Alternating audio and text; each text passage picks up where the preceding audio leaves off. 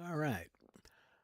Hi, everybody. Welcome to GameJonez. I am Tiberius Jones. And I want to share this video with you guys to start because it covers a lot of the things that I've been thinking about over the last couple of weeks. Really since this game came out. So I guess the last month. But even before that, what's been going on with the gaming industry as a whole? What's the disconnect between developers and gamers and corporate bodies who own a lot of these developers? What role are they playing in steering development? All these things, and then just games themselves. What is the thing about games that we really love, and what really keeps us coming back and makes us want to spend our money rather than just feel like it's being I don't know, robbed, like I'm being mugged for my money. That's kind of how I feel sometimes. Anyway, so I'm gonna let this guy speak. It's AVV Gaming. It's linked in the description, so check him out.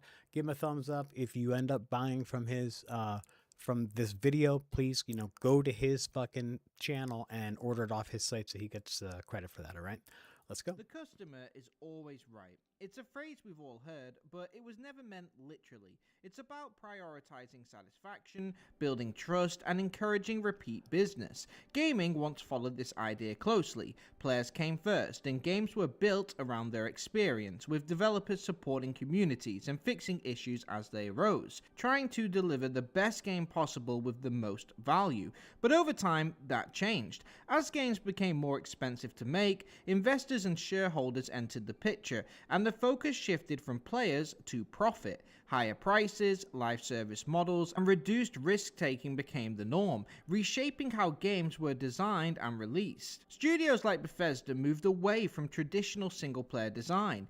Ubisoft released games at a pace that made them feel repetitive, and even franchises like Halo leaned more heavily into monetization and live service systems. Players were no longer the priority. Shareholders were, and where players saw games as art and experience, investors saw systems designed to maximize return. It's no surprise that many now feel modern gaming has lost its way, but that perception may be starting to change. Crimson Desert is one example challenging that narrative, offering a large content-rich experience at a lower price, alongside free updates and rapid response to consumer feedback. And it's not alone. More studios are beginning to follow a different approach. So the question is gaming actually in decline, or is it starting to correct itself? In this video, I will attempt to answer that very question. But before we start, a quick word from today's video sponsor. If you haven't played Crimson Desert due to its current price, then today's video sponsor Aniba has got you covered. They're a rapidly growing gaming marketplace with over 40,000 digital products across PC, pure transactions, and 24/7 24/31. Use and store credit.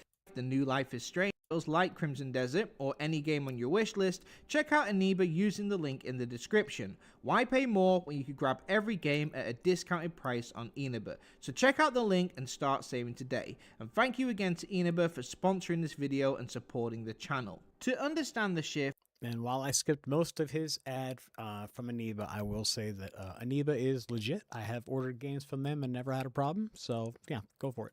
we first need to look at what came before it, the golden era. The PlayStation 1 and N64 era delivered iconic titles like Spyro, Metal Gear Solid, and Crash Bandicoot on PlayStation 1, and GoldenEye, Super Mario, and Banjo-Kazooie on N64. Most games were shipped complete and sold at a lower price point of around $40. It was an anything goes era, where studios of all sizes experimented freely due to lower financial risk. Gaming was still seen as a niche medium, far behind movies, television, and music in mainstream culture. The next generation brought major hits like Morrowind and Halo on Xbox, Metal Gear Solid 3 and GTA Trilogy on PS2, and Metroid Prime and Super Mario Sunshine on GameCube.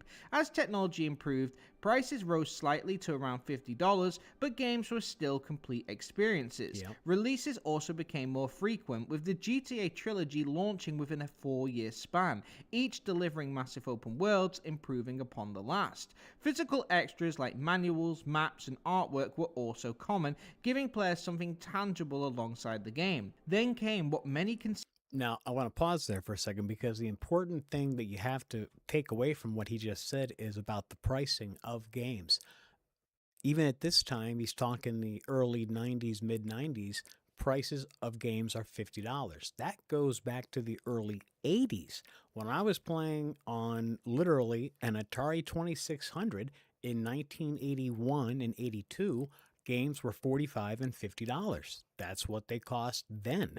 And it cost almost nothing to make them. So basically, games at that time for companies were pure profit. Pure profit. So that's not the case anymore. Development costs are hundreds of millions of dollars now to get in at to get a AAA title out. So there you go. Considered gaming's strongest era. The Xbox 360 delivered major exclusives. The PlayStation 3 followed with standout titles, and the Wii revolutionized gameplay with motion controls. Prices crept up again, but quality remained high. This is where we start focusing on specific studios. Bethesda refined the Morrowind formula into Oblivion, Fallout 3, and Skyrim, setting new standards for open world design. BioWare delivered two beloved RPG trilogies in Mass Effect and Dragon Age, while Halo 3 marked the peak of its era. Ubisoft contributed major hits like Assassin's Creed 2 and Far Cry 3. Naughty Dog elevated cinematic storytelling with Uncharted and The Last of Us, while Call of Duty refined competitive shooters alongside strong campaign experiences. At this point, many of these games still offered full single-player experiences with online features as an added bonus. They were complete products, largely designed with players in mind. But all good things must come to an end, and this is where the shift began. As consoles became more connected to the internet, studios started adding DLC, extra content sold after release. Modern Warfare 2 introduced new maps. Fallout 3 and Skyrim expanded with major story content, and The Last of Us added additional modes. At this stage, DLC and microtransactions were largely used to enhance already complete experiences, but with direct access to players' payment methods, it was only a matter of time before someone saw an opportunity. EA's FIFA series released yearly entries, improving on gameplay and expanding their career modes, but the introduction of FIFA Ultimate Team changed everything. Its loot box system allowed players to buy packs of player cards to build their teams, and just like that, the floodgates opened. Newer Call of Duty titles shifted towards cosmetics, battle passes, and store bundles, with innovation and single-player campaigns taking a back seat. After Fallout 4, Bethesda pushed into online projects like The Elder Scrolls Online and Fallout 76, moving two beloved single-player franchises into live service territory. BioWare stepped away from Mass Effect and Dragon Age to pursue online projects like Anthem, while Halo Infinite followed suit, launching with heavy emphasis on online monetization. The very studios that had dominated for decades, setting new standards and built cult-like followings, had suddenly shifted direction in pursuit of profit, alienating previous fans. Where games were once released in a finished state, studios began launching unfinished products with the promise of patching them later, effectively leaning on online updates as a safety net. Okay, so again, I need to pause here real quick because to give a little bit of my perspective on this particular subject, the whole idea of games being released not complete or needing patches and updates and such, that really started around, in my memory, man, it's hard to say, but I'm going to say, in the mid to early 2000s really is when it started to become a thing. And there were a couple of big titles at that time. I mean, Oblivion was one of them that when it came out, as great as it was and as well received as it was, and, obviously is fondly remembered, and a big reason why this, it's something that this game is still compared to. The reason for all that was because, yeah, it was great, but it was pretty broken at release and people still bought it. And that to me was the beginning of the industry saying, hey, you know what? We see that we can do this and they'll still buy our fucking game, man. So we can fix it up later and make it better. We got to get that shit on the street. And that's kind of where it all started in my mind. And, it's just been a slow progression of now it's just accepted practice. Now it's been a generation of gamers that have come and gone by. And, kids today that are coming into gaming, they just accept that's part of it. It's what they've always known. They don't know any different. It's not how it always used to be. Single player games were done. You got your game on your console. What you got on the cartridge was what you got. Just how it was. It's not how it is anymore. Halo Infinite launched without several game modes that were standard in previous entries. Fallout 76 was almost unplayable at launch. The Sims 4 released over 20 full-priced expansions, with the complete experience costing hundreds of dollars. This was followed by major online titles like Fortnite, Overwatch, and Destiny 2, which popularized the free-to-play model, where the base game is free, but battle passes, loot boxes, cosmetics, and subscriptions generate billions, far surpassing traditional game sales. By this point, the gaming industry was worth over $197 billion, more than the TV, movie, and music industries combined. Crazy. As technology improved, expectations rose, and studios required far more funding to bring games to a publish-ready state. So if you were an investor, where would you put your money? The old single-player model, focused on quality, player value, and complete games at launch, where you sell the game once per customer, give them a product that lasts years with no recurring revenue? Or the new model, released now, fixed later, driven by microtransactions and ongoing monetization? And think about that carefully, because this is something I'm going to definitely talk about once I get into this, because I think this is hugely important to keep in mind. They chose the latter. As a result, many games began to lose innovation, instead relying on a proven formula: online systems, battle passes, microtransactions, and incomplete launches. EA even stated that single-player games were all but dead, framing this new model as the future. Even single-player games began to feel more formulaic, with checklist-style activities, bloated open worlds, repetitive locations, and a growing focus on cosmetic add-ons. While standout titles like Red Dead Redemption 2 and The Witcher 3 existed, they were the exception, not the rule, and took years to develop. Meanwhile, Ubisoft pushed a high-output strategy, releasing around 10 Assassin's Creed titles in a decade. But with those time constraints, quality inevitably began to suffer. So here we were, in an industry filled with repetitive releases that often felt like monetization traps. But what hurt players most was the loss of feeling valued. During this period, players voiced their frustration, pleading for Call of Duty to return to its earlier design, for Bethesda and BioWare to revisit the offline experiences they were known for, and for Ubisoft to slow down and focus on more detailed, refined games. But they weren't just ignored. They were often dismissed. Fans were labeled as toxic, branded as complainers, and told their expectations were outdated. Refunds were denied, prices continued to rise, and community feedback was increasingly overlooked. This growing disconnect is what fueled the biggest backlash. But when there's a gap in the market, it's only a matter of time before someone fills it. And this is where gaming began to heal. Whilst these once great studios followed a new path, other studios came in and started beating them at their own game. CD Projekt Red released The Witcher 3 in 2015, and it shook the industry. It took the Skyrim and Dragon Age Inquisition formula and elevated it further with strong writing, meaningful side quests, impactful choices, and an open world that felt alive. When it won Game of the Year over Fallout 4, it showed that the crown was starting to shift. Warhorse Studios released Kingdom Come Deliverance in 2018, and it took the gaming world by storm, selling over 9 million copies and earning praise for its deep RPG mechanics. Still haven't played that. Dying Light was initially dismissed by critics, but resonated strongly with players, leading to major success.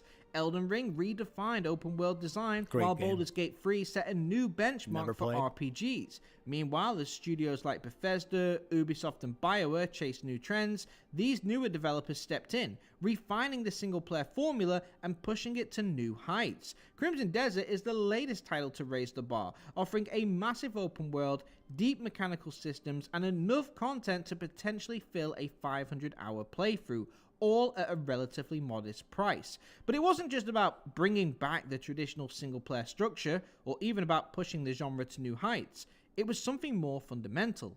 These games brought back what had been lost. They treated players like they mattered. In 2022, The Witcher 3 received a free next-gen update. While most expected simple graphical improvements, it also added new features and an entirely new hour-long side quest, including the return of original voice actors. It wasn't just a visual upgrade, it was a genuinely enhanced version with new content, delivered at no extra cost. They gave Cyberpunk the same treatment after its launch. They added full-player apartments, arcade games, fan-made mods like a Metro system or Hangouts, and new quests, effectively expanding the game well beyond its original launch. These updates arrive roughly every 6 months, each delivering more content on the base game at no cost, keeping the world alive, fresh, and engaging for both new and returning players. Techland has released free Dying Light titles and continued supporting them long after launch, adding free content across the trilogy. The first 2 games still receive updates and expansions, while the latest entry has even received new modes at no extra cost. Warhorse Studios have followed a similar approach with the Kingdom Come series, with the first game receiving a free next-gen update earlier this year. Larian Studios have also continued supporting Baldur's Gate 3 with major free updates, expanding the base game and even reworking dialogue with additional voice acting. Now, since Crimson Desert launched a few weeks ago, Pearl Abyss has already released 6 patches, each adjusting gameplay in response to player feedback, but it goes deeper than that. Some of these studios genuinely engage with their communities and act on the feedback. I once made a video on Kingdom Come Deliverance 2 that did well, and Warhorse's director, Sir Toby, saw it, and he agreed to do an interview despite my channel being relatively small at the time. That's super cool. It wasn't a major opportunity for him, but he still made the time. Yeah, but see, he's a smart guy. That little thing, now it's getting mentioned again later, and it's still, it's doing what he's talking about. It's building trust and making relationships and putting the gamer in front. I also made a video highlighting Dying Light as an example of a studio that listens to its players, and as if almost to prove my point, the studio, Techland, even commented on it. Warhorse have done similar things, engaging directly with fans and even hosting community events where they roleplay and celebrate the series together. That's cool. By sticking to their principles, making the games they want, and actively listening to feedback, these newer studios haven't just outshone the old guard, they've earned global admiration and respect. We don't just enjoy their games anymore, we trust them and feel valued by them. But investors didn't believe in them. When Kingdom Come Deliverance was pitched, it was repeatedly rejected, forcing the studio to turn to crowdfunding just to get started. It highlights a wider issue. New ideas and single-player games struggle to gain support as investors prioritize proven, microtransaction-driven models. It's also why many established studios shifted direction. They needed funding, and that often meant chasing Fortnite-level returns. So what happened to the old guard? Well, Fallout 76 was highly disliked, and Anthem was considered a failure. By the time Bethesda and BioWare returned to focusing on single-player games, they'd already lost significant ground. Their releases not only fell behind new competition, but also struggled to resonate with the fans who once championed them. Starfield largely underwhelmed, and Dragon Age The Veilguard received poor feedback. Even FIFA and Call of Duty have shown declining reception, with scores slipping over time with each release looking worse. The gap between what players want and what these studios are delivering has arguably never been wider, but rather than closing that gap, the response has often been defensive. Bethesda rejected criticism for Starfield by suggesting players were engaging with it wrong, while BioWare drew backlash for labeling some critics of Veilguard in hostile terms. Ubisoft told players to get used to not owning the games they buy, and Randy Pitchford, creator of Borderlands 4, dismissed fan frustration by flat out saying they're wrong. These studios didn't take on player feedback. They became defensive, suggesting the issue lay with players rather than their games. They hadn't learned anything, and as a result, these studios continue releasing weaker games, struggling commercially, and falling out of favor with much of the gaming community. Once seen as the gold standard, they've now been overtaken by newer studios that prioritize a customer-first approach. To really drill home my point, let me give you an example. After Crimson Desert's release, some players found AI-generated art inside buildings and raised concerns.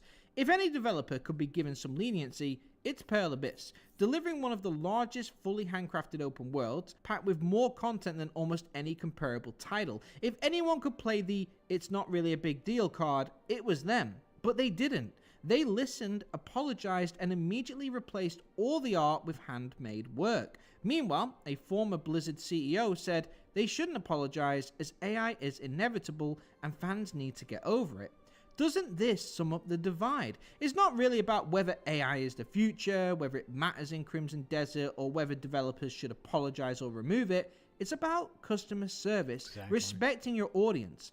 Pearl Abyss chose to do that, whereas clearly Blizzard would have told players to get with the times. This is the pattern that continuously comes up, where these new studios have come in, innovated, taken risks, added free content updates, and genuinely tried to appreciate their fanbase and taken on feedback. The old guard have done the opposite, simply fighting with players online, ignoring their feedback, and pushing unwanted games on them. It's insane. It feels like newer studios make games out of passion, while older studios follow corporate formulas. Constantly updating single-player games for free doesn't make short-term financial sense, but long-term, it builds trust. When a studio keeps improving its games, just because it can, players notice. Cyberpunk is a perfect example. It launched in a broken state, and the studio was heavily criticized. But they kept updating and improving it, and now it's widely respected. That's how you respond. Crimson Desert saw mixed feedback at launch, particularly around its mechanics, and the developers quickly adjusted them. Now sentiment has shifted in its favor. This is the difference. You don't fight your players, you listen. That's the way forward.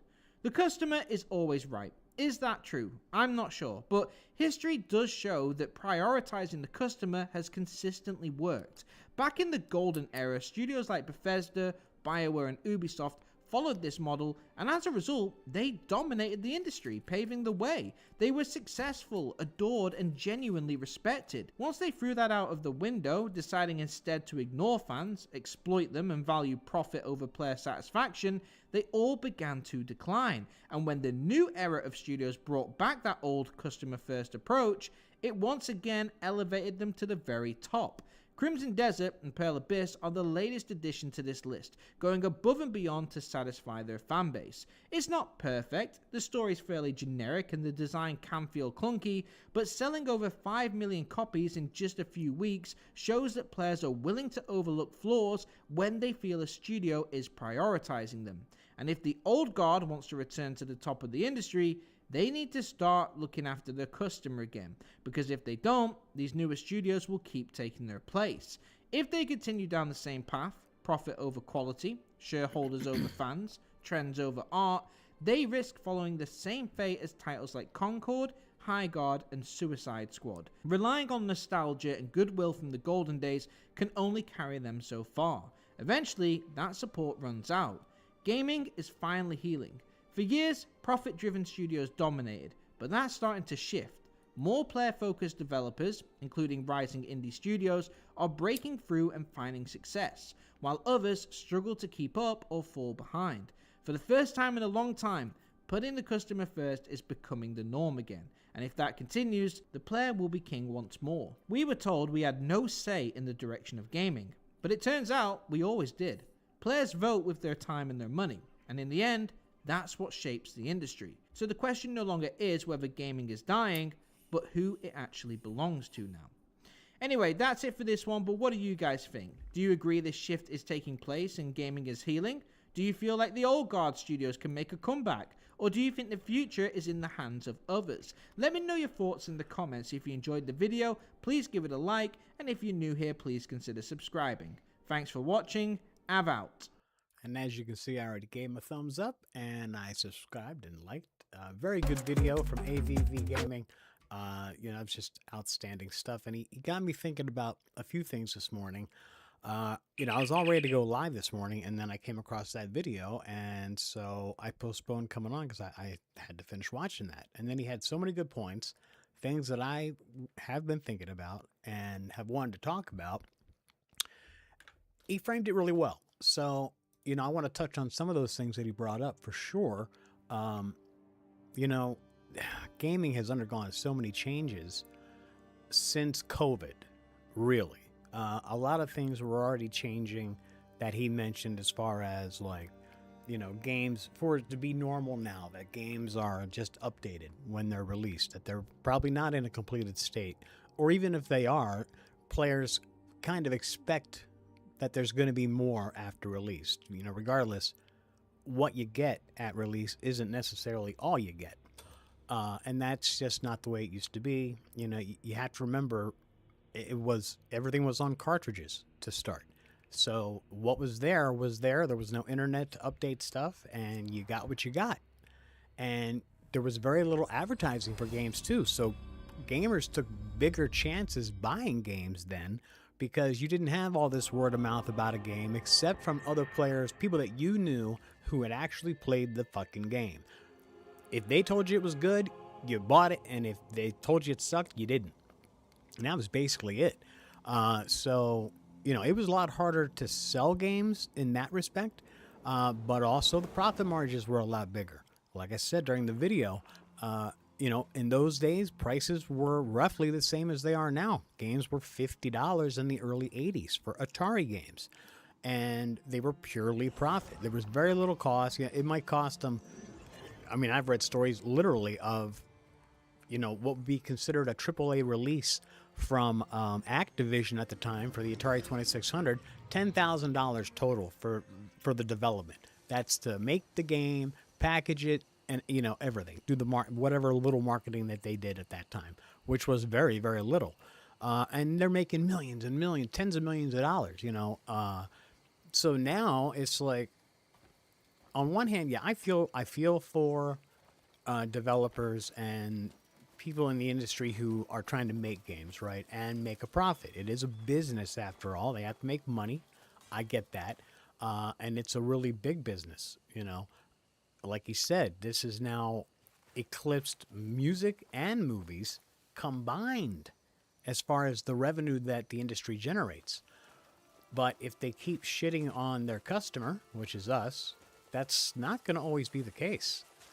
We're not always going to spend money, indefinitely and not get stuff that gives us a certain kind of feeling.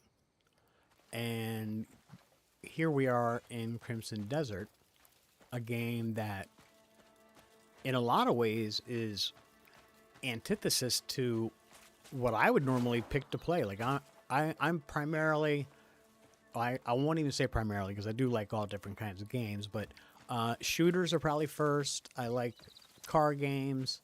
I am definitely a graphics whore, so to me graphics matter.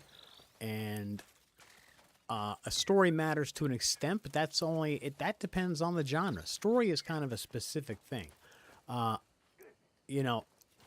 don't generally buy games just based on the fact that it may or may not have a story, unless that's exactly what I'm intending. Like now, if I buy the next Witcher game, right, which I certainly will, yes, I'm expecting that's going to have an in-depth story, a real narrative, and it's going to have like almost a movie quality story there,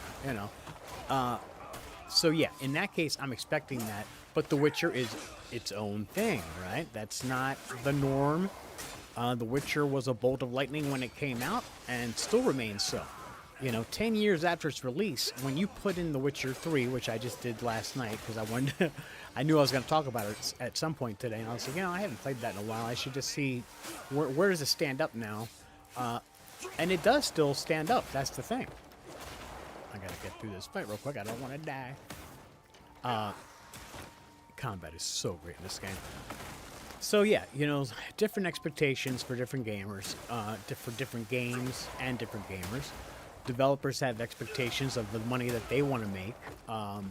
And I think a big problem with these huge corporations, public corporations owning games, is that they're too focused on profit. Gameplay is not their primary focus. Profit is their primary focus. And that's going all the way down. It's feeding into the developers making the games. I'm going to start punching.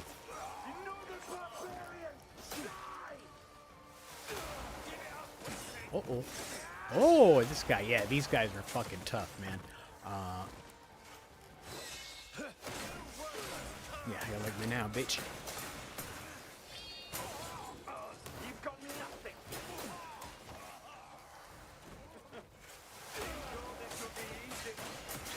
Ooh. That finisher right there, the blinding light finisher, is so killer. Ooh, taking a lot of damage up. Ooh. Ooh, yeah, there we go.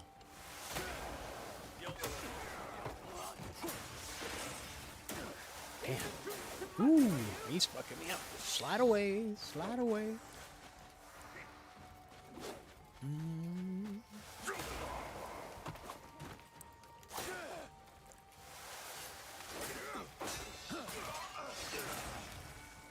So companies have to make profits. Certainly, I understand that, and nobody's getting any games if there's no companies out there making money to be able to make the games.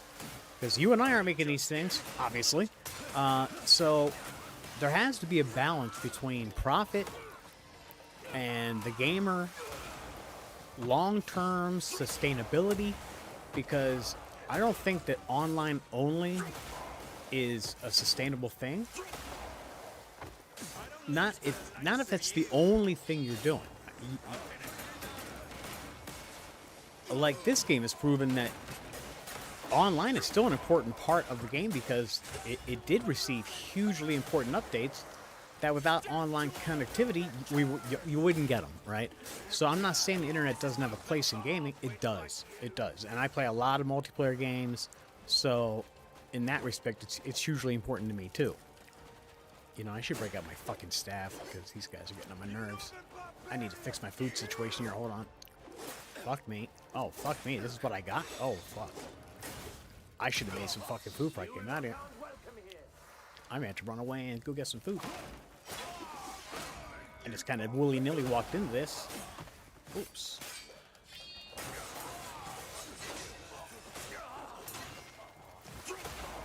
So companies have to make money, but gamers have to be happy with the products long term, or they're not going to buy them. And with the cost of development where it is, in the hundreds of millions of dollars, companies aren't willing to take big gambles, because it is a big gamble. Companies come and they can be bankrupt by, a good company can go bankrupt after one release. Fuck. Man, he fucking crushes me, this dude. Fuck you, bitch.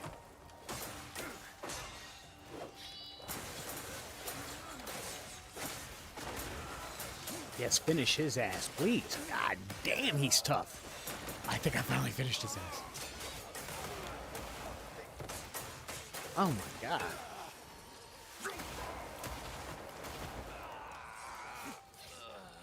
Oh, eat shit and die.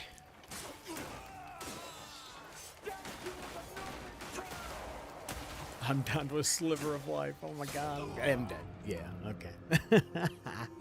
I've got Palmer pills. It's all good. But damn, I didn't realize I came out with so little food. Yeah, let's just do 100% since I don't have any food.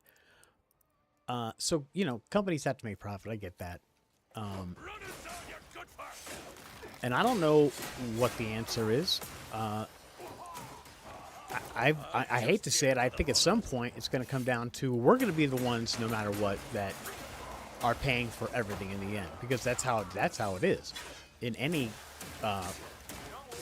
product that you buy, you're the one paying the cost. You're buying the game, they're making a profit, so you're covering the expense of making the product, marketing the product, and then still put money in their pockets, right?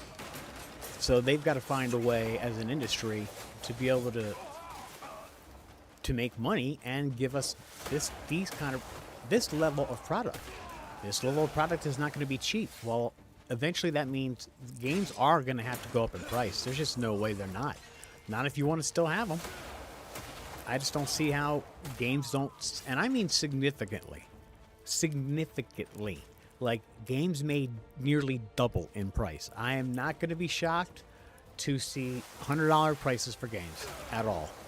And I don't mean like way down the road. I mean, whatever the next generation of shit is for hardware, games are going up, baby. And GTA 6 is about to lead the way.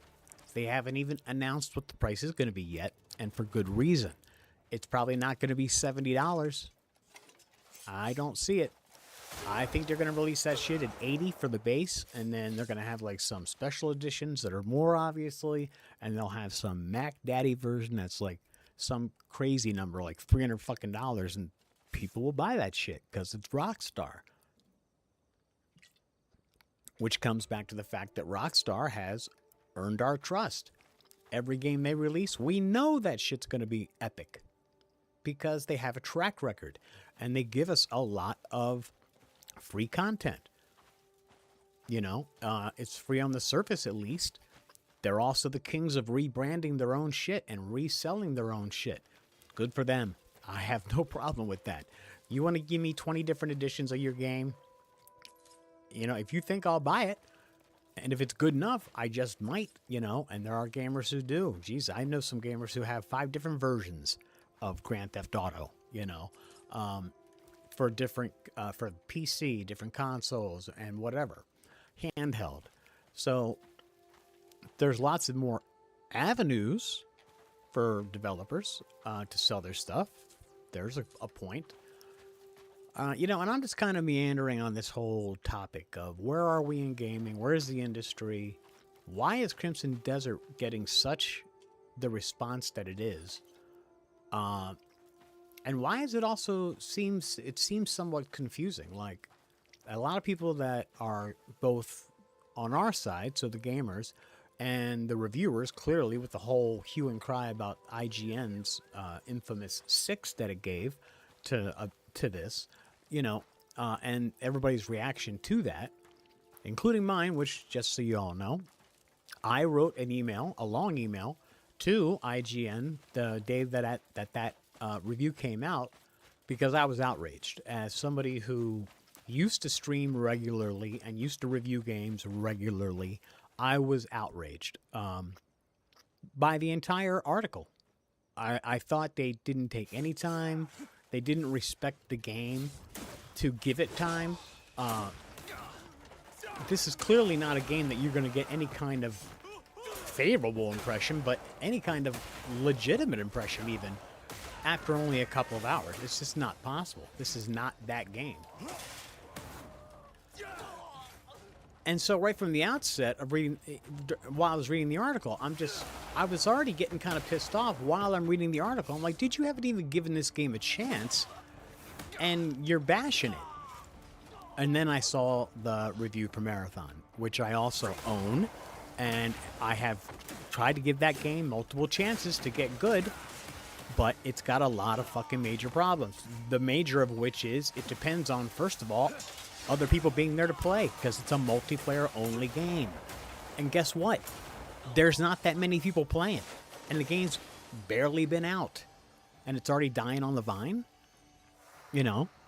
So I spent $70 for that. Well, no, that wasn't $70. Marathon was, what, 40? I think Marathon was 40, but then I accidentally bought the fucking expansion. It was just a misclick, and then I was stuck with it. So anyway, I ended up spending $70 on it. Not intended, but regardless, I did. And it's like the 70 worst dollars I spent this year. You know, I've hardly played it recently because I stepped in last week to try to give it a chance again. And I'm like waiting forever for matchmaking. Just sitting there. And dude, it shouldn't take me 3, 4, 5, 10 minutes to fucking matchmake in a brand new game. It's a brand new fucking game from Bungie of all, you know, developers. So, yeah, that's just really disappointing. And yeah, so I'm not a Marathon fan, sorry, and I have given it a try. I don't bash anything without trying it first, and I don't say anything good about something without trying it first, and unless I'm just speaking in real broad general terms, I guess. Oh, you fucker.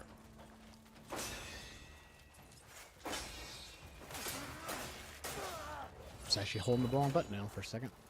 Okay.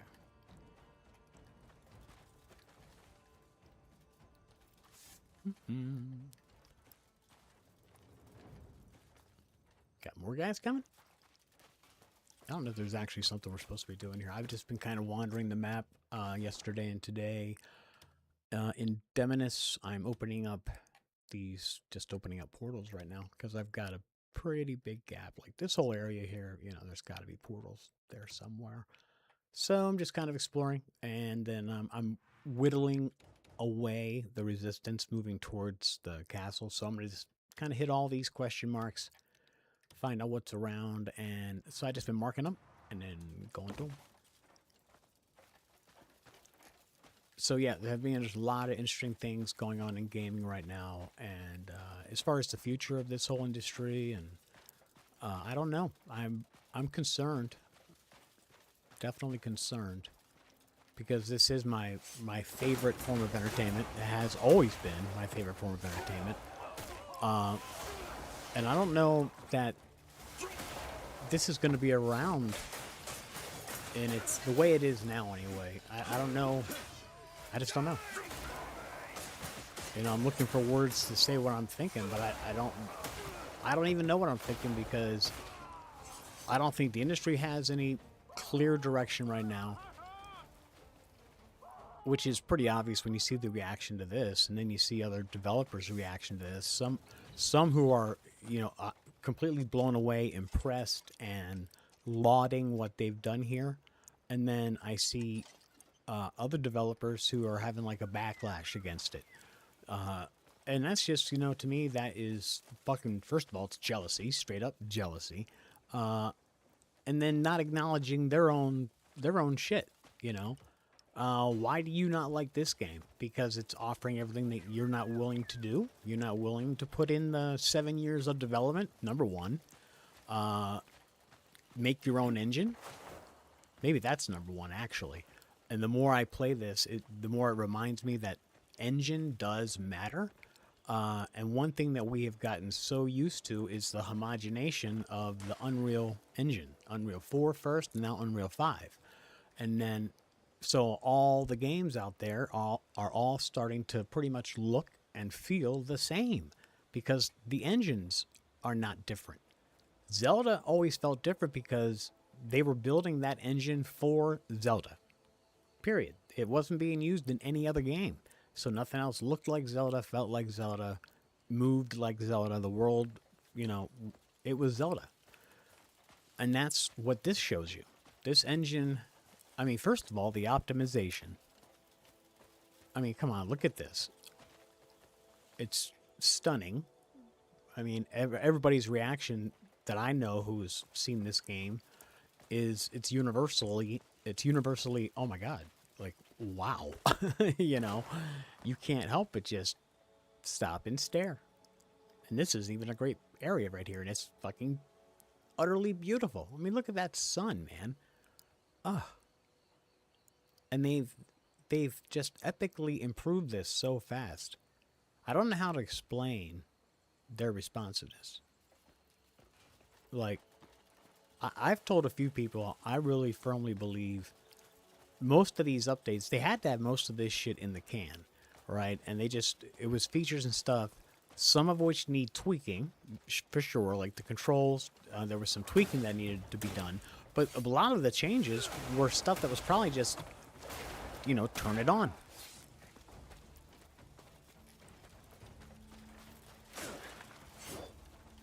Whoops, wrong button.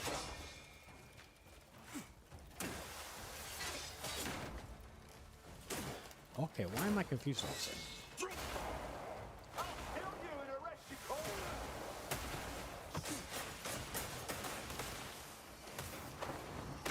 There you go.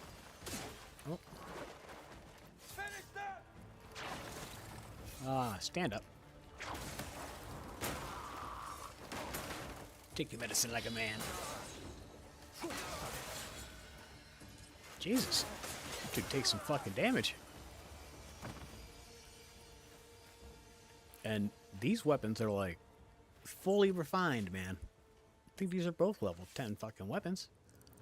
I know that is. Yeah. Fuck yeah.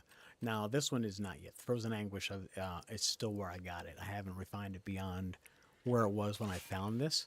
And I don't recall exactly where I found this. I think it was over by the Dragon Keep. Because I went in there. Man, I don't remember, though. I honestly don't fucking remember. Because I went deep into Demonis, like, on the map. I went... And why did they add this animation in? Why? Now I hit start to go to the menu. It brings up that animation first. I have to wait for that to fully complete, then hit start again to get into the menu. Why? Everything else they've done has been exact opposite of adding, you know, time. I don't know, whatever. Anyway, the map. So yeah, I've covered a lot of shit, man. I'm 320 plus hours in. So yeah, when I first started playing the game, I headed straight down this way. I didn't really do much in Hernan to start with. I spent a lot of time there, but actually accomplishing anything, probably like most of you all, I didn't accomplish shit because I didn't even know really what I was supposed to accomplish or anything. So I mean, look, I've still got question marks right here, right? You know, a lot of them right around Hernand. I haven't even gone to these places, but I'm also way the fuck out here. So I'm way up here in the Crimson Desert, which I just went out there the other day for the first time, just because I don't know. This weekend, like Friday, and I mentioned this in my last stream. I did hit a point in this game where I was like, I don't know what to do next. I was stuck in the main player quest because I don't have access to the research institute yet. I hadn't gotten a wagon yet, which I just got last night. Believe that shit. 320 hours in, I just got a fucking wagon.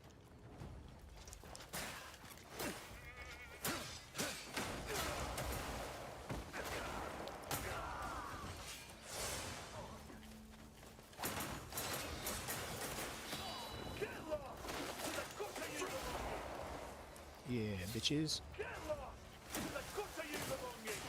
Okay. Oh, hey there. Sorry, it's hitting buttons.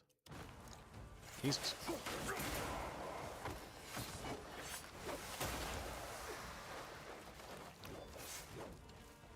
Whoa, hello. See, that's why I don't like. I never like any games where they use the left stick as a button. This included. I don't like having the left stick as a button. I never feel like I have good control with it. Oh shit, I'm running out of fucking life here.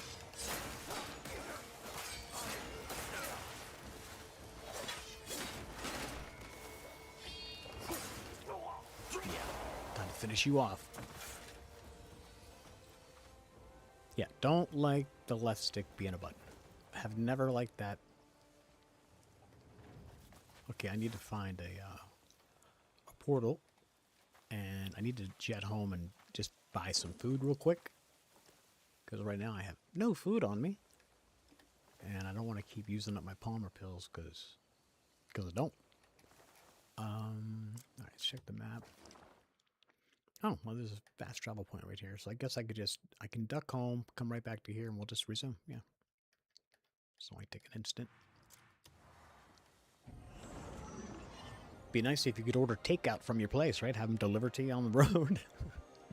Yo, send me an Uber Eats via cart. Why not?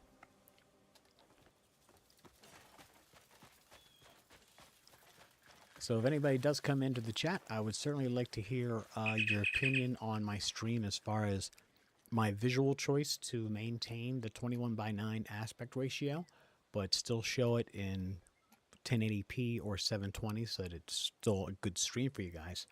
Because I've had some people give me a little pushback on the 21:9. They're like, dude, it's really hard to watch your stream in 21:9. I'm like, why? It shouldn't be. It should look right. So if it doesn't look right, that's some setting that you have fucked up. And look, my thing is, I'm not making any money off this, you know. So I do this primarily for me. Number one, I just like playing, and I like to talk about games, and you know, this is my favorite form of entertainment. So it is something I love to talk about. But I'm not doing it for anybody else's gratification, and I'm not looking for attention. I'm just here to talk about games, really. And I like to play games in 21:9 on my awesome OLED monitor and in HDR, which was a problem at first because YouTube, while it supports HDR, it's not the standard for most streamers yet. And so learning how to do it correctly was more of a challenge than it should have been because some of the instructions and stuff were kind of buried. And but I figured it out. I'm not going to be deterred. I don't mind putting in the extra work to get it to be, you know, what I want it to be. And honestly, I've just gotten it to this point of being dialed in as of yesterday. This has been a week of testing different settings, learning stuff, a lot of learning. And then a fundamental switch that I made was I am using OBS Studio, but I I was using the traditional, the original version before. Now, I didn't know there was a Steam version. So I discovered, stumbled into the Steam version this weekend, and I was in the midst of a crisis of faith in OBS, and I was about to, well, not about to, I was looking for alternatives. And the fact is Well, there's nothing out good there news.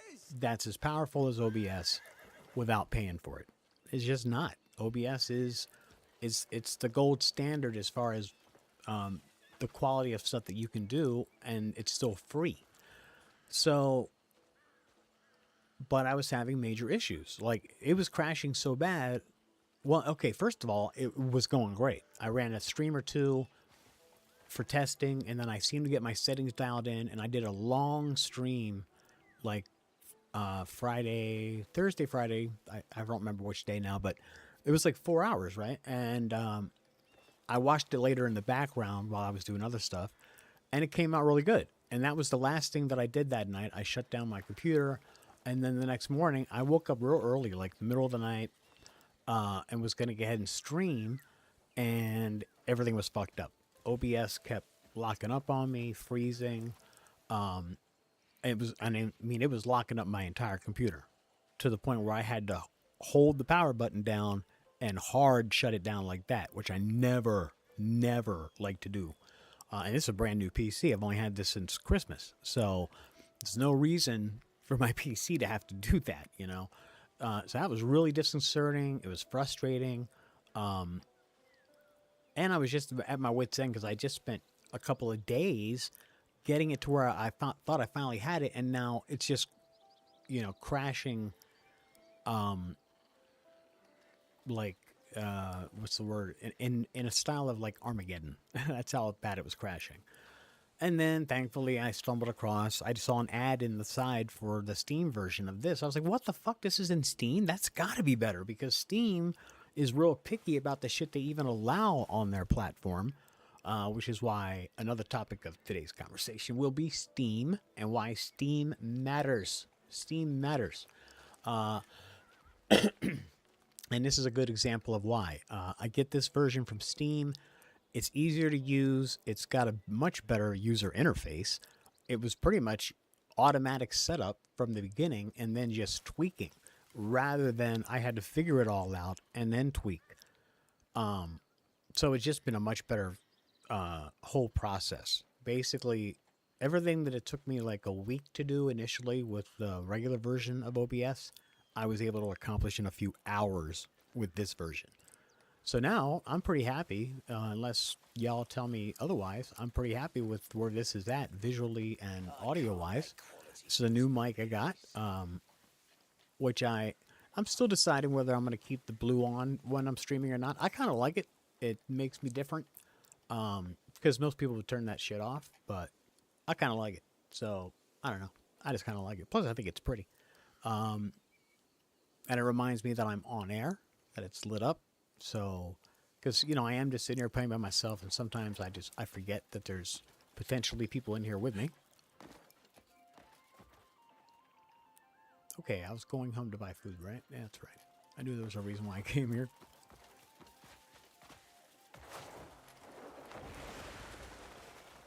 I can't make quality goods with these. Food guy. Food guy's over here.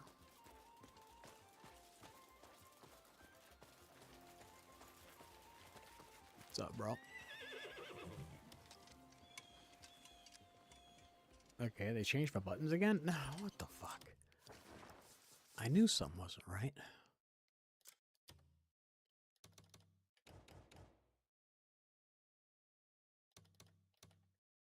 Damn it. Yeah, I'm pretty sure classic is what I want. See, since they changed the names of these, it's a little bit confusing.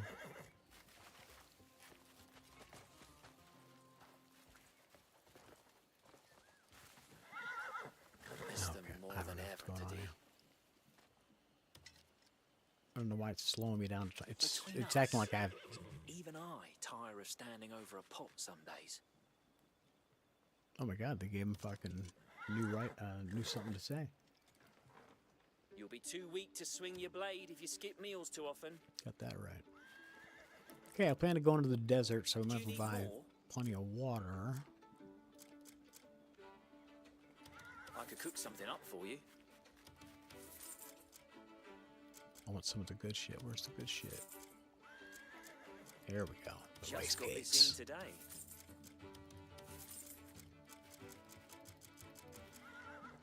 So, that rumble was your stomach, not No the weather. shit. I'm gonna have to fucking...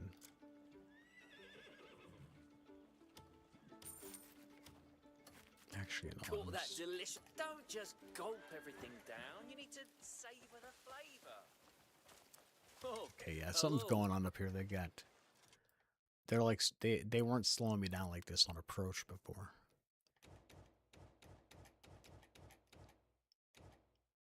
Here you go. Oh, that's one headache gone. How have I not got him to fucking 100 yet? Jesus.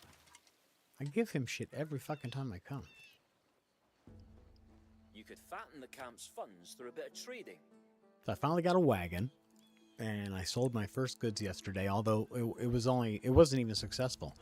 When I took the wagon, I didn't have anything that they were looking to buy. So it was a wasted trip. But then later, I was able to stop and see the black market guy who will buy your trade goods in quantities of less than 25. And so at least I was able to unload like all the loose stuff that I had. So I did accomplish that, but that was like an hour of my life, 90 minutes that I'll never get back. The whole wagon era of my life. Jesus, man, what a process. I just seen so many things about how the wagon is super like fragile and, you know, it gets destroyed at the slightest thing. So I was real worried about the whole process, but I survived it. Didn't blow up the wagon, or at least not yet. I made it there and back, but it was definitely shaky. Okay, so let's just sell this stuff to him. I need to go see my witch because I need to make some adjustments to my abyss stuff. Yeah, okay.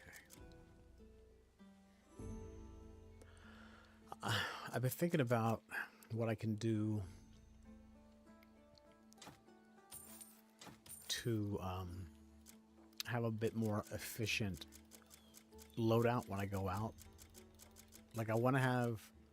Oh, okay, so some background. What I'm running with right now, as far as my setup in the game, I have a couple mods installed.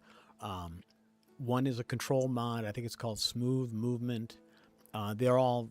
I have 4 mods, I think, installed right now, all from Nexus Mods, which is where I get all... As far as I know, it's the only reliable place to really get good mods. Anyway, Nexus Mods, Smooth Movement is the movement mod, and then I got a camera mod, which is immersive something something, so just look for immersive for the camera mod.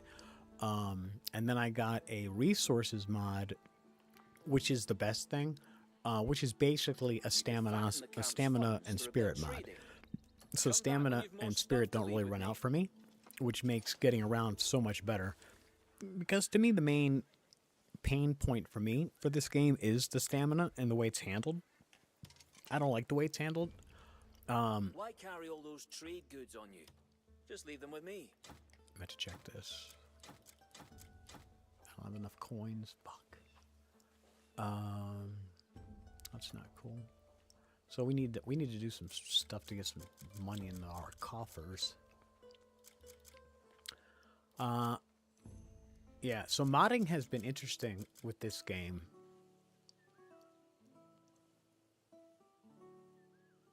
Oh, it's broken. Okay. Always sell your broken armor. Don't sell your abyss stuff by accident, which I did yesterday. Oh, these are supposed to be lockable now, right? How do you lock these from fucking You get could sold? come back when you've more stuff to leave with me. Assume I do that from my inventory. I just saw that this is a thing yesterday and I haven't tried it myself. Group ungroup status. Yeah, I see that. Yeah, I want to look at individual items. Okay, and then you can see refinement information. Oh, check this out. I don't think any of this was here before. So I haven't refined this one yet. I picked that up just because initially we're given all the wolf stuff, right? So I was trying to make a full a wolf set of armor. Because I like the set of armor that I have. This is the armor that you get for pre-ordering, and then I dyed it red. And I dig it. It's very cool. You know, the hat the hat is separate. That's a different thing. I just dig the hat because it's fucking cool. Dude looks dapper with his like Italian fucking suave debonair hat. Yeah. So, and I got lucky with the dye. I don't know if I got lucky or if that's just the way the progression goes for everybody, but I found the yellow dye house first, and then my second one was the red. And then I found, oh, that reminds me, I found blue dye yesterday, but I have not found the blue dye house. There it is. Yes. Blue dye acquired. Okay. So now they're supposed to be a way to lock these in, right? So that you don't sell them by accident.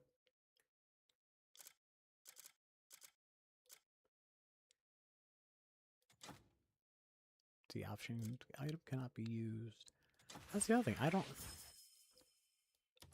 Oh. I had not done this. Did not know that these contained abyssal seeds. Didn't even know. I'm still learning, man. That's just 300 hours in. This fucking game, man. Who makes a game that is so incredibly packed with shit to do that this is probably considered a pretty basic mechanic, I bet. And I'm not discovering this until hour 320 something.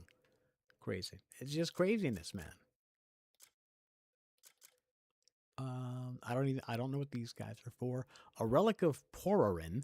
It radiates vital energy and carries the fresh scent of grass as if inhabited by forest spirits. Okay. It's just keepsake. So can I set those in my house? I could just sell them. Okay. So I guess I'll do. The abyssal seeds. I don't know what we have to do to plant those yet.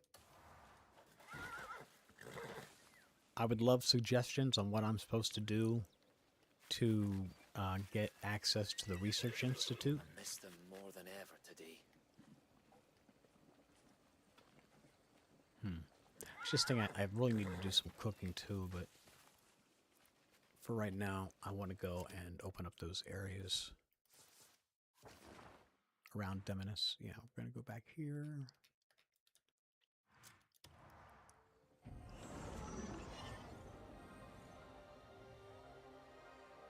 No, we're not. We're going to go see the witch real quick. We need to go see the witch real quick.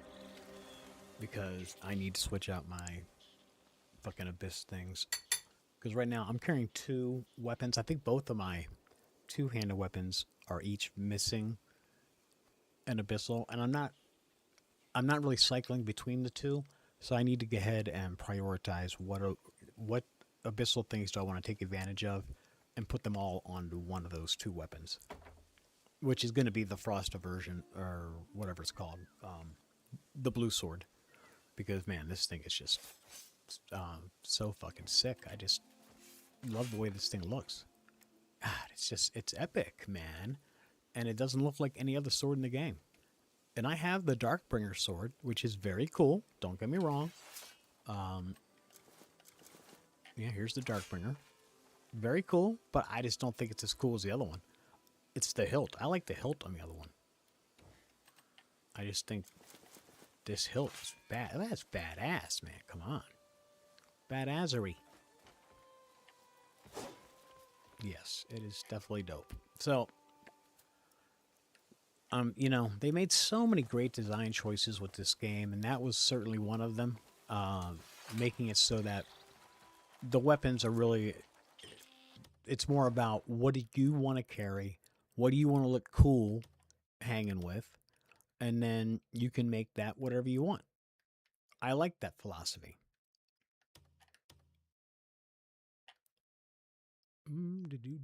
Come on.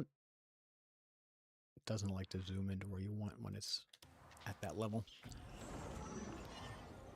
I'm playing on controller. I don't know about you guys, but I think this is definitely a controller-centric game. I mean, look at that sword, man. Come on.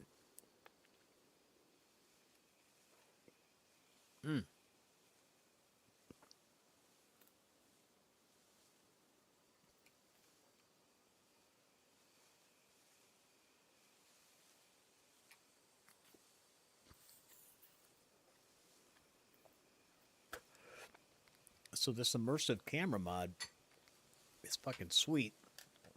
It's got 3 levels of zoom. 1, 2, I don't know, 1, 2, 3.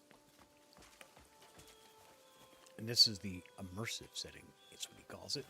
And it is nice. What I like about it is the camera stays there. It doesn't fucking zoom out super far like the fucking basic camera in the game, which that used to drive me crazy.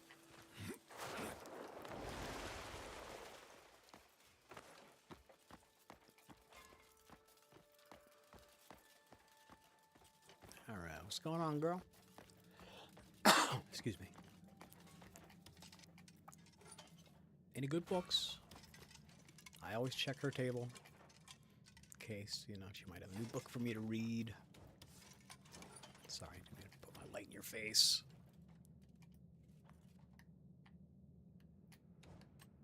Whoa. Couldn't tell if that was me lit up or her lit up. Okay.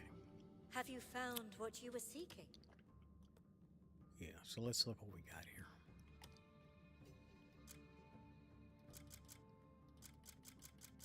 So, on Darkbringer, you know, Darkbringer's big strength is the critical hit rate, though. You know, so I'm definitely giving that up because this motherfucker, it's trading critical for attack speed instead. So attack speed is its own thing too, because basically attack speed, it's adding how many attacks you can get in. That's really the way you want to think about it. Yeah, you actually do attack faster, but the result is you get more attacks in.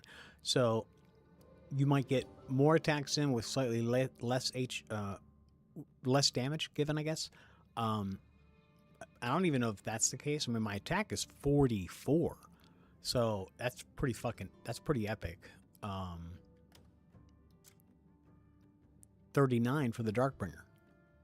They're both fully refined. So that shows you the difference. You know, that's the choice difference. Yeah, so that's pretty interesting.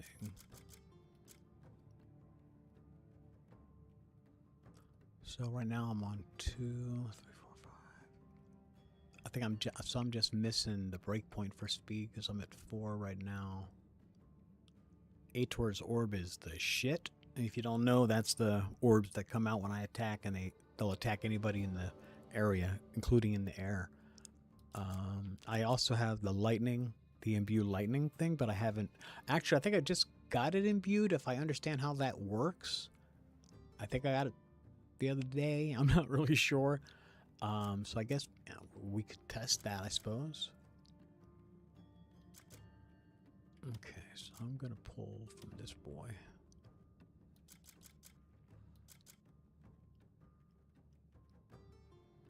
I'm gonna pull everything actually, and then I'll decide. It's easier to work that way. Have you found what you were seeking?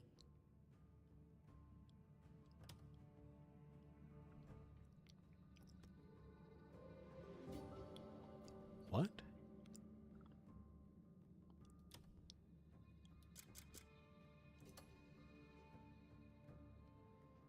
Oh, this came with these. Okay.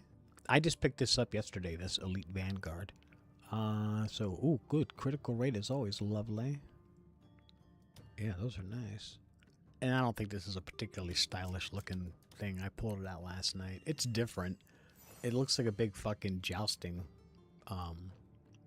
thing. You should know I can't read your mind. Okay, how am I doing on these?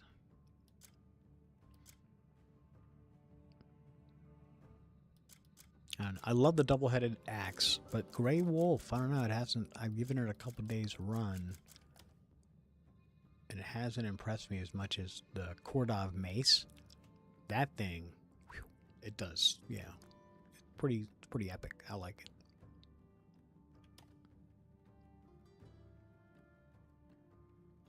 %4 damage to abyssal creatures. I'm not even sure what counts as an abyssal creature. But, I mean, besides the obvious. Attack 3 is nice, though. Yeah. I want my Ator's Orb, too. Alright, I'm taking them out. Thank you, honey. In truth, witches may not be able to do much at all.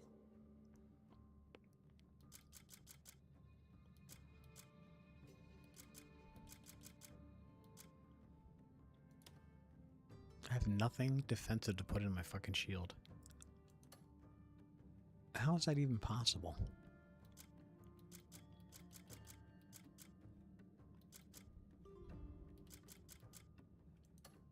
In truth, witches may not be Seriously, able to do how is that much even at all. possible?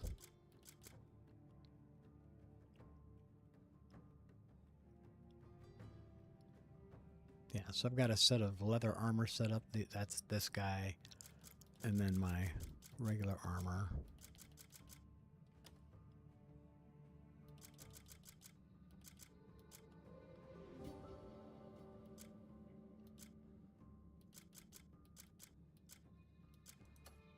Have you found what you were seeking? Oh, shit. I forgot I took everything out of my out of my regular armor. Fuck. And I put it in the leather shit. And I was gonna put it in some of my other armor too, but I got imagine I got distracted in this game. Hard to believe, I know. Yeah, the Frost Curse gloves are staying because they've got 8 attack. Yeah.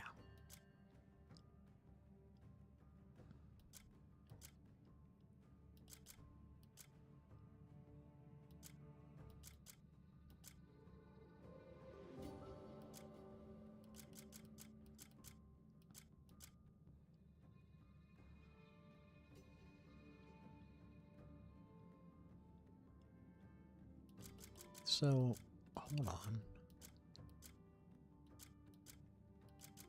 That's okay. This looks actually kind of cool looking, but I don't know.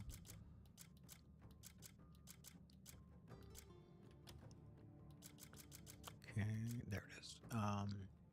Yeah, it's 41 before you even add anything to it, but it doesn't have any it doesn't have any special abilities built into it though either. I mean, I'm to the point now, I've been kind of neglecting my armor and not really maximizing it out, but I'm getting to the point now where I'm getting enemies where I need to get this squared away. See, now I wonder,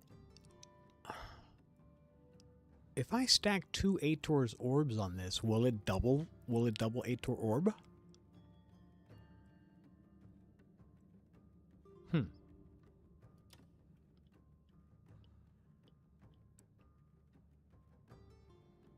See, now stamina transference, that's a fucking great orb. Now I'm using a stamina mod, so I don't need it right now. So I'm actually going to take it out.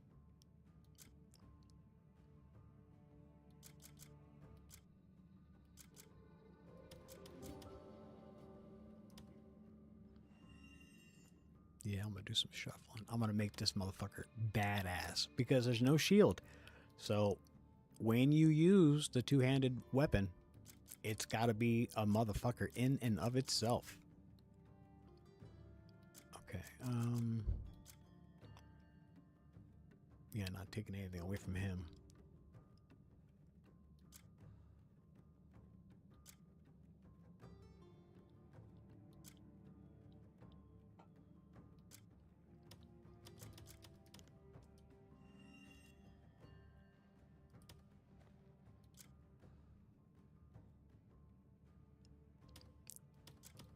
I don't use this, so there's no reason to have stuff sitting in it.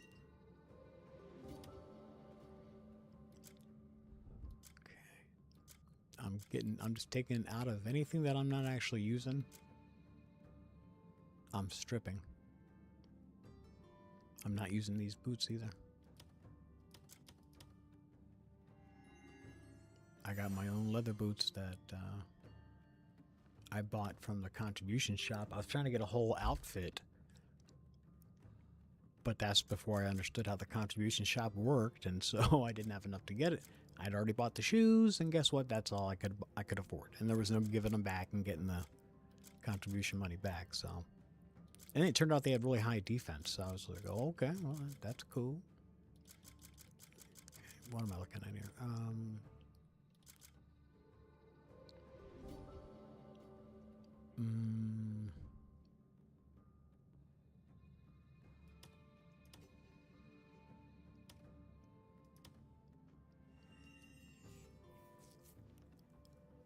Right? I'm trying to get efficient, so I gotta stop holding back and thinking, you know. Okay, yeah, here are the boots that I got, the Scholastone boots. 33 attack on some fucking boots, man. And I get a 10% contribution EXP gain. That should be huge. And then I think I could actually change. Well, 4% to humanoids, that's pretty good too, because it is still primarily humanoids you are fighting.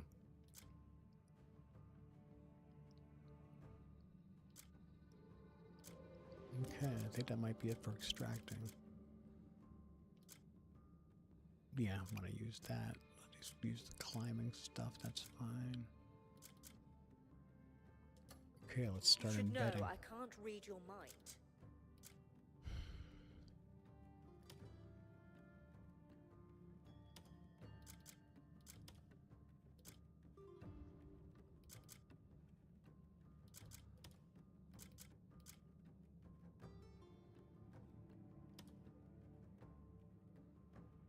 Oh, okay. So maximizing damage reduction, fire resistance, and getting more out of our food.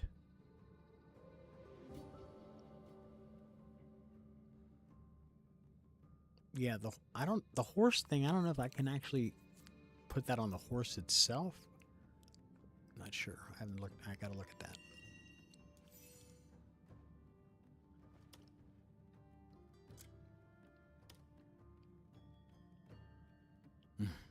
Abyss Bane. It just sounds fucking badass.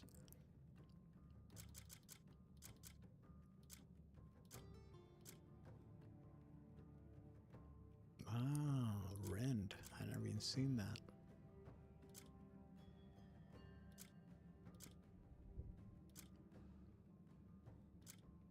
Damn. I got some pretty good shit. It's all level 1. Except for that, which is definitely going on, obviously. Now, what is destruction? Destruction 1 times 2?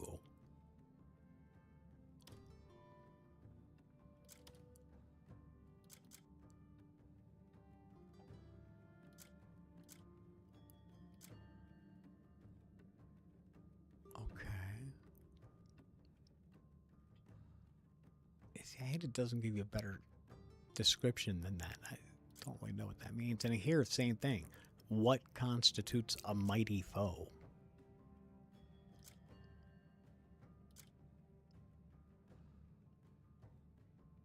That seems like a pretty good bet. 2% critical against plate armor. But attack speed is also good. See, these are tough choices. I don't know what constitutes a walker either.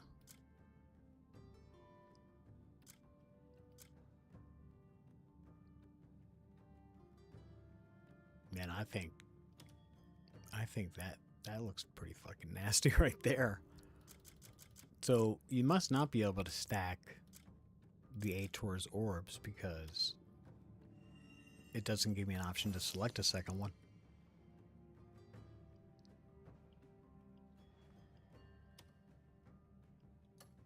In truth, witches may not So be let's able see to do what I much got at all. all. What all I got on that fucker now? Where is it? There it is. Yeah. So attack 48. Boom. Attack +2, +3, so 5, 6, 7. I did stack the orbs. Oh my god, we gotta see how that plays out. It's either gonna be really epic or it might be a waste of an orb. So we're gonna find out. Pure attack and orbage. That'll be fun. And then when I'm going sword, I'm gonna go double-headed and fucking mace. Yeah, those two together. And then I guess if I want to go single-handed with a fucking shield, I'll probably go with the mace because this doesn't have the Ator's orb. Yeah, so I would go with the mace for single combat with the shield. I like the wind slash too. That's a really nice combination. The Ator's orb with the wind slash is really nice. That's a lot of damage. I was kind of surprised the attack is only 37 with that, but it's interesting. Have you found Okay. what you were seeking? I think I may have, dear.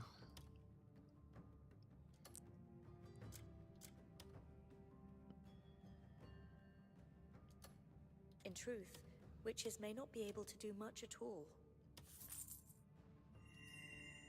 Gotta open up our slots.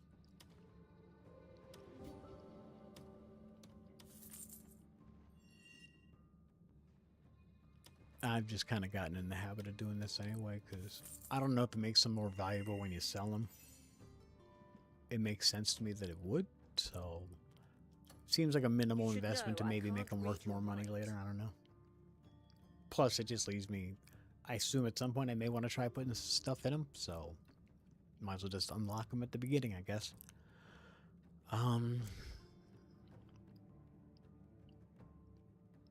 So I have a problem. I can't figure out how to fight unarmed. I can't. I lost my original gloves, and since I lost those, and it was early in the game, I actually think I sold them to my camp provisions guy, and I was never given the option to repurchase them. So I've scoured the world trying to find gloves that'll let me go unarmed, and I can't figure it out. Excuse me.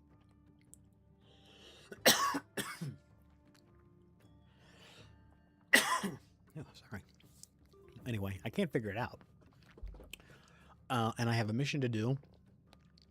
And it's part of, I think, finishing Chapter 4 that I have to go into that arena and win 3 fights unarmed. And I can't do it. And I don't know how to get around it now. Do not know.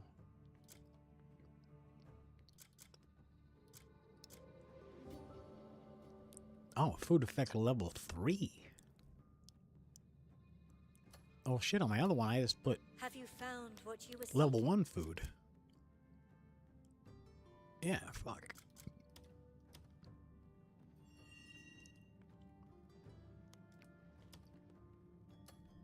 You should know I can't read your mind. There we go.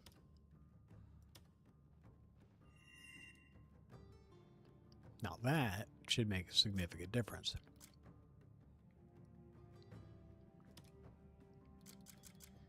I'm not really going to use this, so I was going to put them on just to have them like holding them, but there's no point to doing that. If anything, I guess I could take these home. I could just put them in my storage and free up the inventory space for now. Have you? Regardless, I'm good with what I got. Thank you, dear.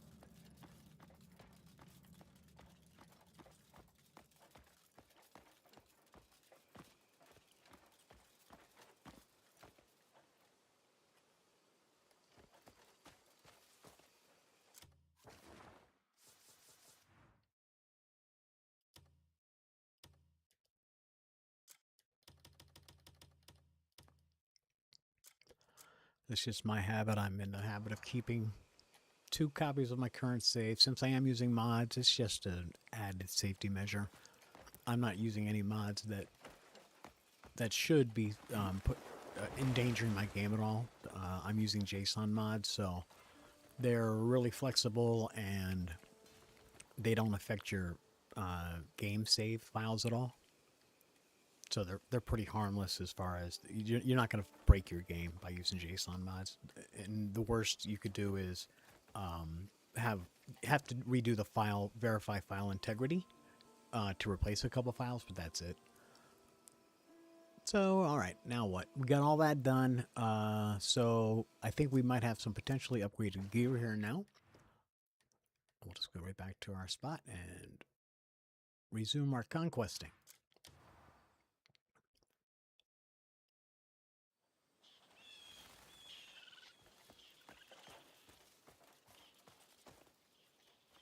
Gotta say, I am also, I mean, I'm impressed with so many things, obviously, but amongst all the things that came in the update, the one that was actually driving me the craziest was the fucking near field pop-in. You know, so every time you'd walk, all these little rocks would be popping in all the time. Now there's no pop-in. Once in a great while, you see something, but it's pretty fucking rare now. You know, like all this is already there. These would have been popping in, man. So, yeah, that was a huge distraction to me. I couldn't not see it.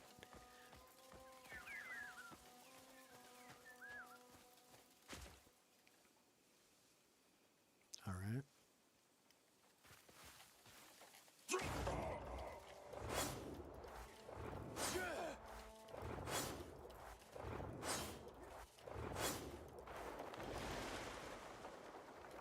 Let's get going towards the general direction. Okay, so we got this fort place on the left. Big dividing wall over here. What's this wall about? I guess that's Greater Demoness, I guess. Okay. I'm just checking this out. And the circus is over there.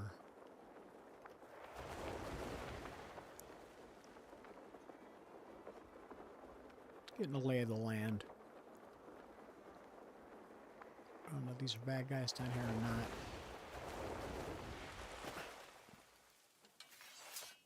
No, they're all giving me the shy guy look. So apparently we're welcome here. Indeed. What's up, bro? For a discerning customer, I keep the good stock aside. Take a look at what's come in today.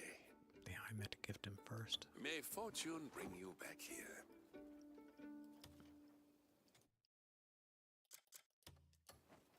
You have my thanks. Okay. Plus 10. No, plus what is 5. it you're after? See what you got. Do I have the option to sell here? I do have the Coin option to talks sell. and I listen. A rare goods He won't buy await. these because he's not. Yeah. There's no wagon nearby to load objects, so I need to bring a wagon to him. Coin talks and I Wait a listen. minute. A rare good. Okay. Coin talks and Well, I'm I assuming it's the listen. same for buying then. A rare goods await. Yep. I need to bring my wagon to interact The with him guild's reputation either way. is second to none. Okay. Grateful for your business. as always. Yep, I will definitely come back and visit you. Excuse me. Who goes there? Your daddy.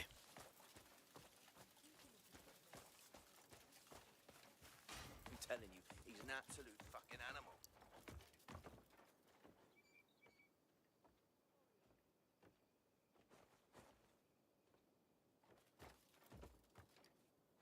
Yeah, the last few times I've gone out, now that I have a house, it's like, now when I see these paintings, I used to just kind of either ignore them or I would just pick some up like willy-nilly. Now I'm kind of like looking at them with a discerning eye, like, what do I actually want to hang in my fucking house, man? You know, both in terms of what's kind of goofy and what would be kind of realistic, I guess. I don't know.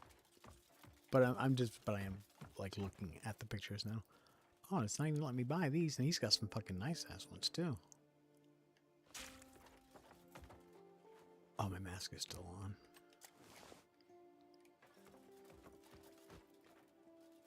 Didn't make a difference. Oh, wait a minute. Okay. Knowledge acquired for that one. Interesting. So I don't get to pick the ones. See, he's giving me the goofy ones too. The RAM and shit. Come on.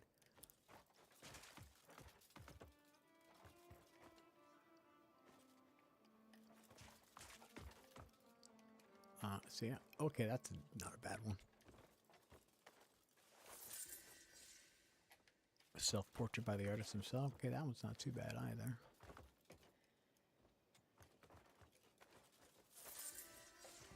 All right.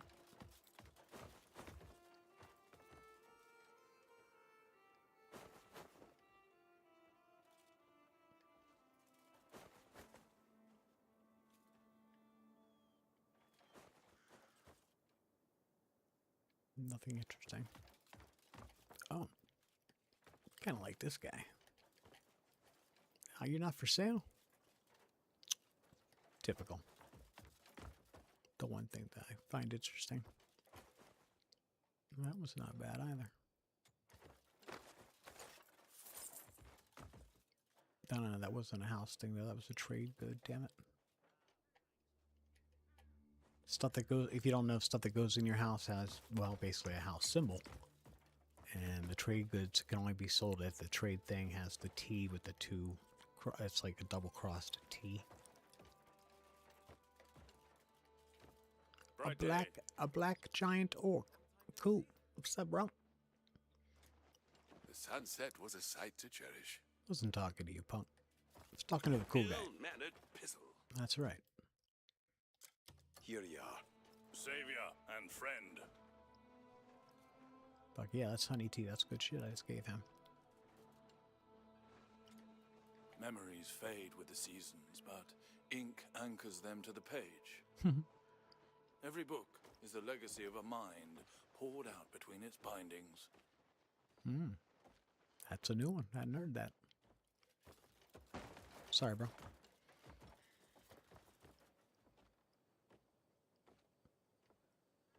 Can't even figure out how to sell what I already have. Why would I buy more shit? Because I'm an idiot. Okay, I'm looking for anvil, grindstone, cook spot.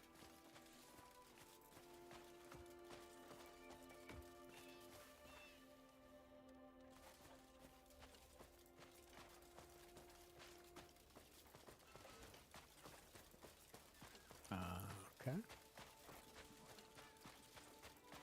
None of the above here?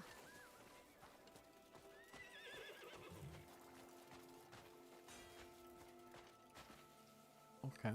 So, can we use this stable? Doesn't appear so.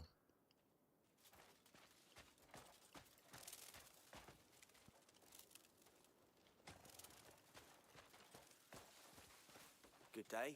Hasn't been a spare moment to breathe lately. On days like these, my mind drifts home to my family.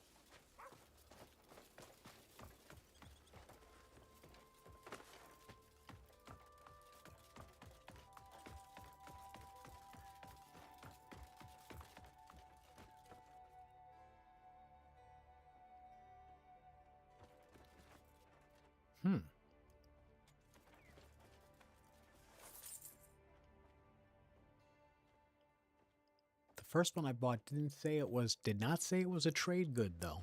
This one says it's a trade good. How about this gun? That's a trade good. The armor, not a trade good. So I'm assuming that's going to be equipable. And we're going to try it here in just a moment.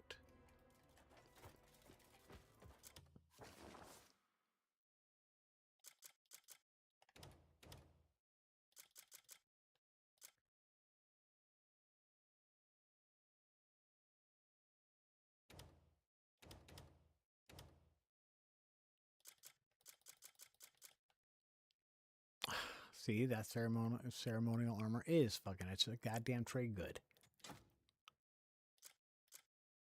Damn it. That ceremonial sword is a trade good. Yeah, see, they pawned themselves off like they were usable fucking goods. Fucking cheating bitches. Yeah, I keep lots of keys. I always have keys. And I always buy more keys whenever I get the opportunity. Okay, well, I mean, I guess that's it for that. That sucks.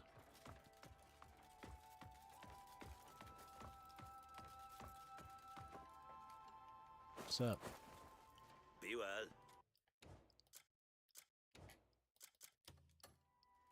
Work like that deserves praise.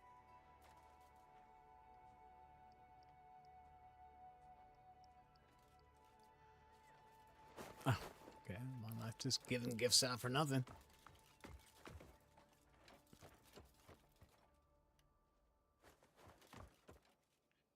Okay. Just trying to see what lit up there. Okay, well, I don't see anything else of interest here. Move. Oh, come on.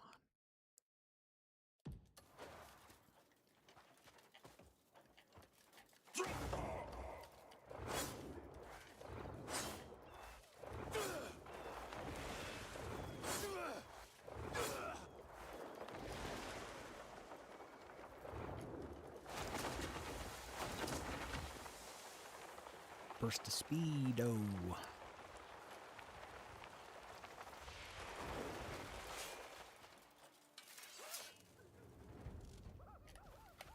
Alright, let's see how our new sword does. Come on, fellas. Oops, hold on. Just trying to zoom the camera out. There we go.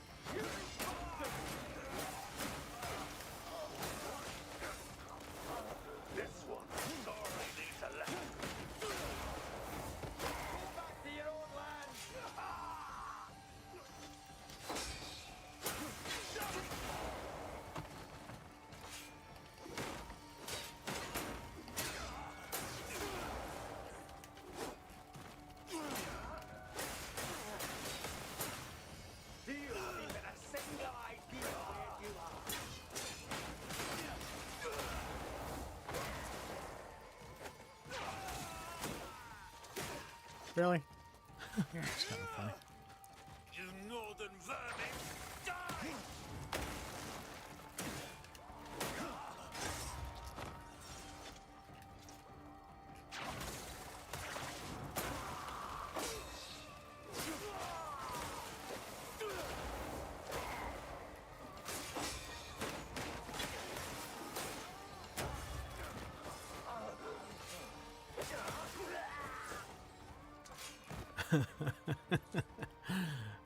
Yeah, it's definitely better.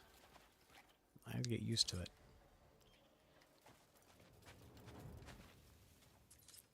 I was using the two one-handed weapons for so long, I really got quite accustomed to that rhythm.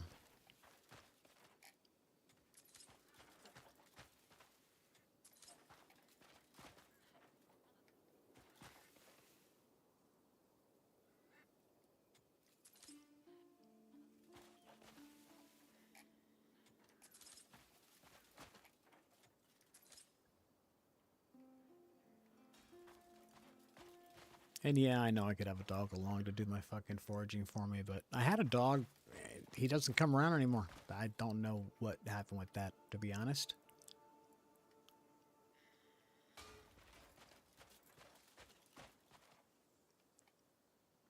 Okay.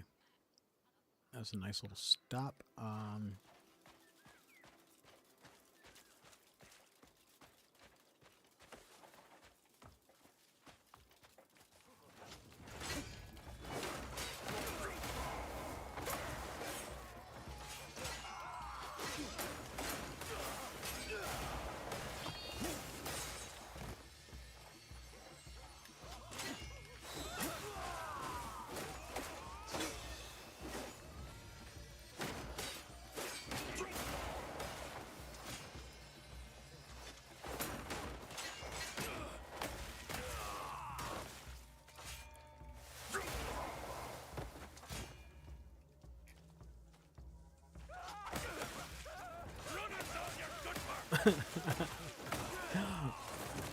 Just punch him into submission. Shit. Man, they need to get some more fucking bounty hunter fucking missions. Definitely need more of those.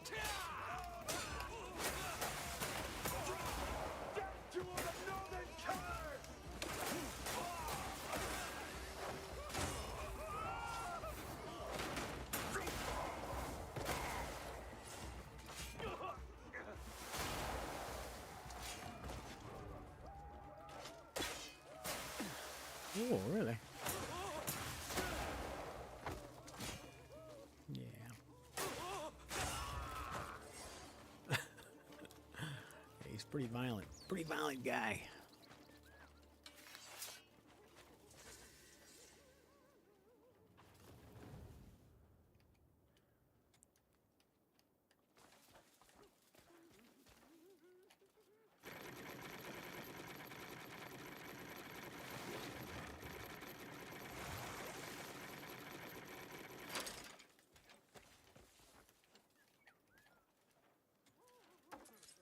The easiest way to fill up on water.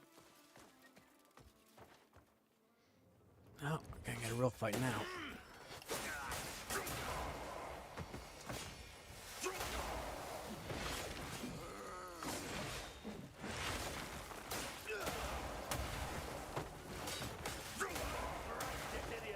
You have to hit him with multiple fucking palms. Fuck. Fucking bitch. Okay, oh, I gotta fix my food. Oh, God. Now we're talking. All right.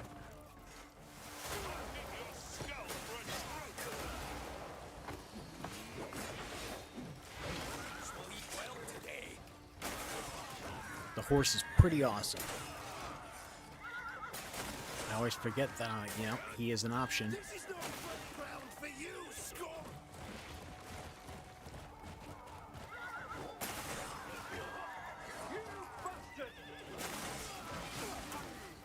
Okay.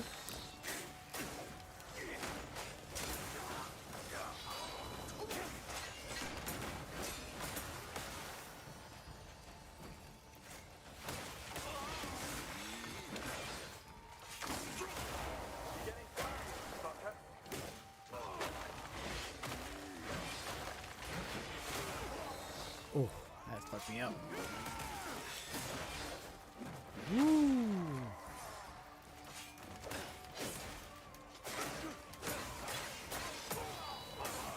I don't lose to the likes of you. Don't you know?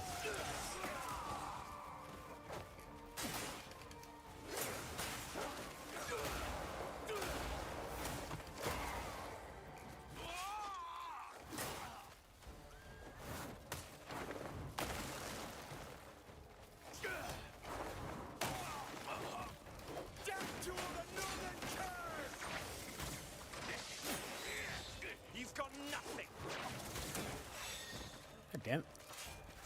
This is my I told you, man. I don't like having the fucking left stick as a button. Hate it.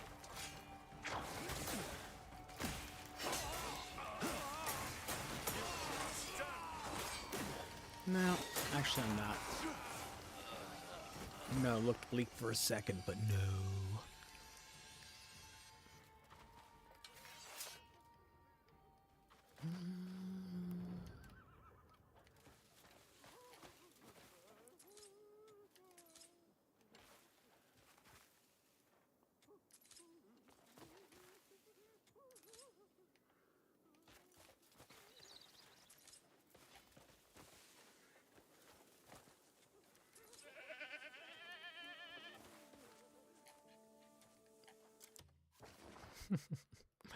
Quite a bit of shit. Quite a bit of shit.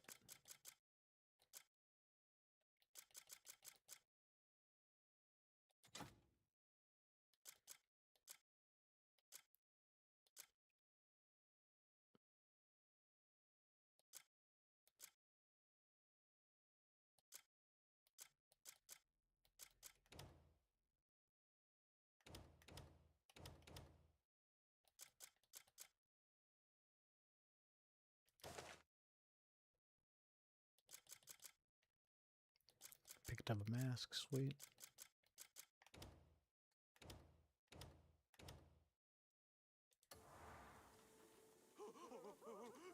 This says a lot about what kind of person you are. Diminishing contribution.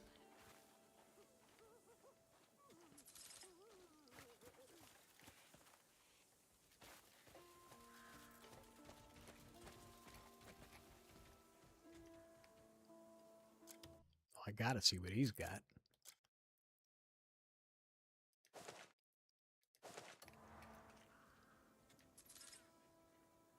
Iron ore, small bone.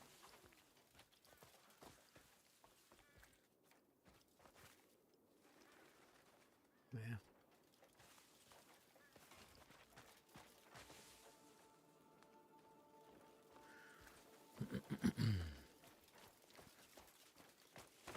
It's looking for a grindstone and an anvil. Okay, it's the well.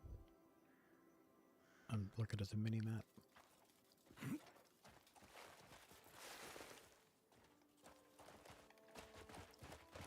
check out these buildings.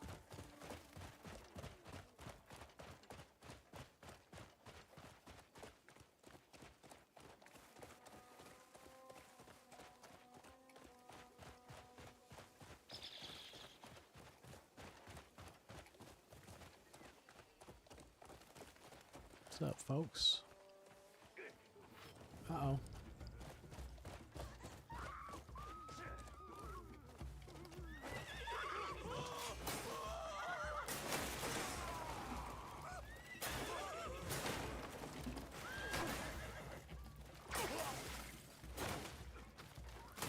Okay.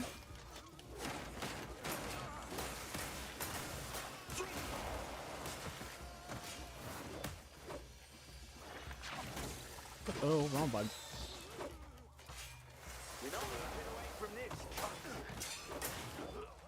This is no place for half-wits like you. This is no place for half-wits like you.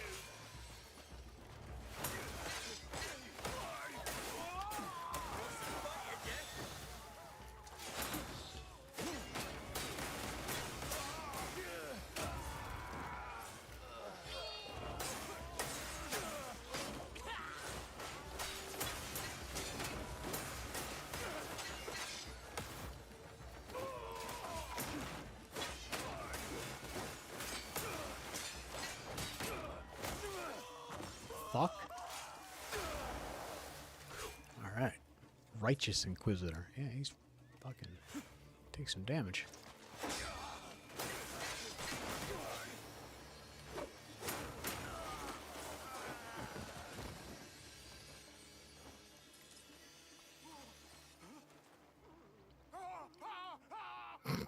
Can I help you? My savior. Mm-hmm.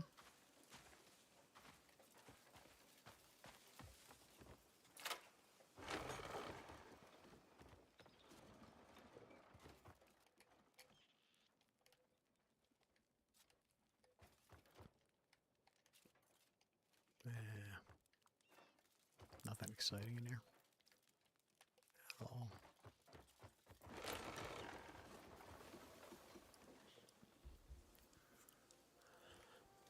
Excuse me.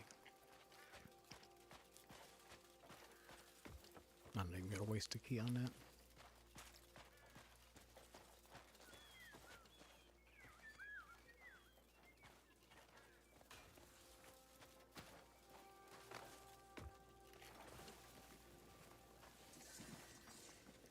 There we go.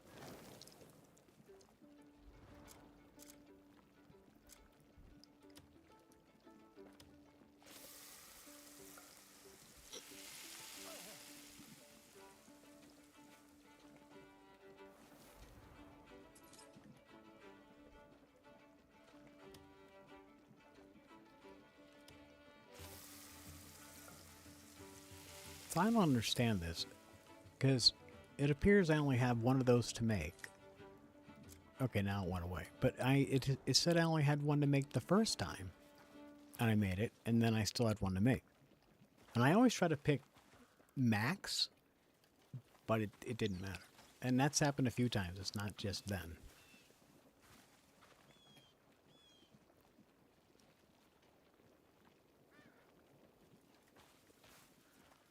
I don't know. Something intriguing about this door.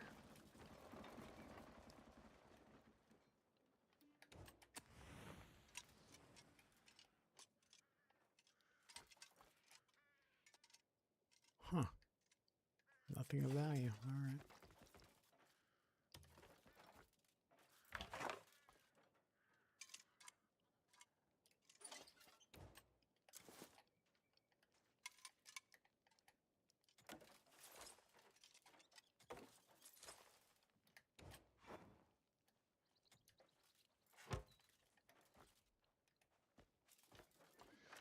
All right.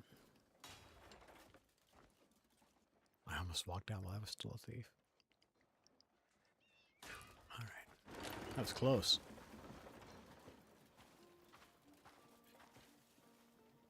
I almost had to kill a kid the other day.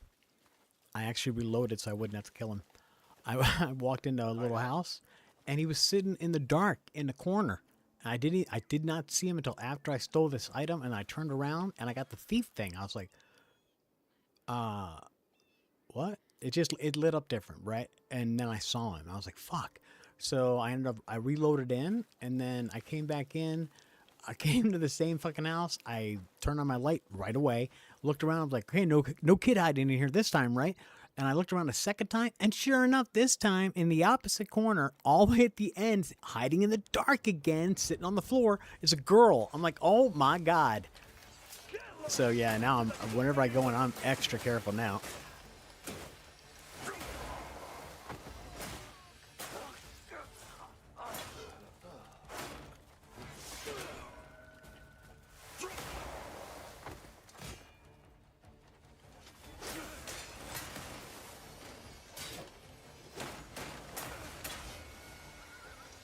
Dance 2's taking some damage.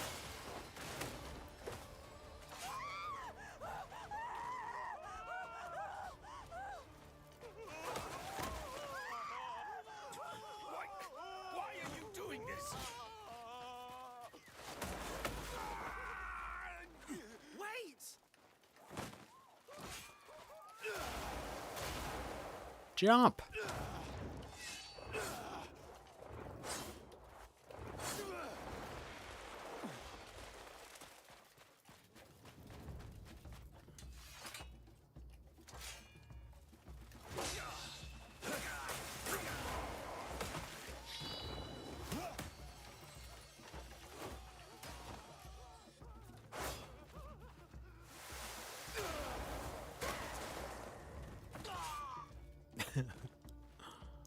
Seriously?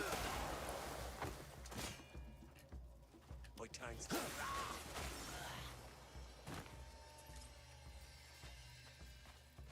Took some damage, I'll get in that.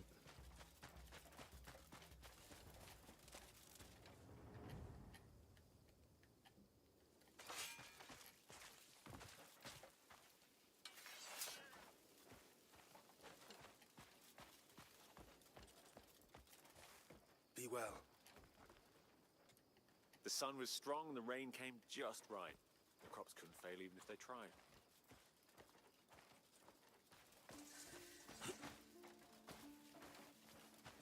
Can I guide you in some way? Truth always seems within reach, yet remains elusive. Ignorance is a heavy burden to bear.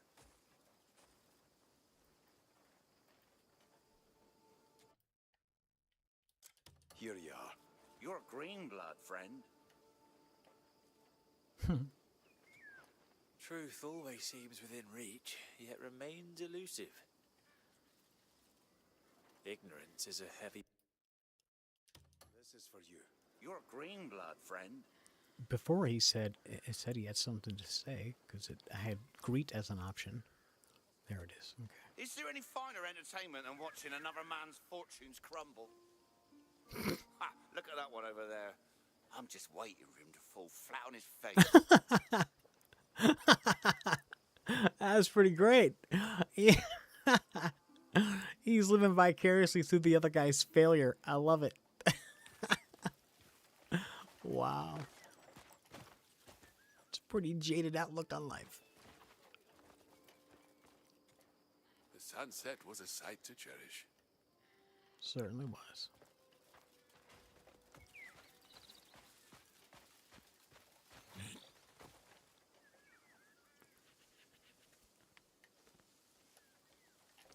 Can't they taste how sweet figs are?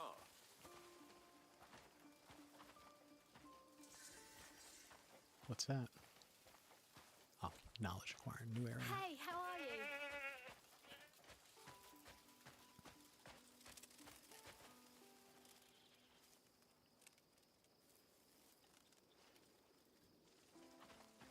I'll help if I can.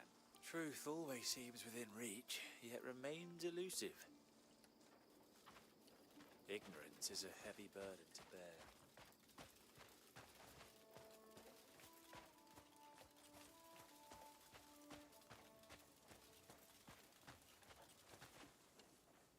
See, it's my first time actually walking through Demonis like this. Like the first night I came in, I pretty much, I came in from way north, and then I saw the circus, which is right over there.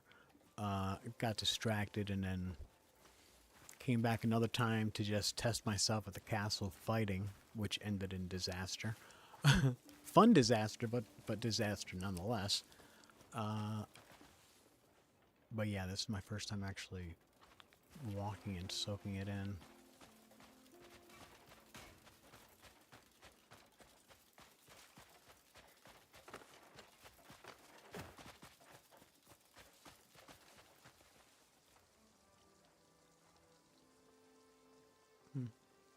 I don't know. Just thought that might be something. Really?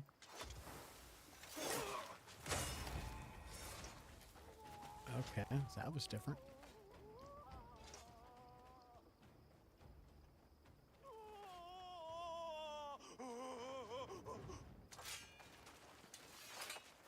Relax, retard.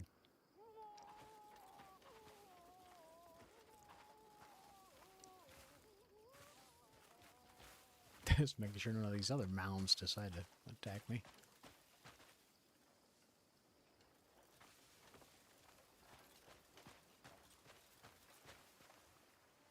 Okay.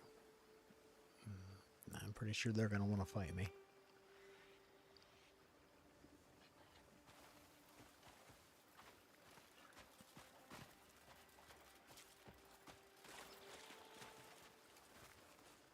No? Go on, ask a question.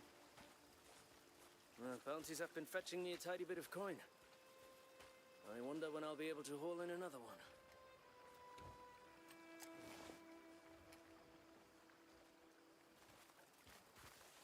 Walk up to him without my mask once. See if I can lean here. Nope. There's nothing to see here, I guess. All right.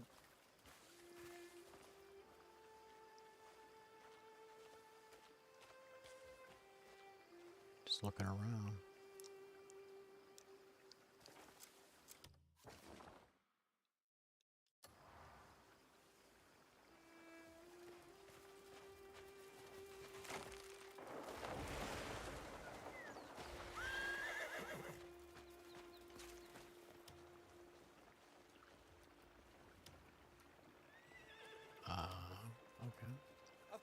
except what I don't. And there's a fair bit I don't. Hello, traveller. Yeah, so he doesn't have stuff that Hello, I traveller. normally buy, so I have no reason to bribe him to get his trust.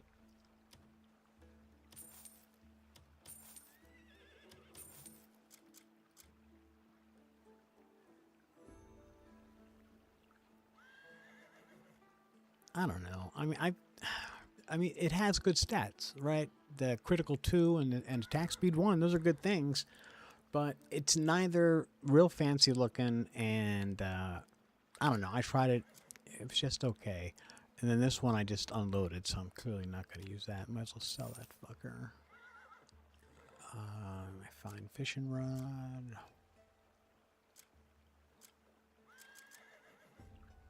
I don't even know why I'm holding on to this puppy costume shit. I don't even have a fucking puppy.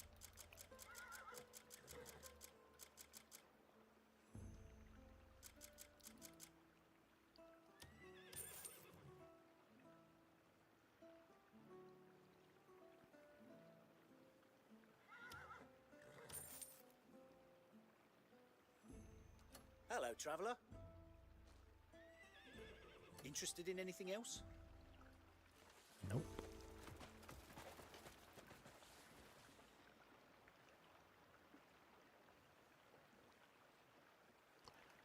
Well, that certainly looks like a house we need to investigate.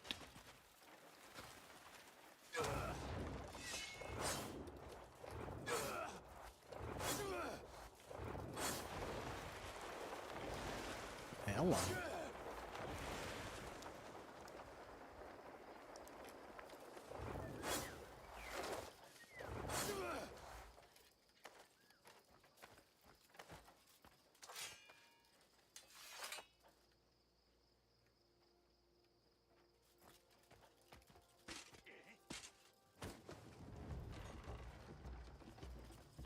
Key is required, and when it says that kind of key, it means it's a specific key. Can't just use my generic one.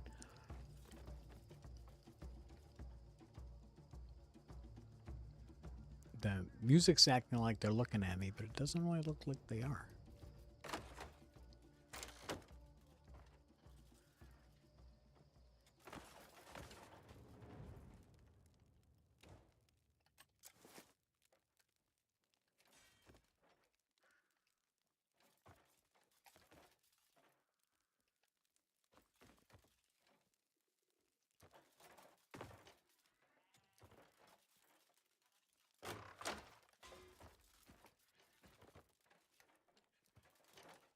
Come on, wonky fuck.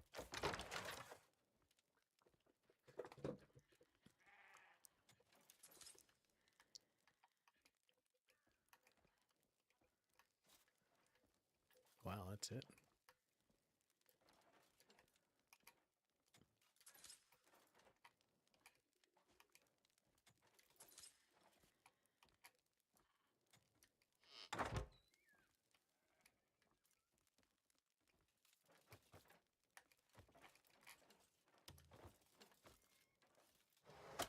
It's a little time consuming stealing stuff, but it tends to be worth it.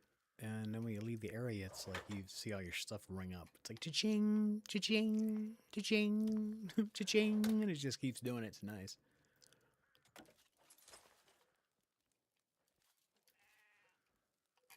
So why is this game so fucking good, man? What keeps me coming back to this? I'm over 300 hours into this shit. And here I am, like, just stealing shit, randomly fighting dudes, unlocking new territory.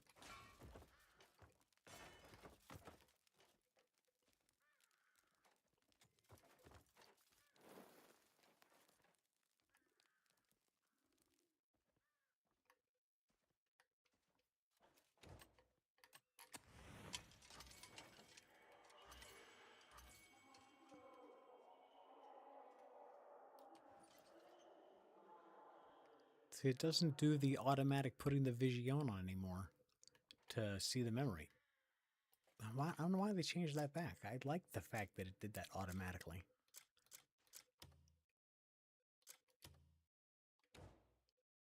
I assume that's... I'm just checking to make sure it's not like a setting that we can choose now or something.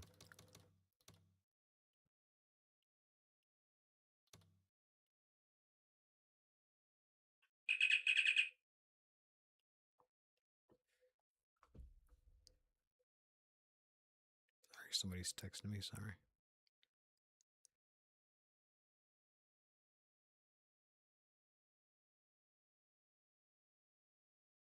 No idea who that is.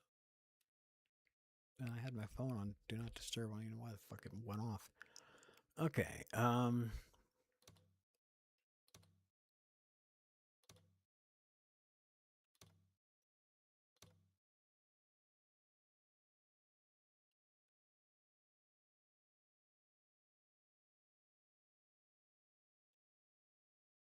what?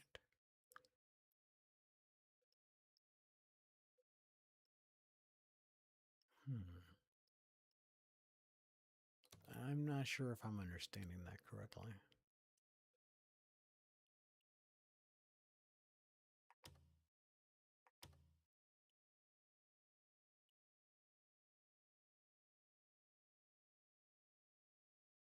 It seems like that might be a problem having that activated. Because it might be showing me stuff that I haven't gotten yet, which might just be confusing. You know? Well, I guess we try it, and then it turns out to be something we don't want, just change it back. Yeah, that's all good. That's all good.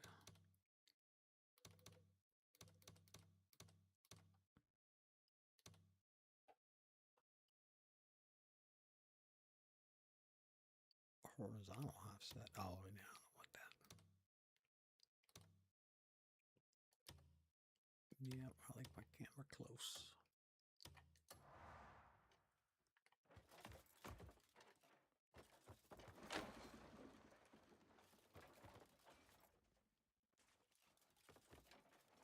Shut the door.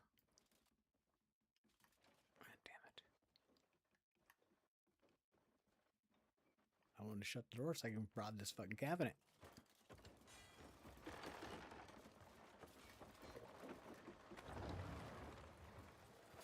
Whoa, okay. I didn't know I was about to run into that. Dude saw me go in here too.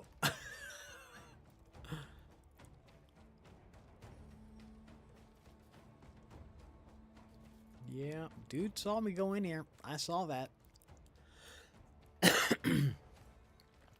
So I don't know how this is gonna go down.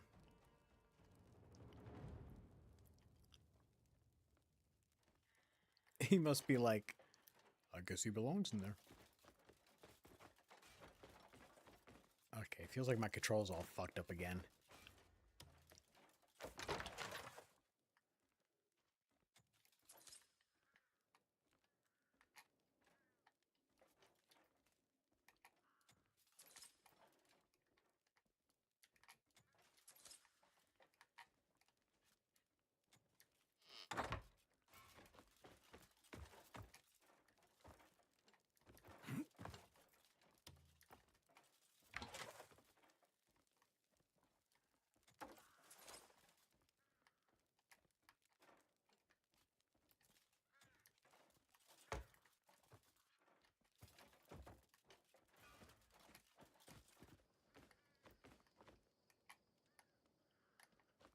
Come on.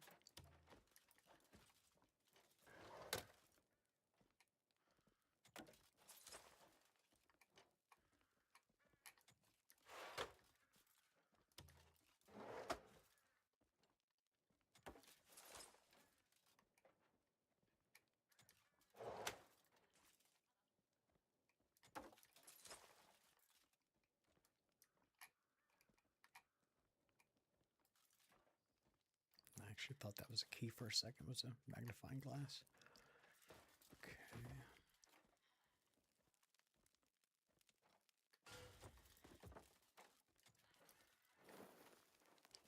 worth turning off fires because I know of at least one fireplace where if you turn off the fire, you can get a gold bar out of it. So now I've just kind of gotten in the habit. If I'm next to one, might as well check.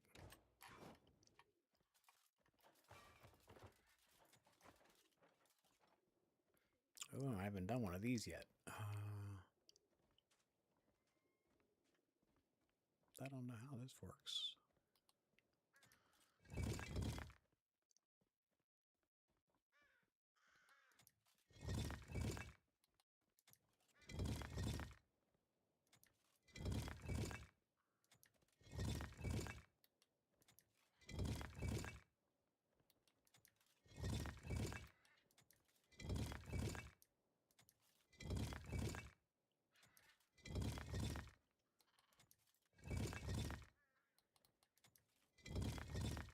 Whoa.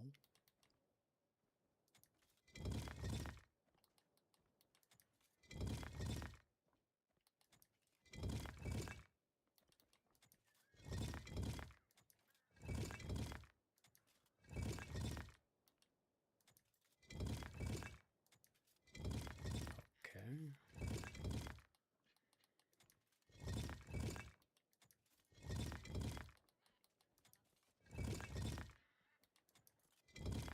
Damn, I knew I was going to do that.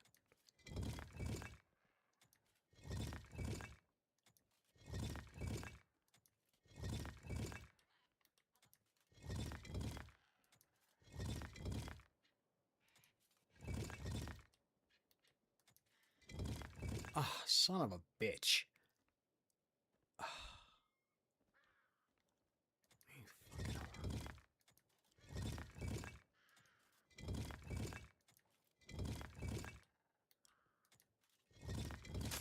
There we go.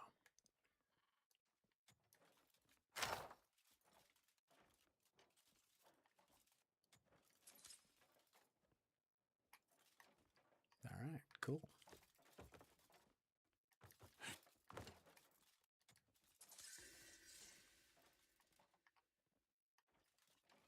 Egord the Great. All right.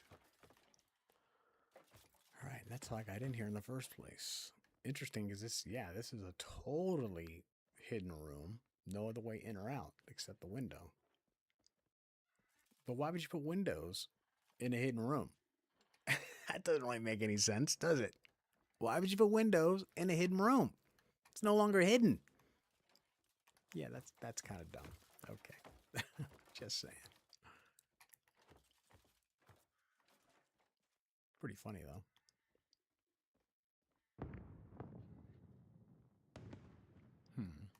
Oh. Fireworks at the circus are going off. Okay, stop being so stupid.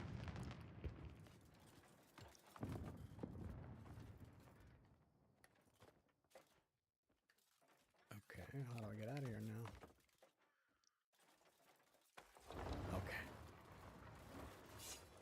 Oh!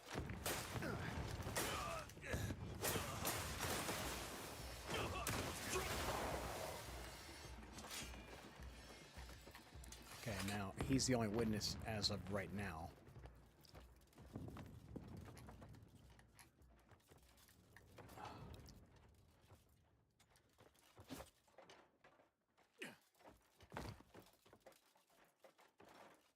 I had a mask on, right?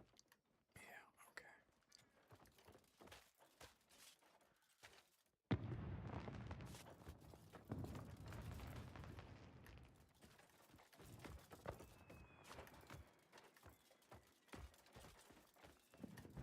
Shit. Okay. Okay, cool. Just put him down in here. It's fine.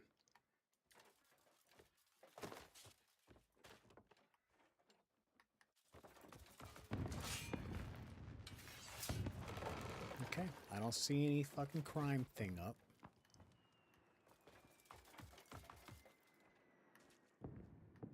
Let's see if I can get out of here.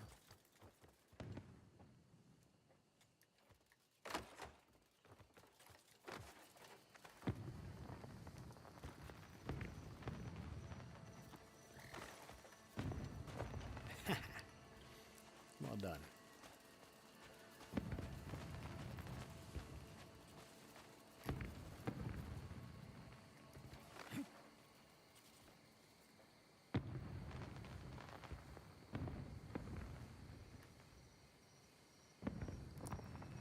probably shouldn't risk going in there right afterwards, right? You can go watch the fireworks. It's kind of bright outside for fireworks.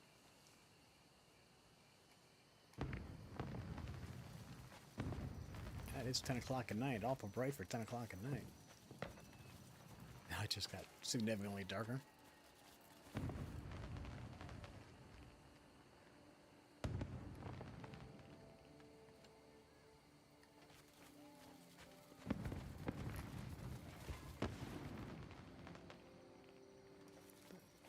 Flowers are a little bit distracting.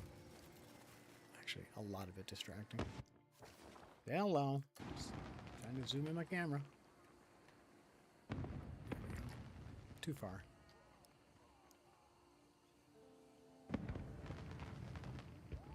That's out of there. Okay. It's like, where are the fireworks?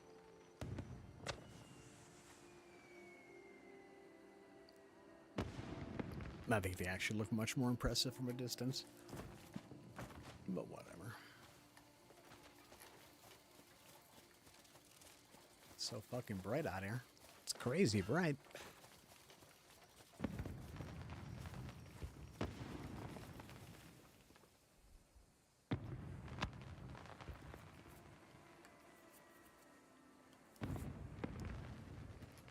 Alright, well, there's nobody in here for a second. I'll let y'all watch the fireworks while I smoke a one-e.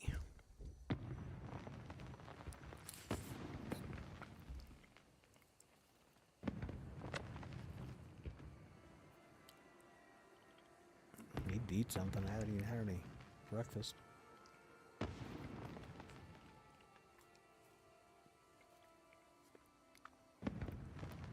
Man, they're showing NBA highlights, and I'm a Timberwolves fan. Anthony Edwards fucking hurt his knee the other day. It looked really bad. I mean, it looked like a season ender for sure. But now he's week to week. And if you don't know who Anthony Edwards is, he's like the athletically like a modern Michael Jordan, but doesn't quite have that killer mentality yet.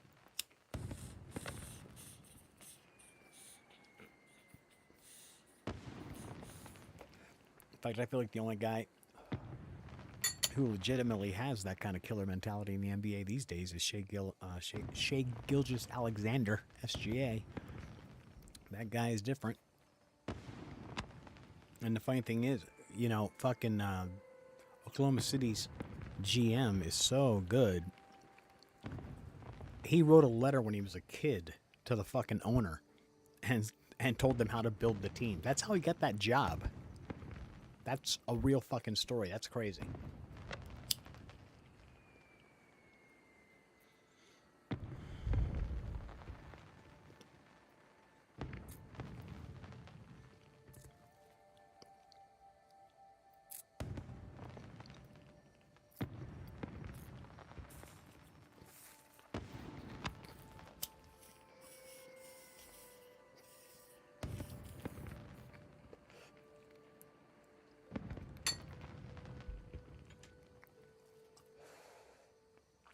Yeah, so we're going to continue to work our way through Demonis here.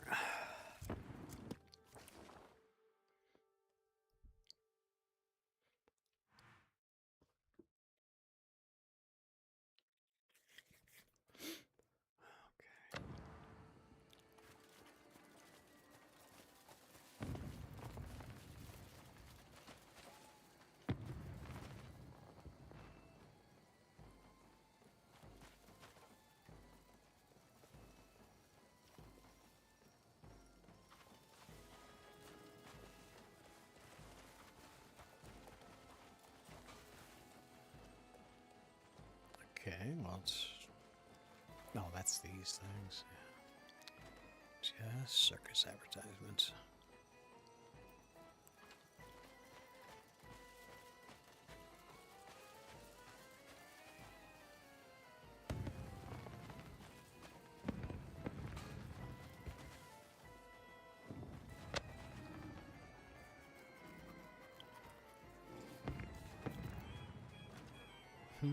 Crazy.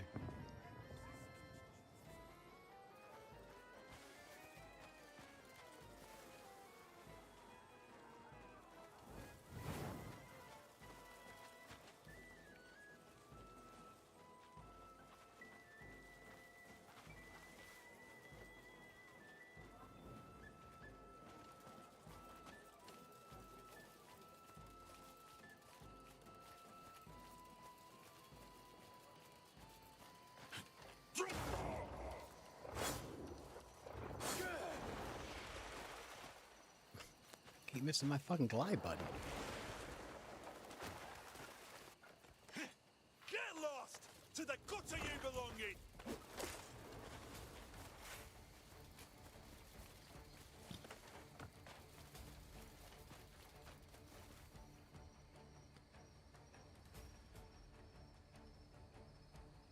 Well, this is just a house. It's not like the castle proper or anything. But we got these guys over here passing by. And I'm guessing as soon as I start fucking with these dudes, they're gonna come to their rescue. Turn back, please.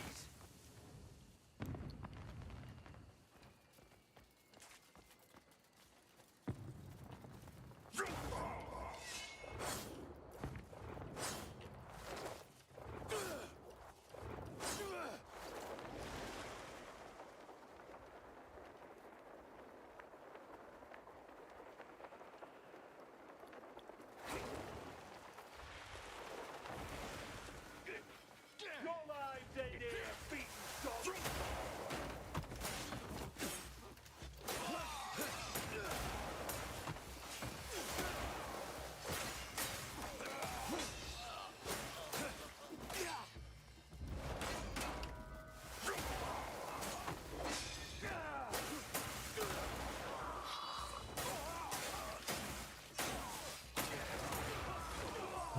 Oh my goodness.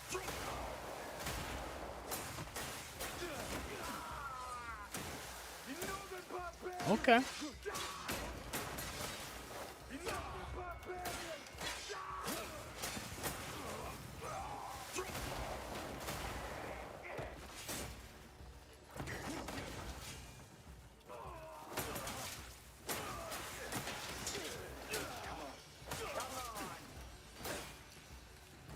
Okay.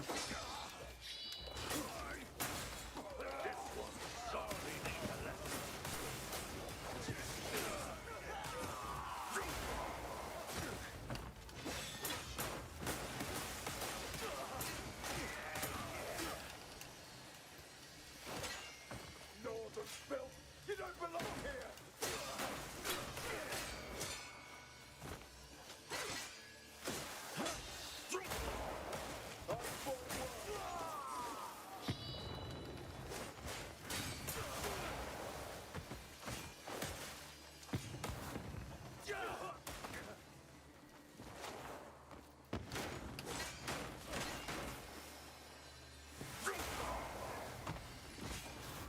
Seriously? This motherfucker.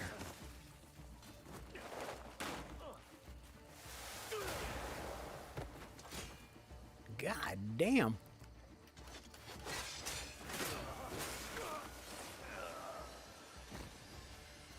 Glutton for punishment, that motherfucker.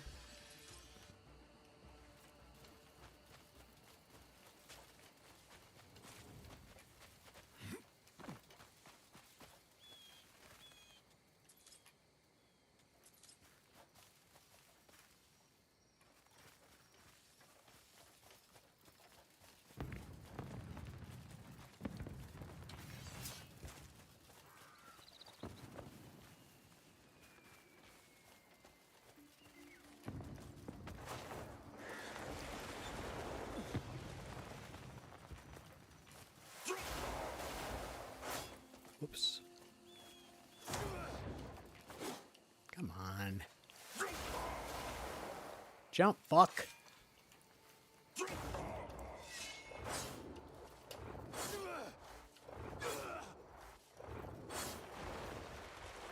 Really?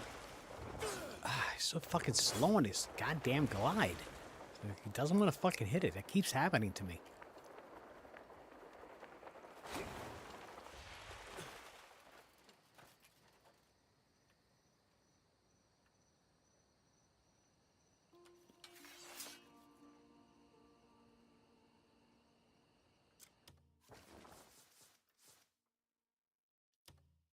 Just realized I haven't saved in a while.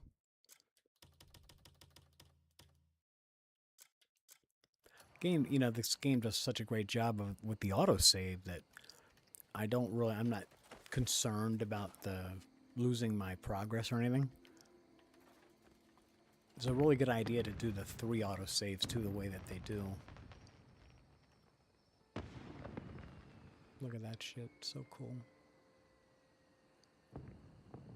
Hi, Shooting Star.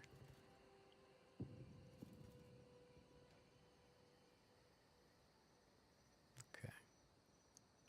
We're going to set Demonis free. We're working on it.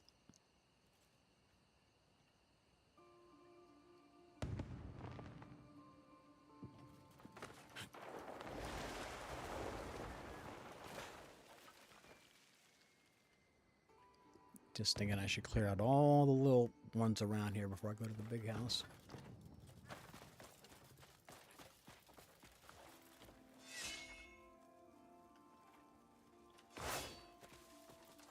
I knew this was coming. Ah. What's up, bro? Trying to talk to you. Light up, fuck. Here you are. My friends won't believe this when I tell them. See if there's anything interesting to say, though. You can't make a single misstep on the battlefield. If survival is a skill, I'm a bloody expert. Or circus invites.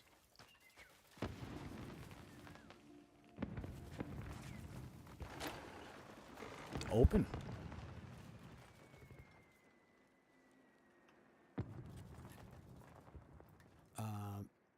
Plant. Oh.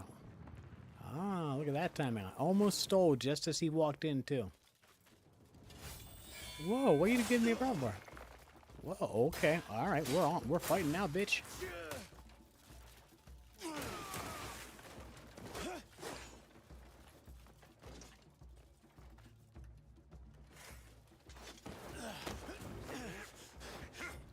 Damn it, I missed it twice. Fuck.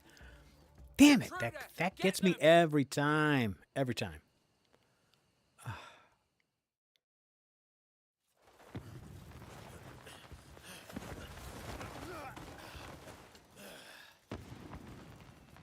Dicks.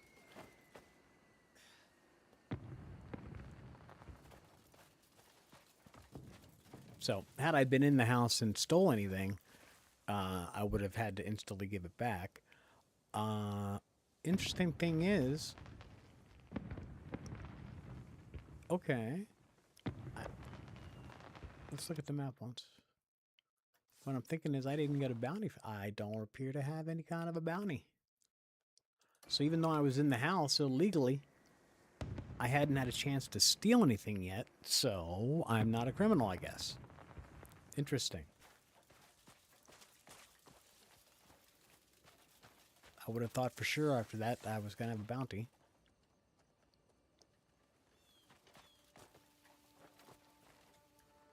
Good, there we go. Making progress. Every time I open a anvil and a new grindstone and a cooking area, I feel like it's opening a little mini new area, right? Or setting them free, I guess. Liberating them.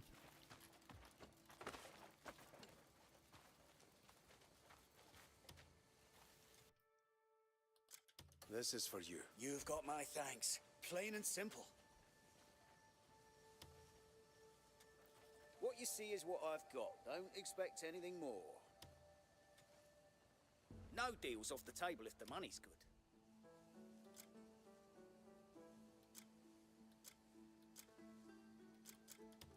Why don't you pick out some more?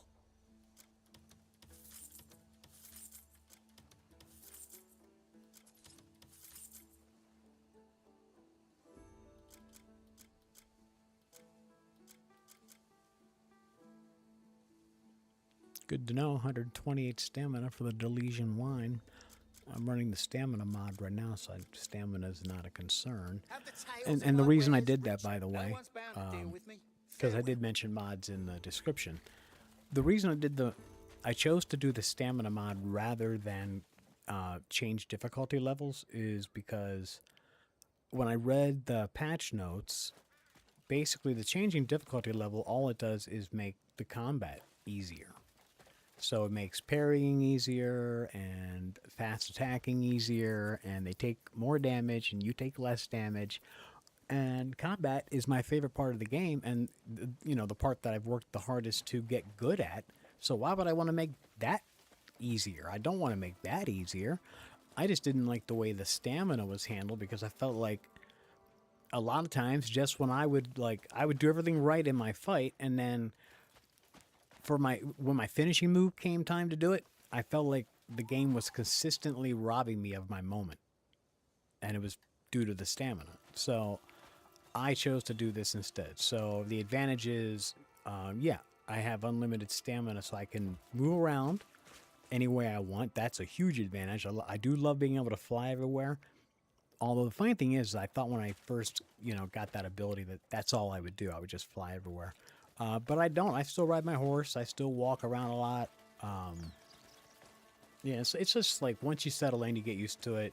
Then it's just like you use it when it's convenient, and then, because what I did find was, so for the first like few hours that I had it, the flying ability, like unlimited flying, I was overusing it, and then I was missing areas because I was jolting past areas without exploring them, and I was like, okay, we got chill with that.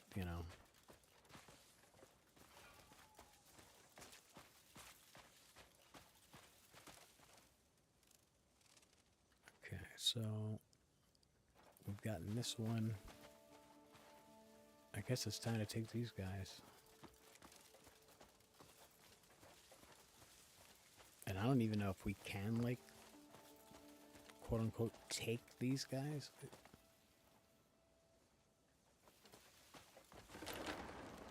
Be well. Didn't I tell you? I won an arm wrestling match yesterday. It's only a matter of time before the whole town's talking about my strength. No doubt.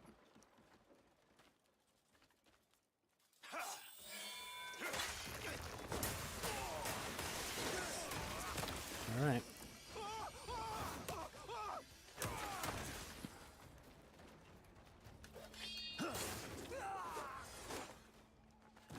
Oops.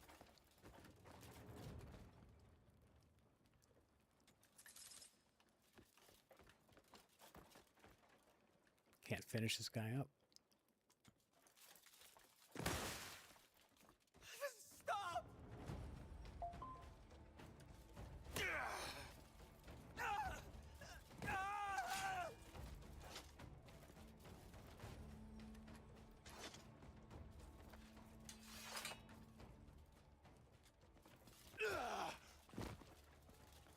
I don't even know if there's any advantage to tying them up, to be honest. I'm just doing it because it seems like the thing to do.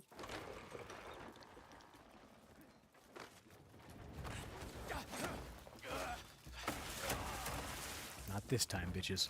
I'll kill you and arrest your corpse.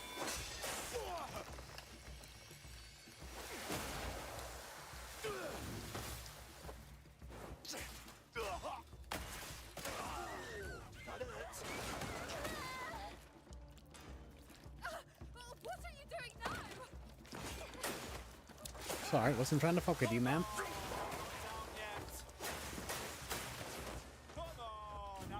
Ooh, got it.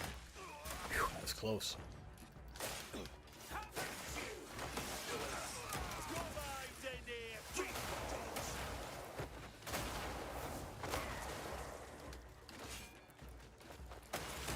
Trying to finish him off. I don't want another fucking... I don't want another quick time.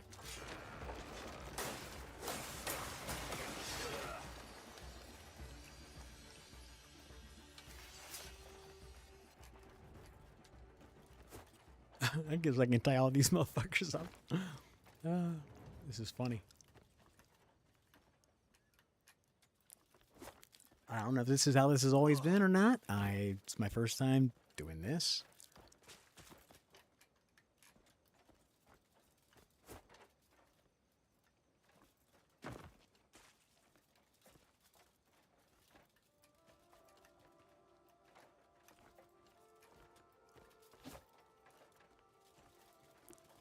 It's interesting though, it wouldn't let me kill him. I'm doing this. I want to see how this plays out.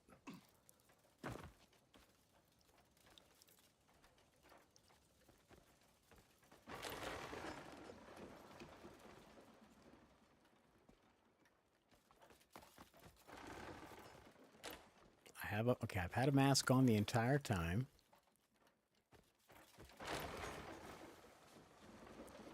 I wonder if that's why I wasn't able to kill them, because since I'm masked the whole time.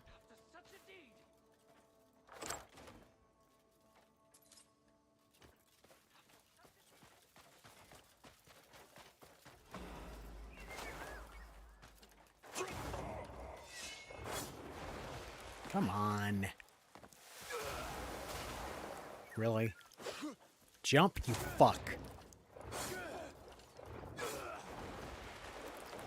See, he doesn't want to fucking glide. God damn it.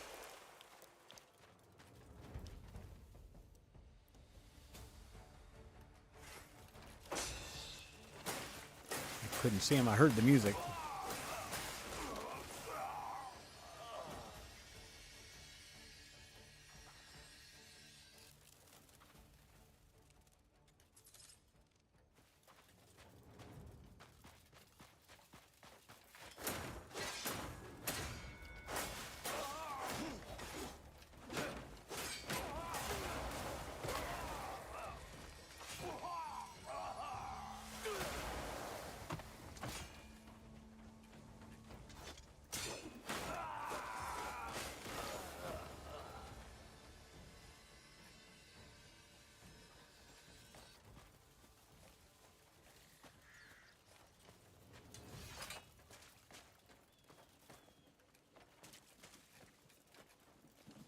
Oh, hello.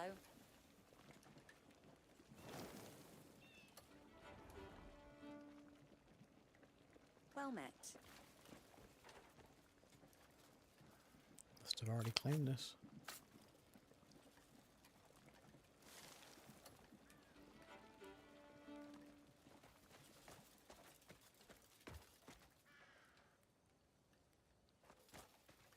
Yeah, there's the anvil's open, money guy. Okay, so we've done all this.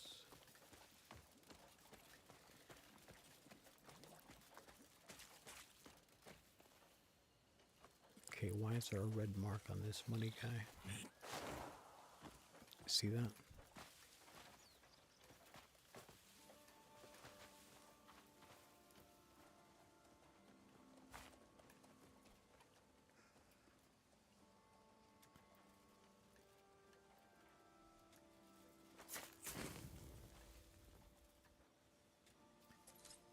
What a mess.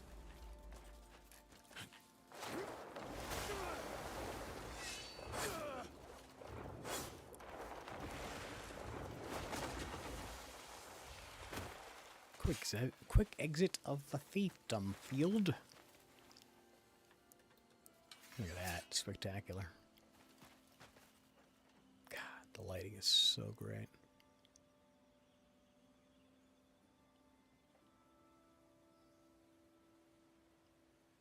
And that fucking circus over there. This game is just so fucking... It's very zen. It's so weird because it's like you're fighting stuff, doing all this aggressive stuff, but then you're just meeting people and talking to them. Then you have these moments where right out of a fight, it's this just beautiful, placid, quiet scene. You know, and you get to take a second to just look around.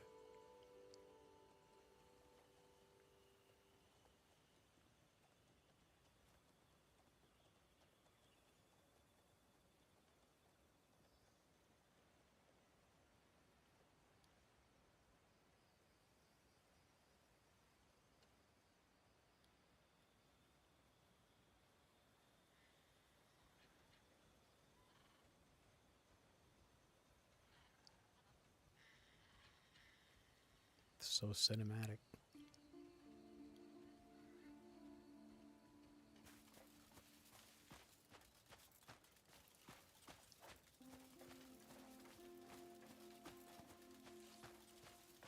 Then sometimes as I'm going through this world, the world of Pywell, and it is definitely a very well realized world. It just reminds me of how far games and the technology really has come.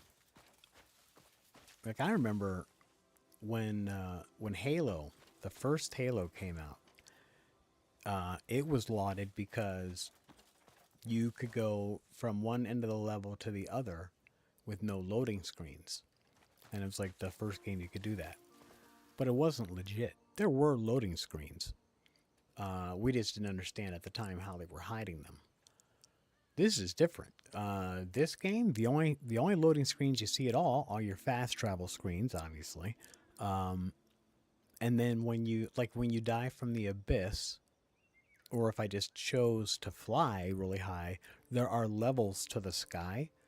So if you reach like 2 levels up, on your way down, you'll hit a point of loading where it goes into that animation where you're in like the black sky tunnel kind of.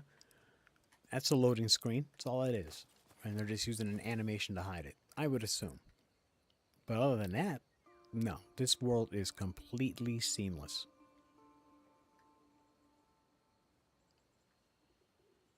And that used to be like the holy grail.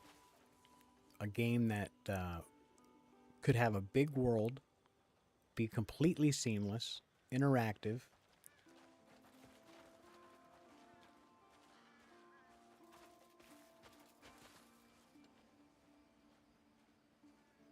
Best NPCs I've ever seen, too. I love it because, you know, and I've seen it mentioned around the internet and stuff about this game in regards to the NPCs and the fact that the game doesn't care about you. That's a good way to put it, and I like it because it doesn't. It's like this world is here, and it's going about its day whether you're in it or not.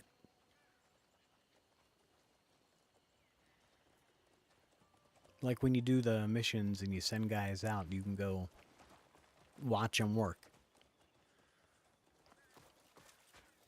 It's fucking cool.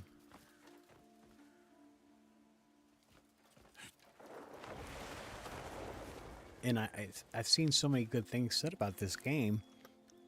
And experiencing it, I mean, 300 hours in, here I am still playing. I can't say that for hardly any other games. The only other game that I know I have more hours into than this is Rocket League. And Rocket League I've had for like over 10 years. So I've been playing Rocket League for a long time, right? I should have more hours into that. Into that than this. And that's an online multiplayer competitive game. So completely different vibe. And that's my relaxation vibe usually, is Rocket League. So usually, like, if I'm playing a high-stress game, whatever it is, and for me, that can be anything to get my fucking heart rate going and really gets my attention span, like, fully engaged, like Battlefield, I don't know, anything, really. Even, like, The Witcher, because, like, with combat there, I have to focus, because the combat is very finicky in The Witcher, and I was never good at the mixing magic with his basic fighting stuff, and it was super cool. I was just never really good at it.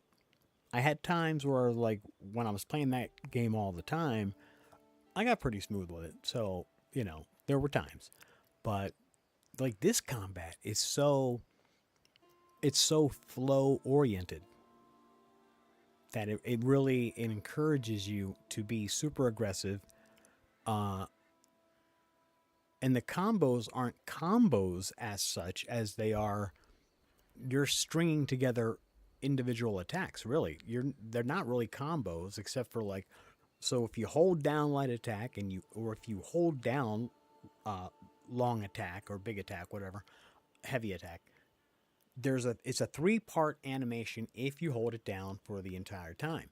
But you can let up at any time during the animation and only take part of it and instantly switch into a different attack.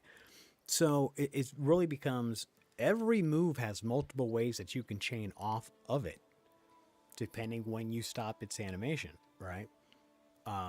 Yeah, it's really, I mean, it's like, and it gets deeper and deeper, and I'm still discovering moves that go in concert with each other. that I'm not even sure how I'm doing it. They're happening in the rhythm of the combat, almost by themselves. But it feels totally natural. It doesn't feel like I'm not doing it. Like I'm hitting the buttons for sure. It's just that in that moment the game is deciding, well, this chain works better than this chain almost, and it's like picking for me, it seems. I don't know. Just a great animation set. Great animation set.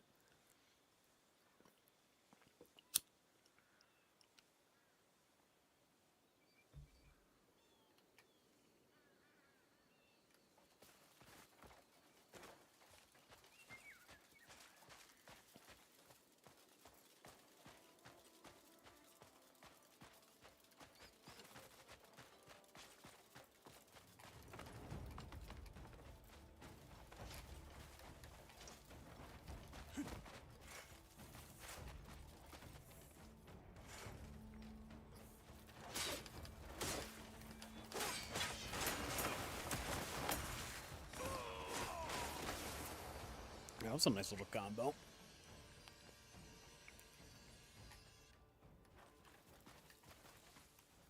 I think I hit Y off the heavy attack to make that kick in the air like that.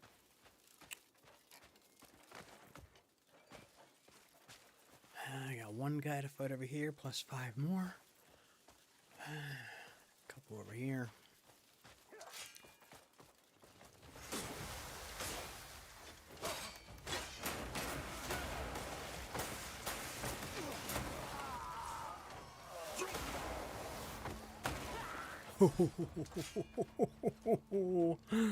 The body slam is nasty.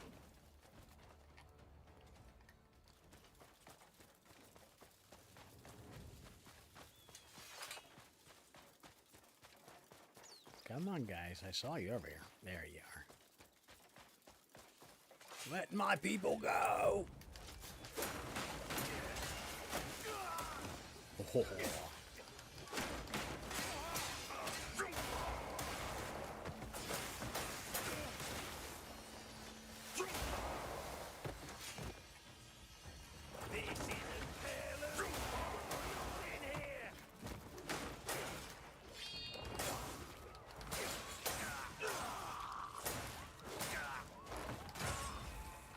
Ooh, nice.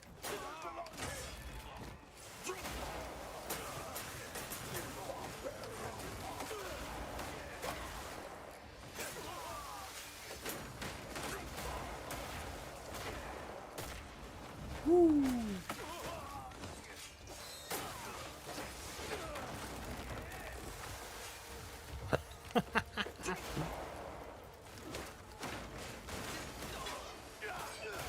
This guy's tough. Okay.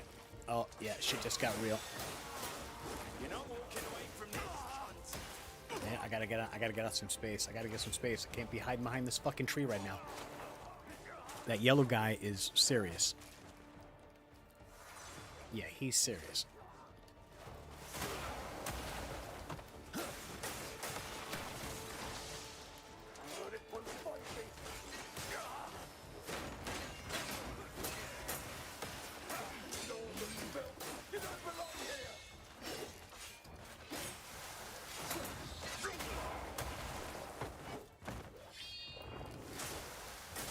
Damn it. This is no place for it's like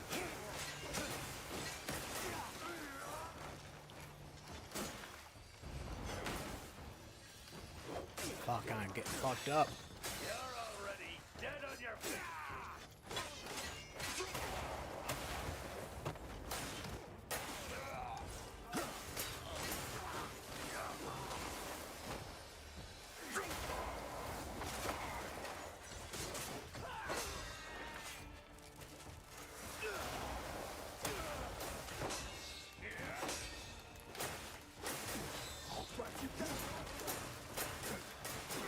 Fuck.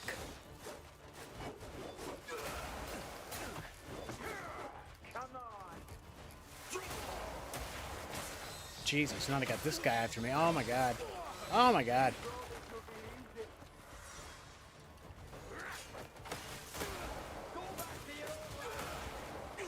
Big guys usually aren't that bad. They just take a few Force punches. God damn it. Okay, he's stronger than most.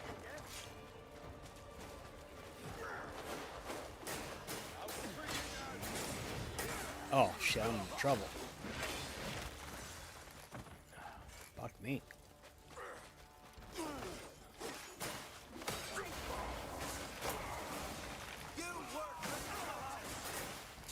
Oh, I'm getting fucked up.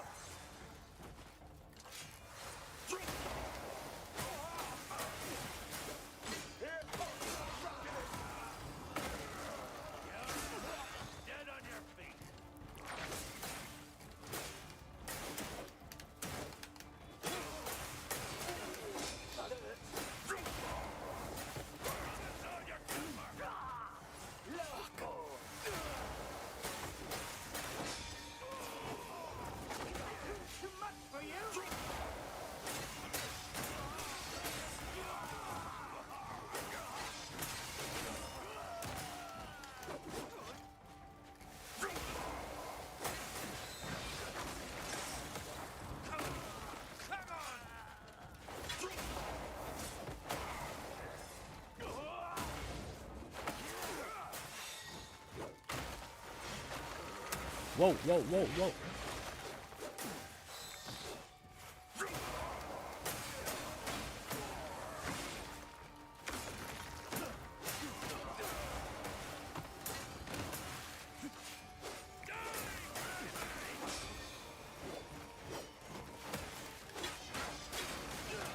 Oof.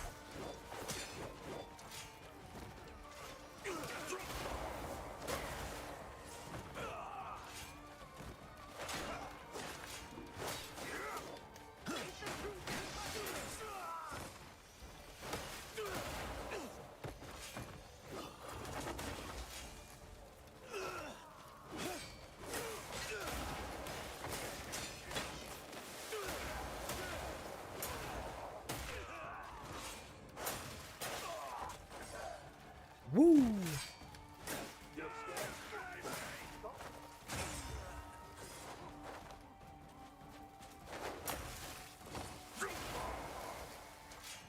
Oh, no, you're not getting away. No, no, no, no. I don't think so.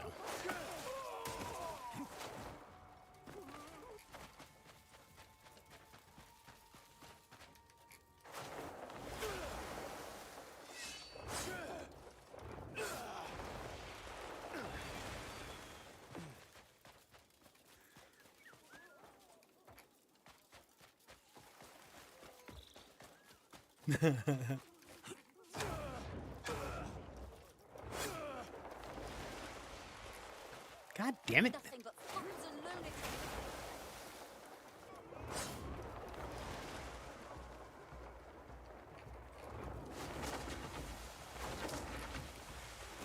Where you going, buddy? I'm hunting his ass down from a ways out.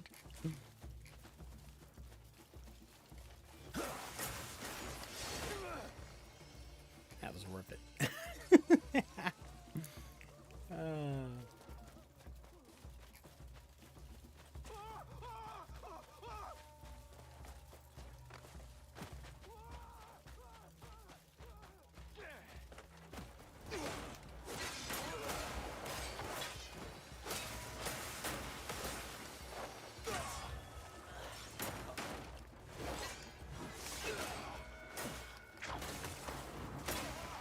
Your shit.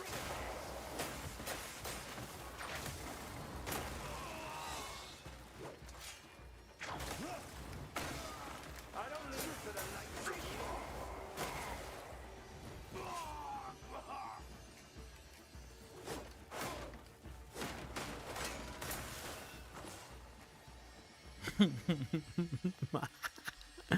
Woo-wee.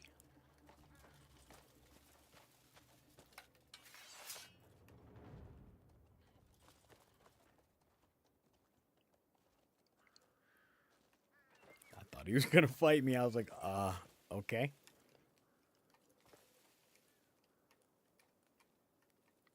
Yeah, none of these are anything. Once you do the fucking all the bounty missions, there's those signs don't mean dick. which is it's a little bit disappointing because I am used to The Witcher 3, where it's like when I see those things, I'm expecting to see some kind of action.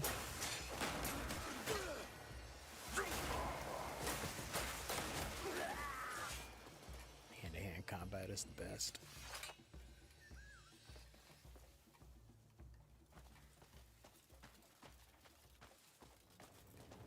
That nose was a better broken.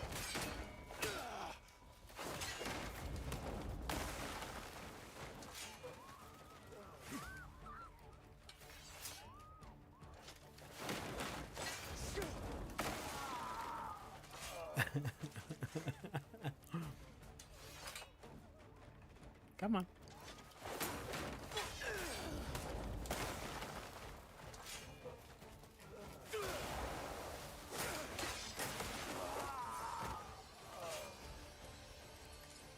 I decided to finish him off.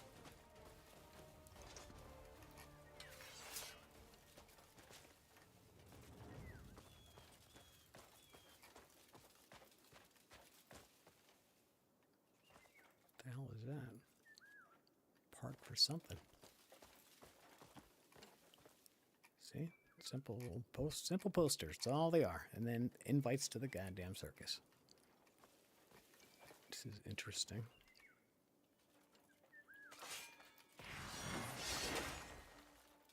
Just curious to see if I can destroy it or not. Apparently not.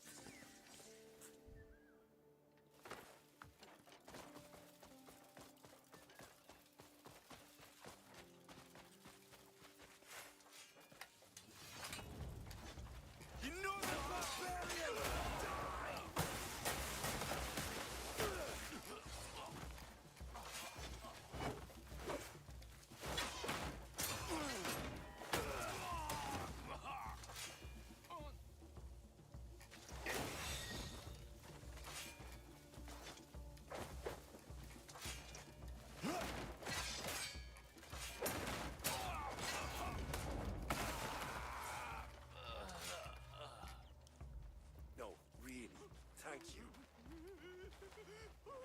My savior.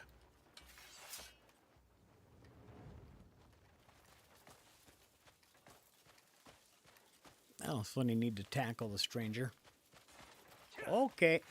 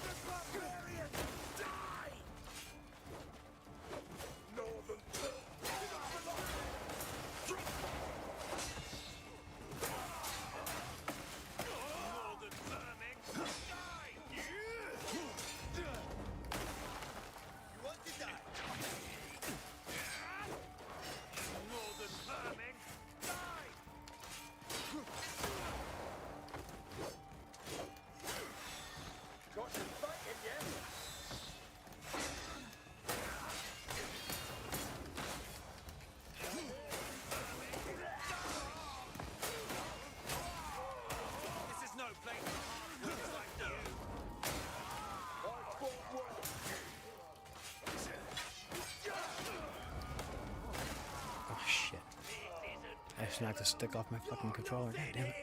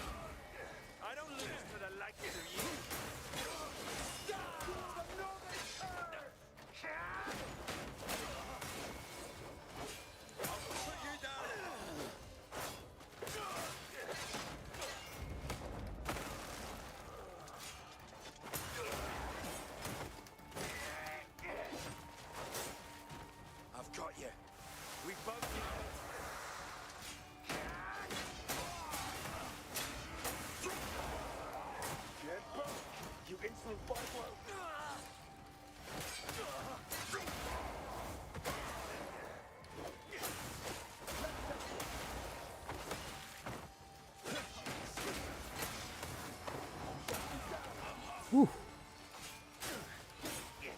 Oh! I was down to a sliver. I just looked down to my health.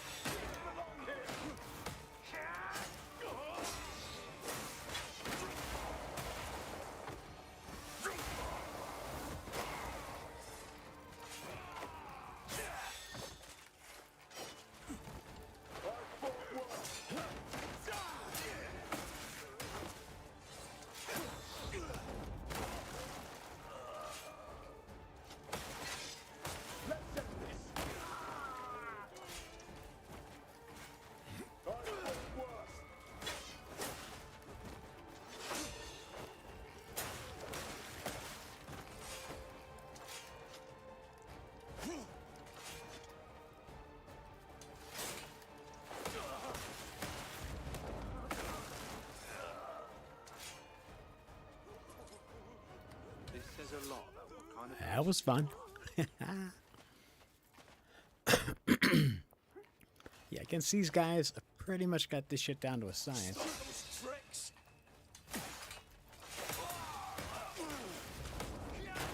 And I love the hand-to-hand.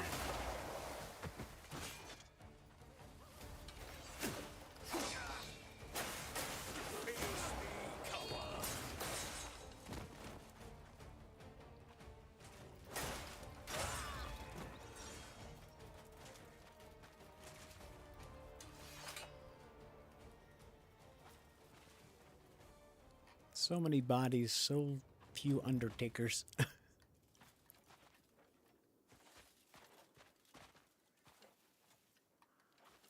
It's amazing how this game has found just an amazing blend of everything. And the ability to just do really whatever you want and keep things going is it's kind of staggering. Sincerely. Like right now, there's a lot of things I could be doing. I mean, I could go back to my home base and fucking deal with my provisioner and send guys out on missions and progress that part of things, which I need to do. I mean, I'm going to have to stop in at some point and do that, but I don't have to. I can just sit out here and keep doing this and taking land for as long as that's fun, or till I hit a blockade of some kind, which for the most part, the only blocks I've really run into have been like a couple of bosses I just knew I wasn't ready for. And so a couple of those I've just walked away from, which is another great design choice on their part to give you the ability to walk away and not have lost your progress. So usually most times when you get to a boss like that, at least, well, every time actually so far, when I get up there, if I choose to walk out on him and I come back later, I don't have to fight through all his little minions again. I just go right to him, that's awesome, you know, because then you're making progress right up to and including the boss himself, and it all counts, you know. They're not just ripping your progress away from you for no reason.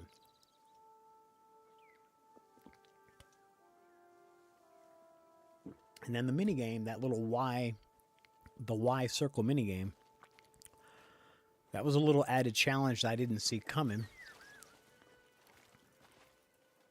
Okay, guys over here.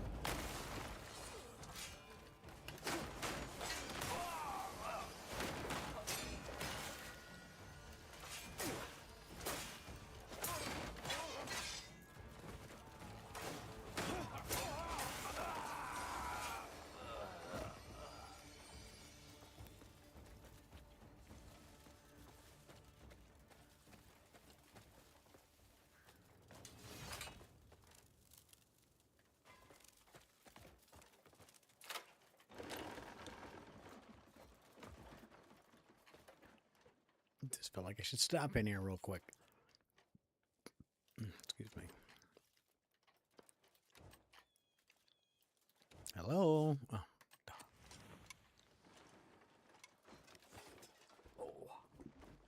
Damn, just realized I haven't moved in my chair in a while. My ass hurts. Fuck. This fucking game, man.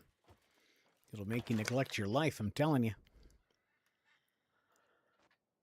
Speaking of which, I gotta call and pay my cell phone later. Or no, the internet, I mean. Don't want to lose my internet. Okay, well, you get the fuck out.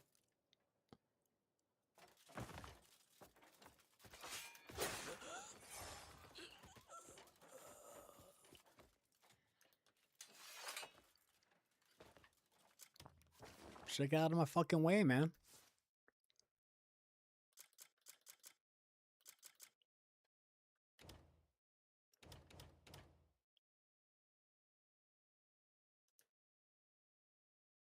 Oh, that's my. I don't want to get rid of that. That's.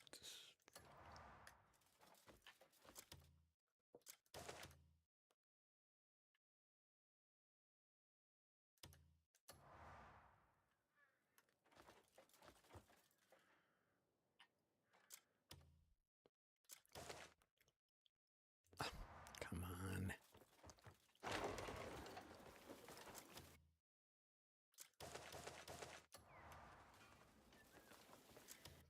No space even outside to get rid of the motherfucker. Jesus.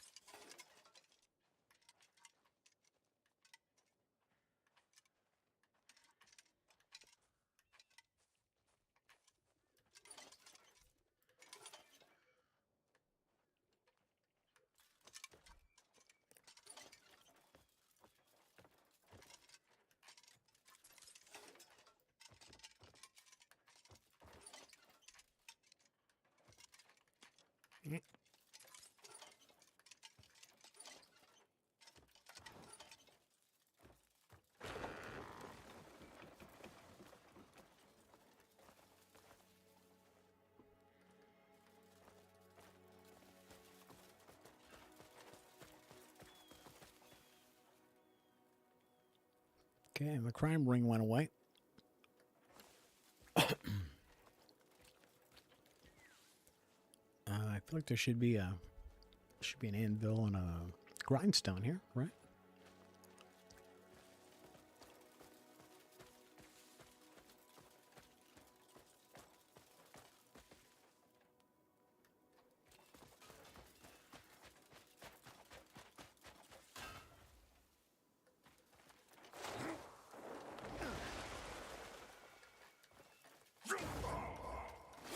Come on.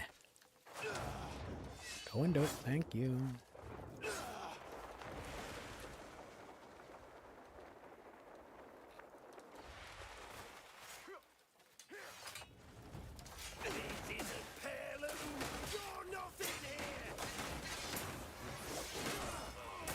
I argue. I beg to differ, sir. Whoa, okay. Oh, he's got no respect.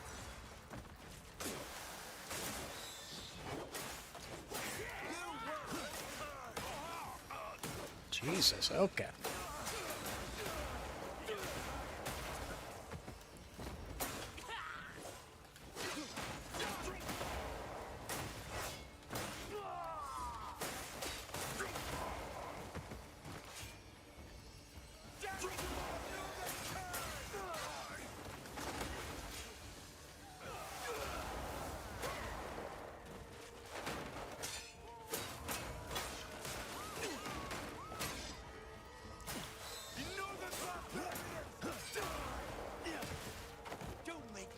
Damn it. Hold on. Knocked the stick off my fucking controller again. This is pissing me off, this fucking controller. I bought this because of Linus Tech Tips fucking recommended this controller. Which is great, by the way. It's an easy SMX. It's a great controller, except for the fucking sticks are supposed to be adjustable. but the right one is constantly coming off. So whenever I get like an intense fight, I'll end up getting my thumb under the stick and it pulls up and pulls the stick off the fucking post.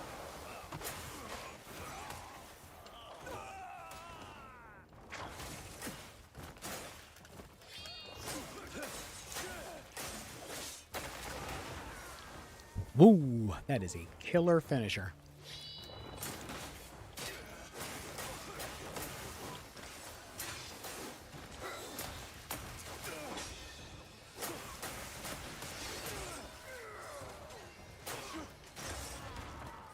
Give it up, weakling!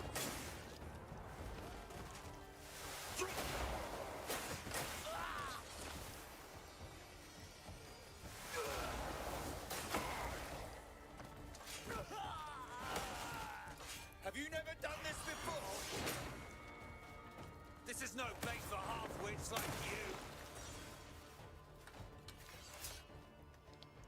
you. Yeah. Who's the halfwit now, motherfucker?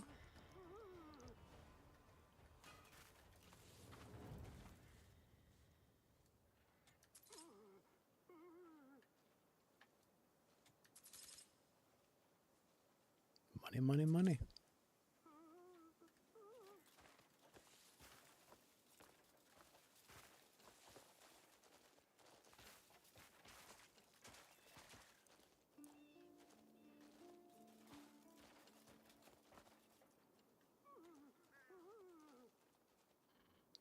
Okay. Looking around, just making sure. What the fuck?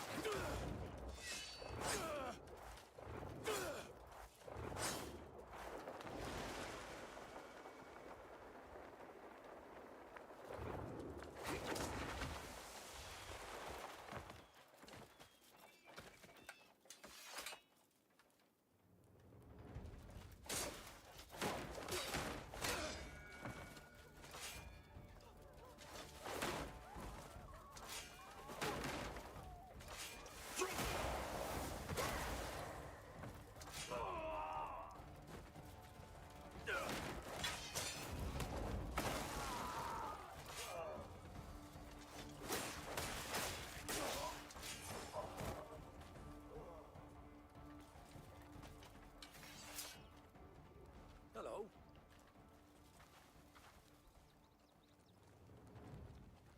Mavax. Haven't seen that.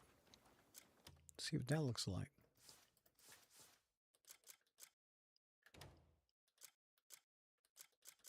Gotta have some crappy thing I can drop. Yeah, there we go.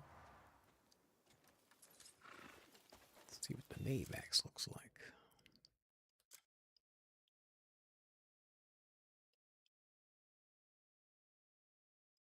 Critical and attack speed. That's actually decent. It's been refined once. Well, that's worth giving a second look later. Don't need this shit. Can't discard it? Why the fuck not?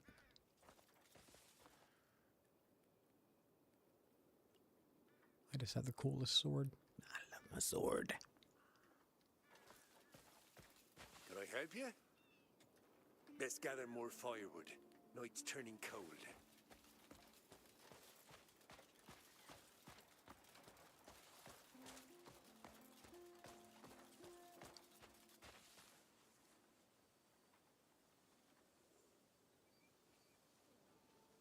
Everybody's going about their day. Good time for me to smoke. Let's see, is there any playoff basketball on today? It's Monday. I'm sure there probably is. Hey Google, is there hey Google, is there any NBA basketball on today? The Pistons will face the Magic today at 7 p.m. The Timberwolves will play the Nuggets at 9:30 p.m. The Thunder will take on the Suns at 8:30 p.m. Oh, T-Wolves are playing today. My team's playing today. Okay. 3 games today, and the T-Wolves are the middle game. Trying to close out Denver without Anthony Edwards and without Dante DiVincenzo, which sucks. But they're going to do it. They're going to do it.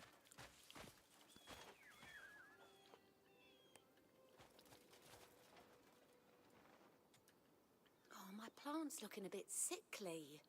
Poor thing's practically begging for sunlight. I'll move her somewhere brighter. That should perk her up. Okay. Random as fuck. What do you want? I don't know. What do you want? Do you have a moment? Can't cut shite with a blunt sickle. I need a new one and fast. If I can ever find a coin for it, that is.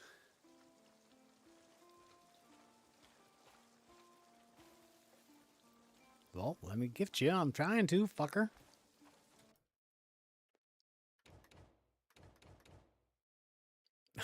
Now, the one guy I actually want to give fucking money to, and it won't let me.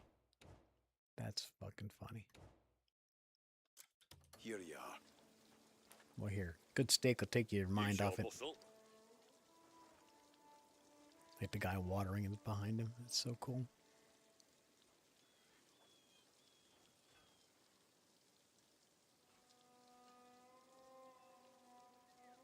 Reminds me of like the wine country in California, except for the mountains in the background. It's, you know, but whatever. It's cool. That's something that's really cool about this too. Their world design, the way they're able to go from different climates like that, but while you're transitioning from one to the next, you hardly notice. It's just like it's so smooth the way they do it. It's really cool.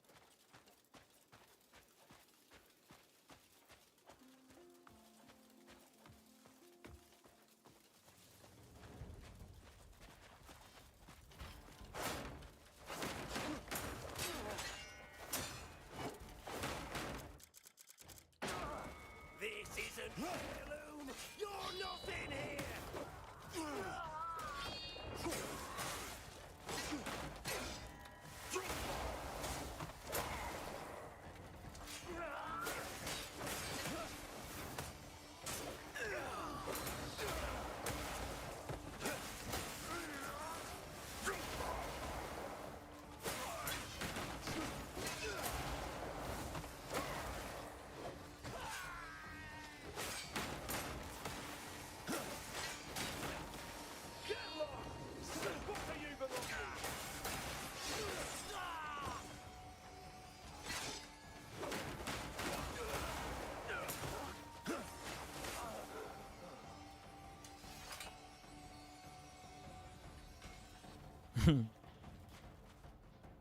Tell me that shit don't look like fun. These guys don't even go on them anyway. I'm not gonna fucking even worry about clearing my inventory over here. Just trying to get rid of these guys. Just thinning them out. Oh, okay.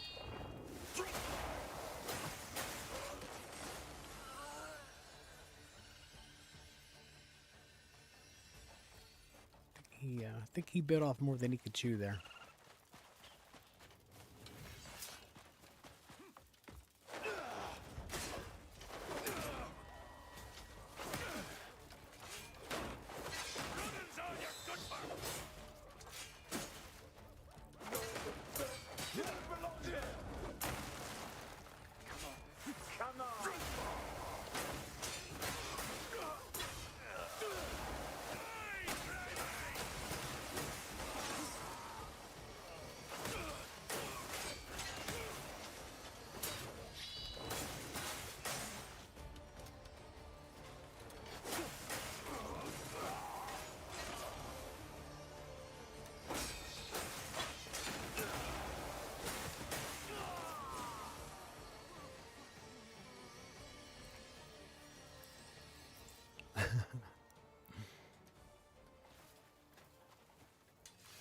Yeah, no, that's actually worth clearing a space out for, because that armor's going to sell for a pretty penny, even damaged.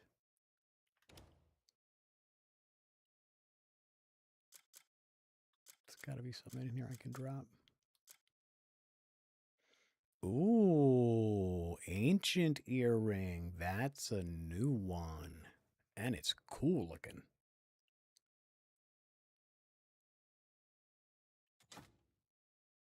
Fuck yeah. I only have one earring enabled. What the fuck?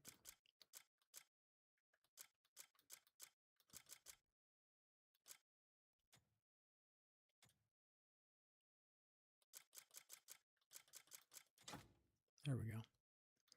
Yeah, that was weird. Don't know why it wasn't enabled the first time.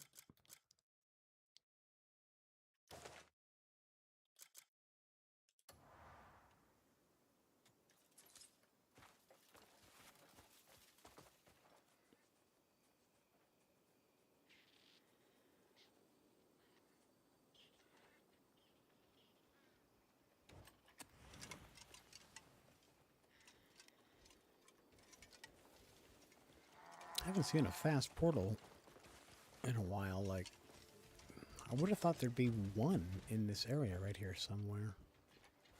Let's get a bird's eye view.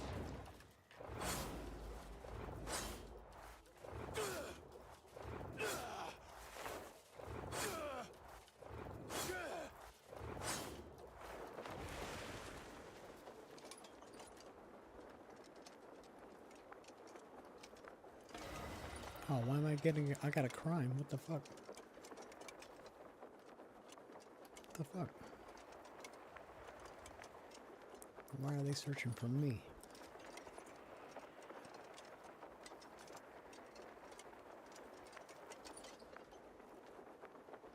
Oh, look at these guys. Oh, no, that's a banner. Never mind. I thought those were guys lined up.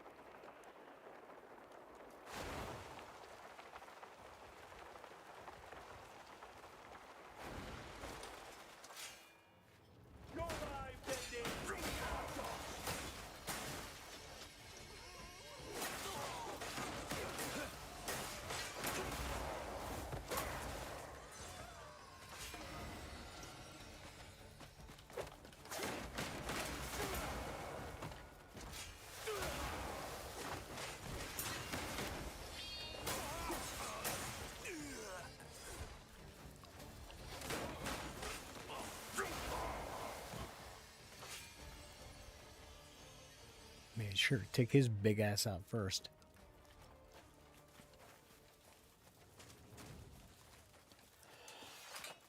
Excuse me. Well, so I'm gonna have a bounty now, but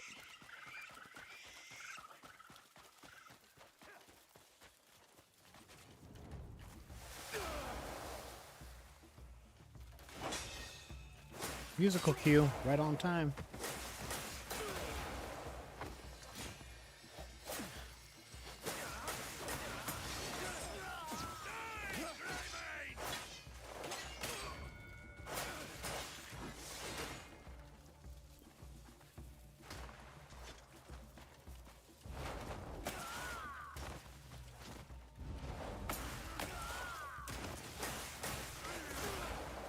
Shoot your gun at me, bitch. I don't lose to the likes of you. Oh, don't you? I think you do.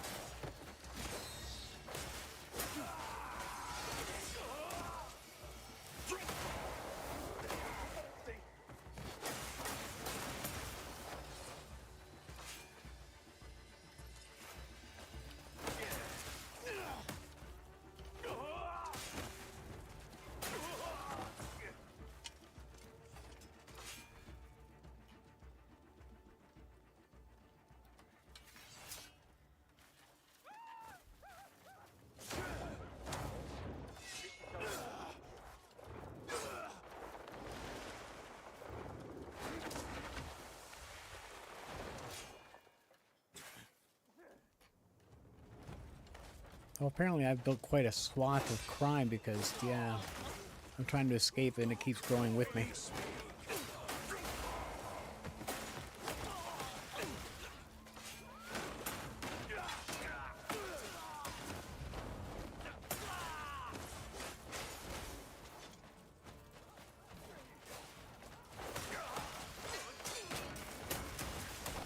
Oh, the villager was fighting him. Did you see that? That was cool.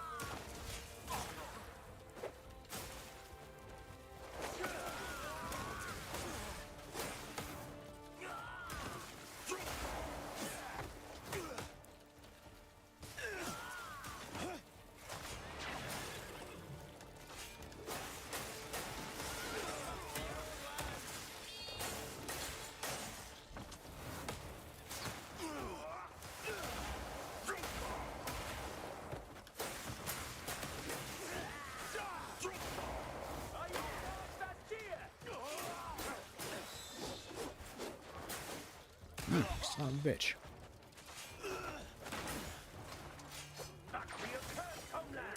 God damn it. Wrong button.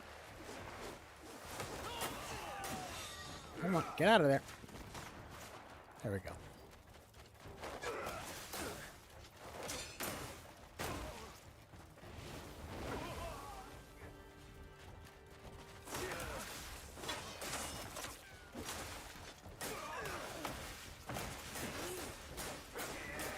Come on. Get the fuck off. Let him go. What are you doing? Jesus.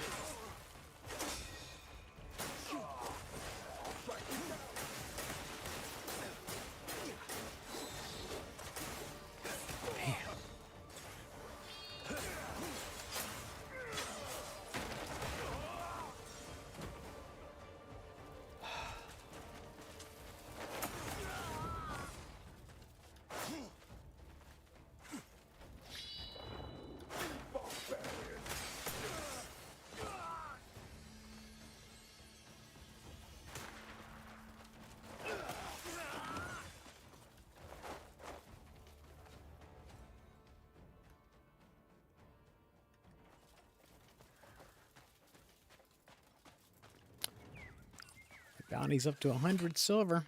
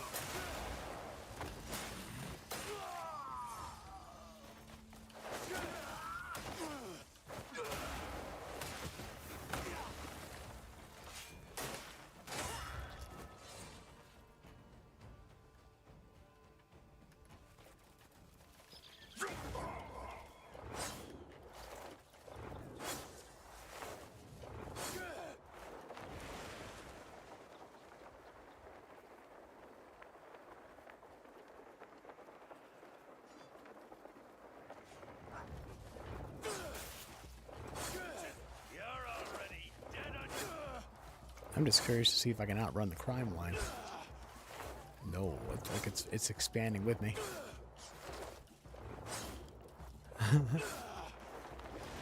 Wow.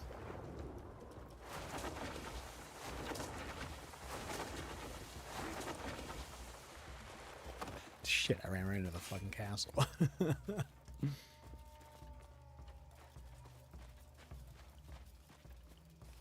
Motherfucker. Yeah, yeah. I've made some friends.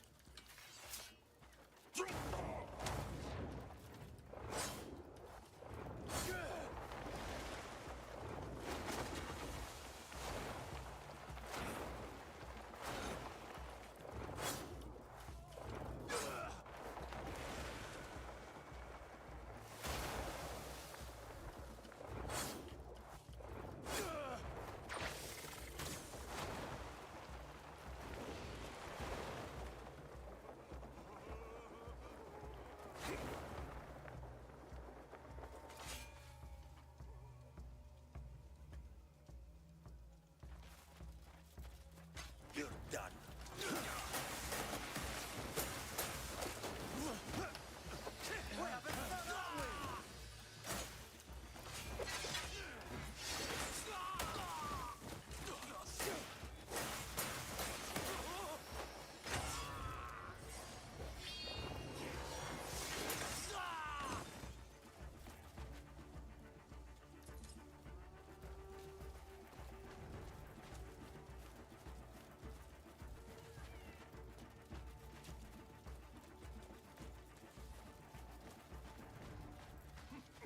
I'm fucking having you.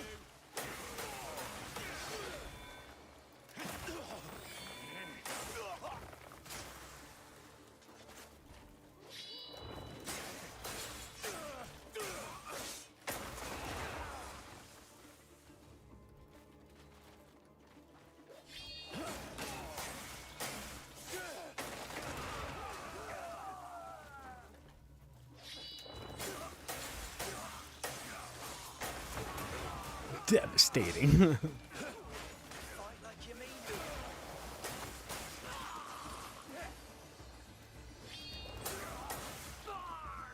We're having fun, aren't we?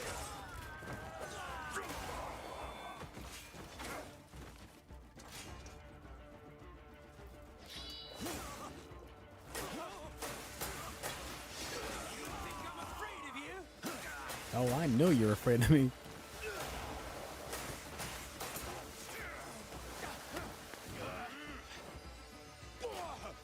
Oh, I barely made that one.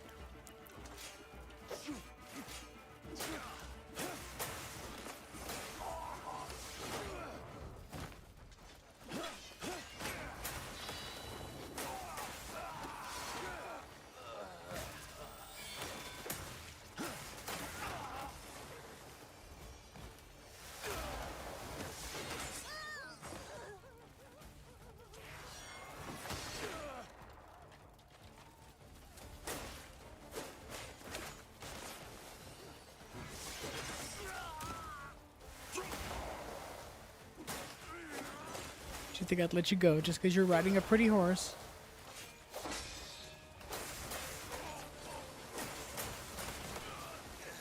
This one's feisty.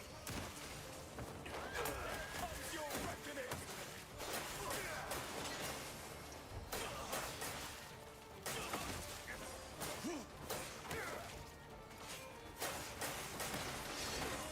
Oh shit.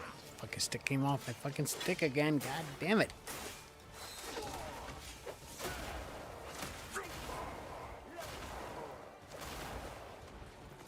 Do you have even a single idea where you are? No, not really. I actually don't.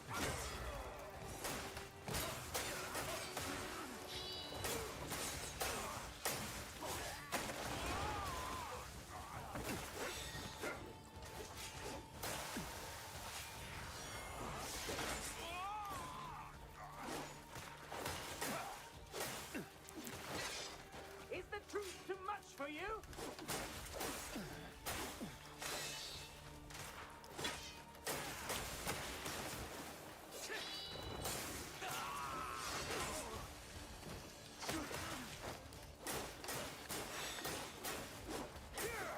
Ooh. Ooh, ooh, ooh, ooh.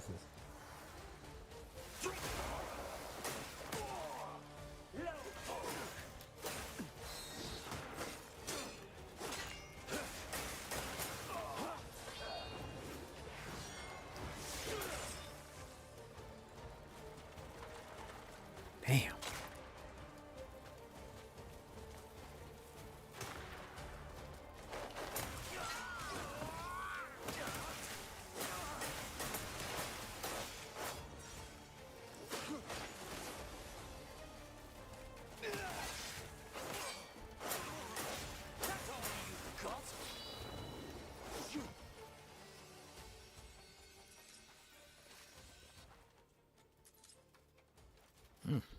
Motherfuckers.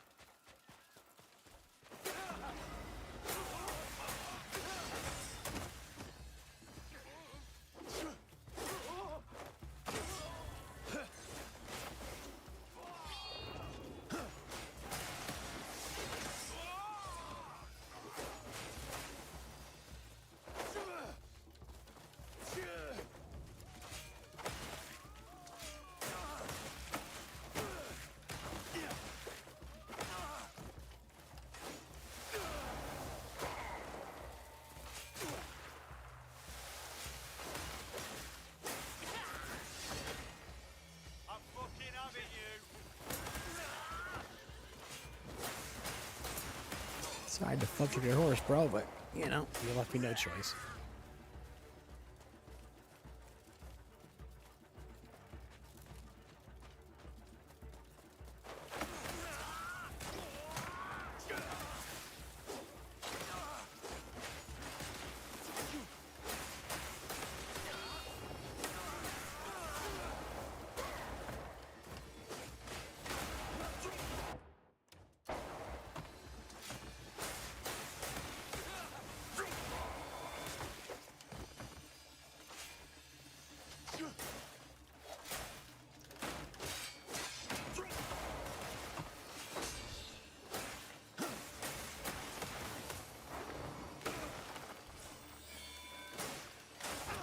Oh, son of a bitch.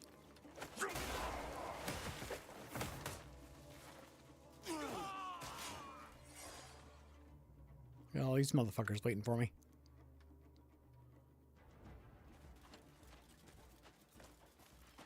I'm gonna wipe the floor with you.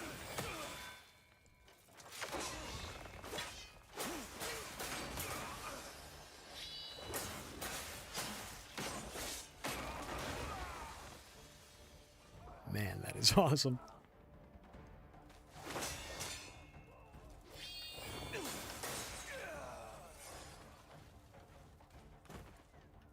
Didn't even need to complete it.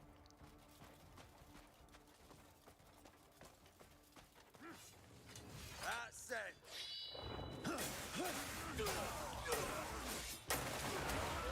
slippery shit. Yeah, good to start a fight like that. Still going.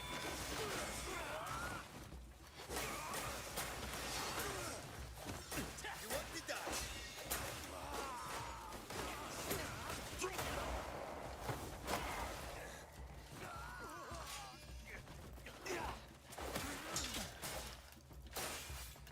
Hmm.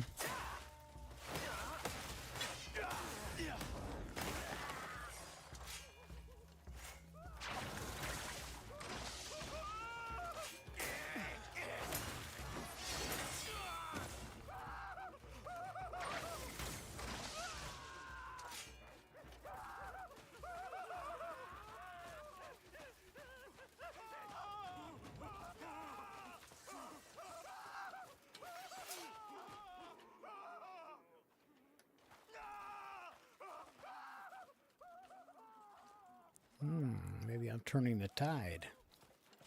Oh, look, I'm outside the circle.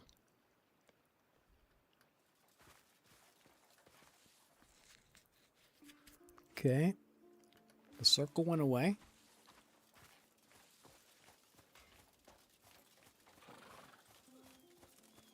I think that's a good thing.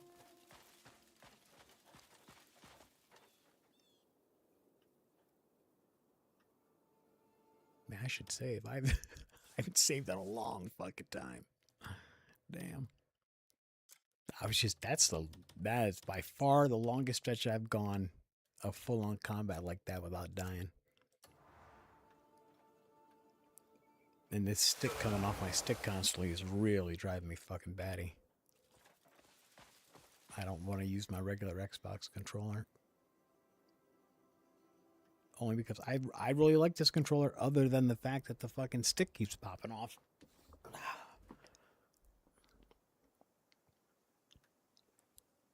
Okay. Not even sure what to do now. Well, for all my fighting, I still have all these question marks. Like, I haven't cleared any of these? Why haven't any of these gotten cleared? That's what I'm not understanding.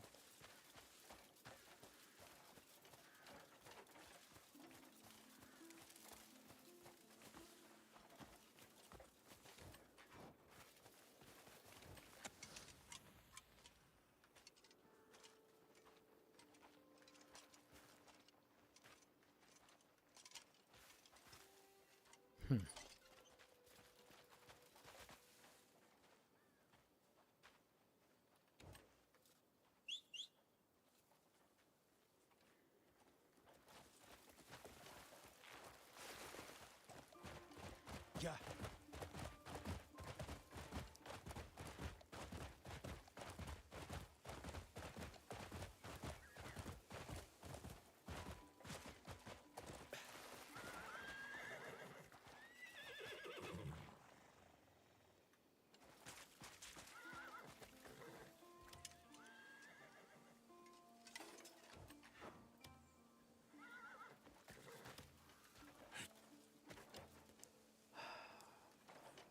Guess I can't greet him.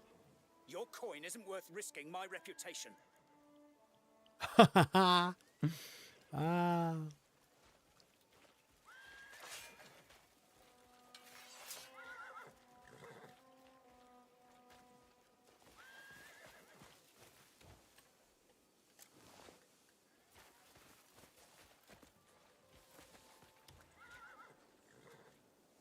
Oh, not for you. Darn. Thought he might if I took the mask off. Not that quick. Guess they're not that dumb.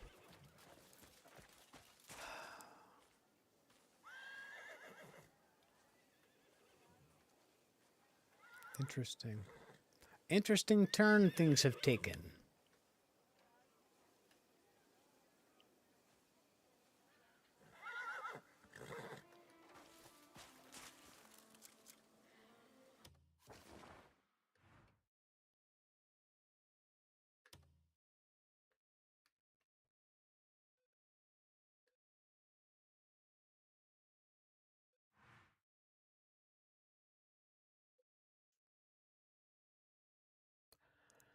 Right?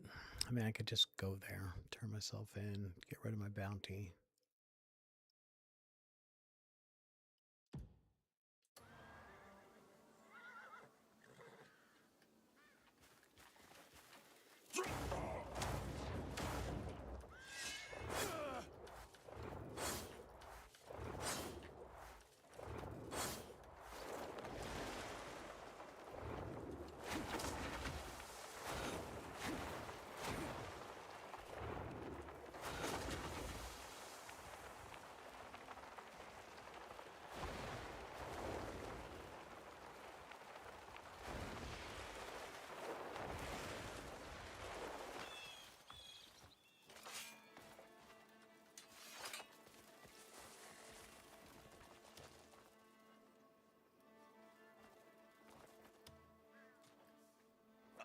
Careful there.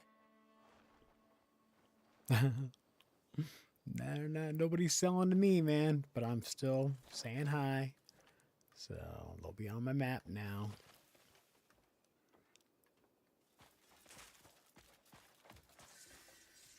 Beautiful.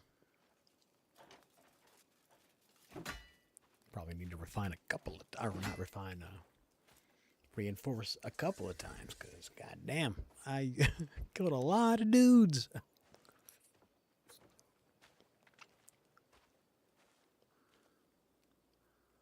So, if anybody is watching this video after the fact, I would be curious to know your opinions on the fidelity of it, because I'm running at 3440 by 1440 on my monitor at home, and then downscaling this to 720, I believe, actually.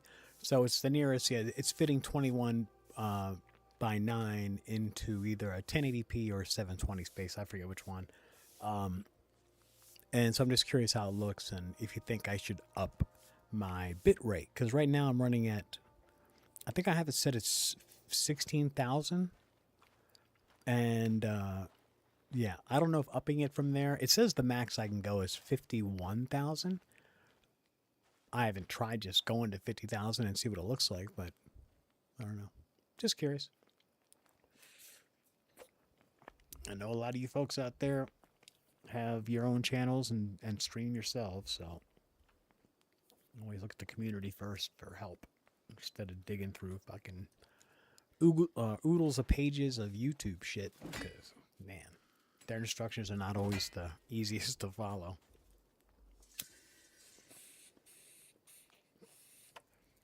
And I almost feel like YouTube works against you sometimes. Like, you would think they want you to monetize, man. It's good for everybody around. But especially the last few years, they've just really done everything they can to swing the algorithm away from our favor. That's for sure.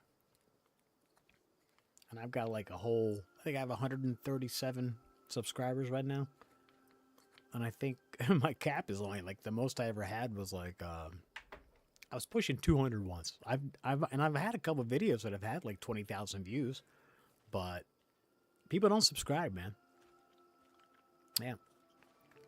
And those views with those videos with the big views are like really helpful videos. They were reviews of computer hardware stuff.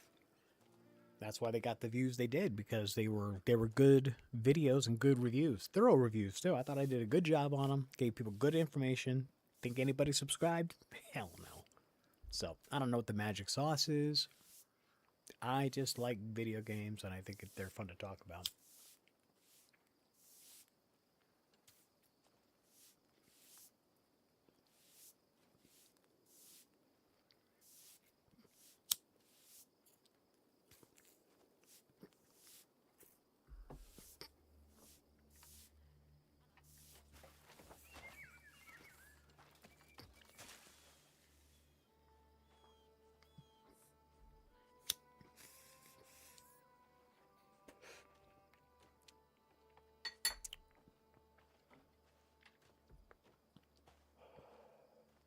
Good one.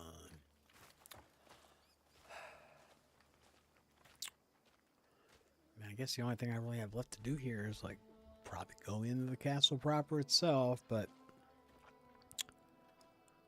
yeah, I'm gonna work my way into the constabulary and try to turn myself in, I suppose.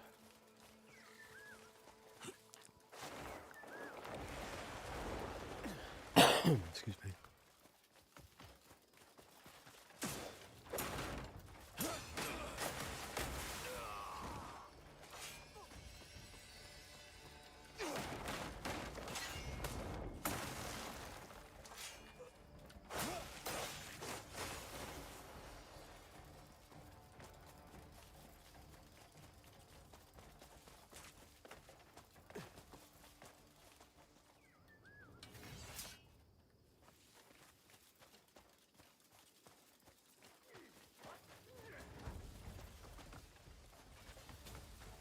I'm here to turn myself in. Here to turn myself in. Look, guys, I was here to turn myself in, really. Look, guys, this isn't really cool.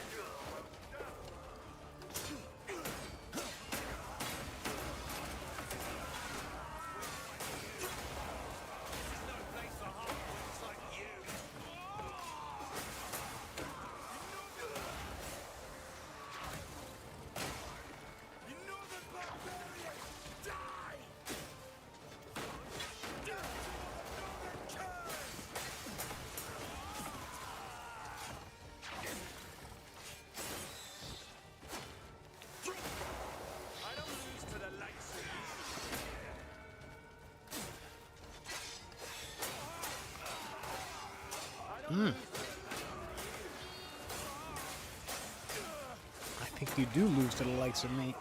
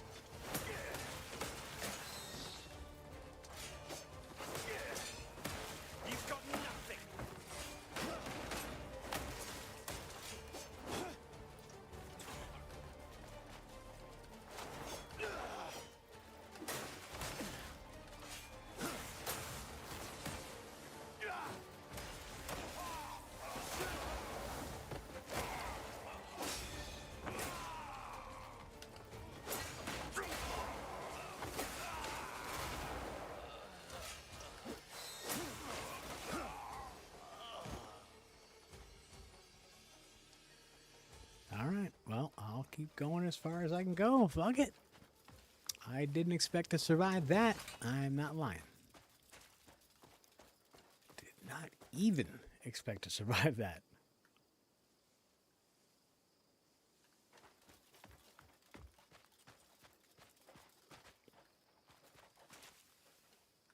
Must have already claimed it earlier.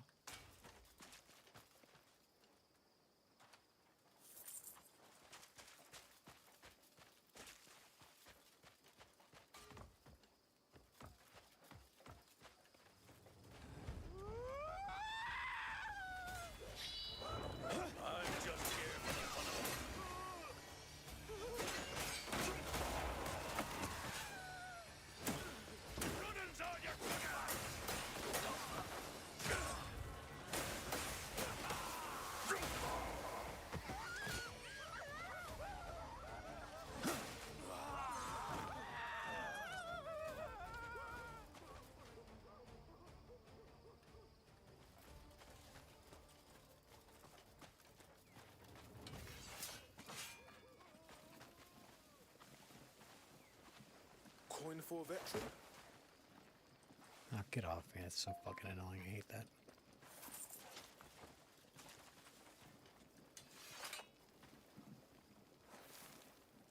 Oh, I do have stuff to cook. I was just doing it to claim it. I didn't even realize I had something I could actually fucking cook.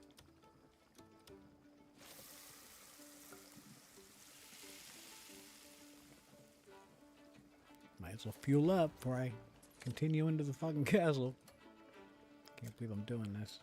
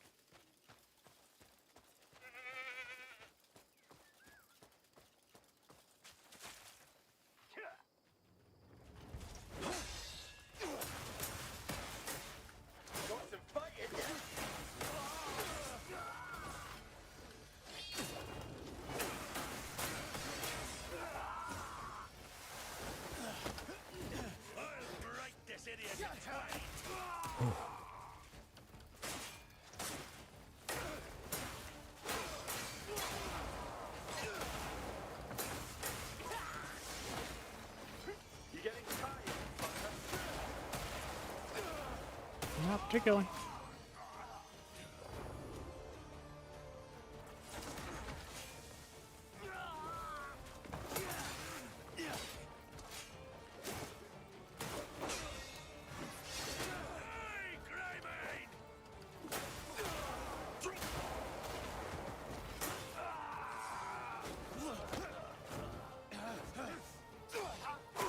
All right.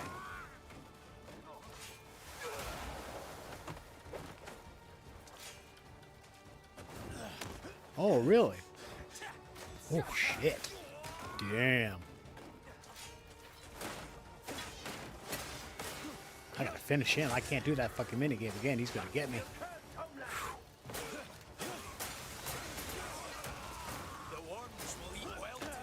Oh my god, look how skinny it's getting. Oh shit, my stick just came off. I'm fucked. I'm fucked. Oh no, it didn't. I thought it did. Jesus. Okay.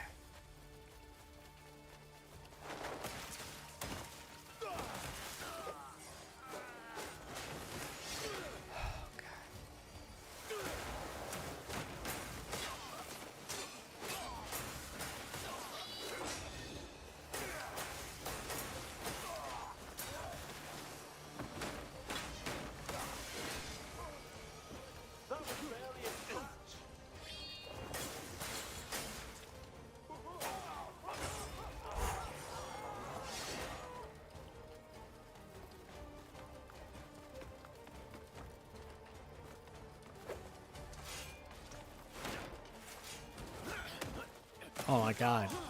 Thank God, I had no chance there.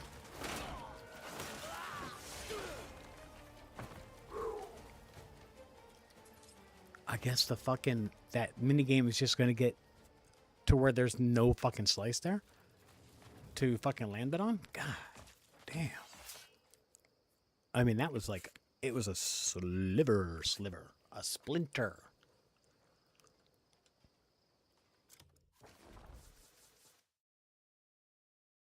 Yeah, I think it's definitely saving time.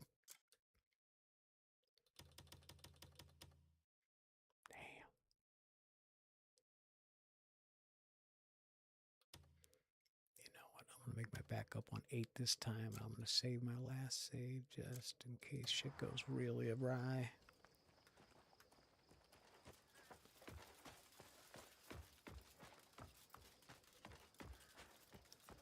Going right into it. No mask, no nothing. Oh boy. See, yeah, okay, I guess I'm not walking out. Oh shit. Okay, different level of dude here.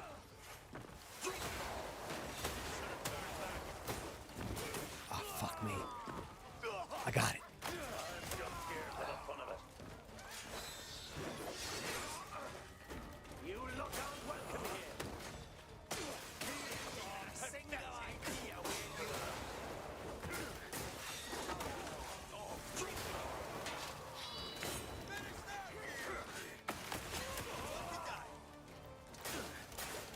Fuck you.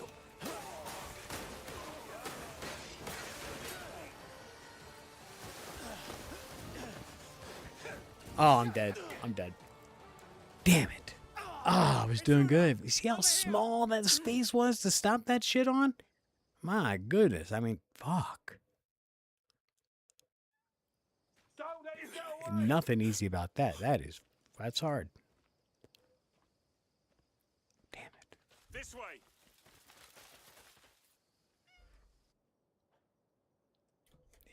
All right, I need a second. Oh, my God.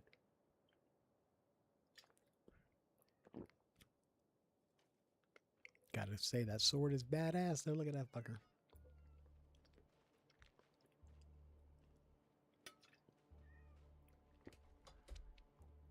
So, I was just thinking, I have 2 Ator's orbs installed on this sword. I can't tell if they're both firing or not. So, yeah, I'm not sure. I don't know. I'm thinking how that possibly works, and there's a couple different ways I guess it could go. If it's strictly stamina and spirit based, then that's not a problem because I'm using a mod right now where essentially I have unlimited of both. It does trickle down slowly, but I mean it's almost imperceptible. I haven't really done it yet this stream, but I mean I can pretty much fly unlimited as far as I know. But something with the last update has made catching the glide harder for some reason. I don't know why. So I'll rock it in, triangle right bumper to get up into do the stab, aerial stab, to get up high into the air, and then when I go to hit X to grab my glide, it doesn't always catch. And I have actually fallen to my death a couple times because of it. But yeah, and it didn't seem to be like that before the last update. So I'm just wondering if it's just me or if it's anybody else has noticed that as well.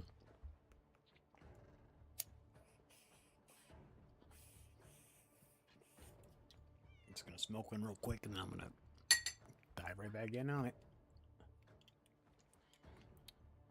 I just don't, if it's, okay, if that Y minigame is not going to get like reset so that, I start again with a fat Y, then there's no way I'm getting through this. I don't know how. I mean, I'd have to have so many fucking Palmer pills with me. And I do have a shitload of Palmer pills, but I've only got like I think I have 10 left of the 100 percenters. And then I have a shitload of the 30 percenters. Like, you know, I have more back at home. I probably got at least 50 of those. At least 50. But I don't have it really. I'm getting low on food. And you can have all. That's why I chose the stamina mod rather than going down to difficulty, because I'm still in jeopardy. The fights still matter, and which keeps it tense. And yeah, it still matters. So, and I just felt like if I took advantage of the lower difficulty, all that's doing, and I read the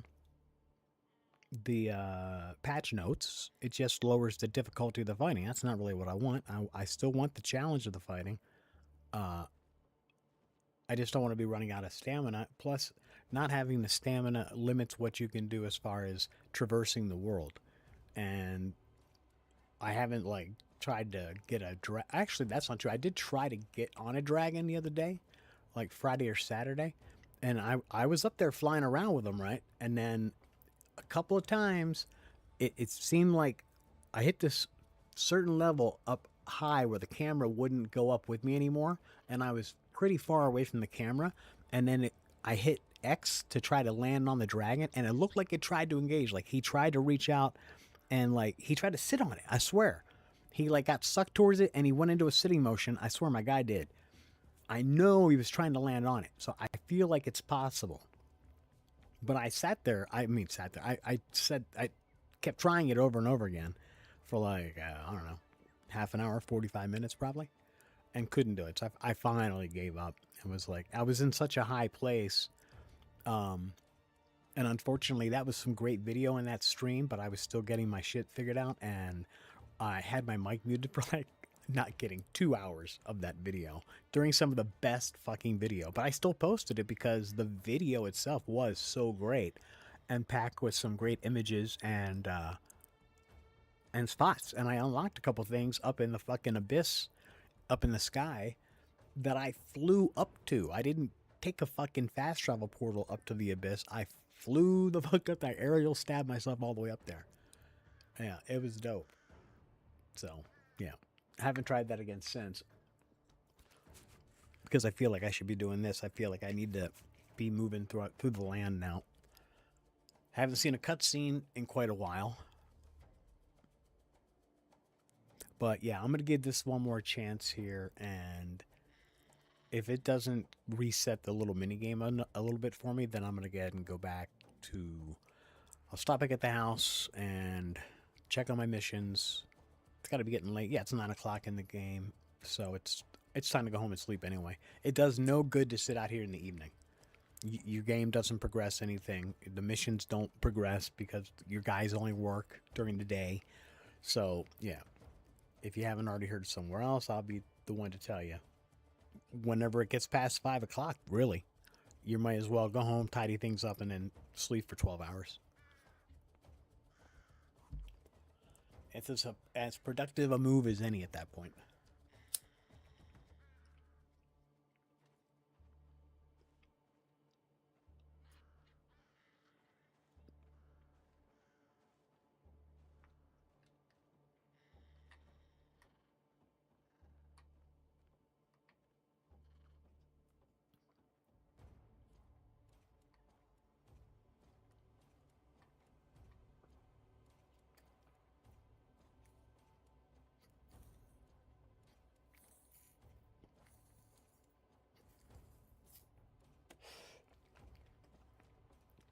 I assume the actual instant I hop down there, they're going to be on my ass.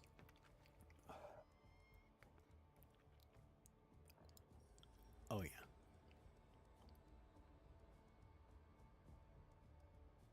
Fuck. Hey, Google, what time is it? 3:51 p.m.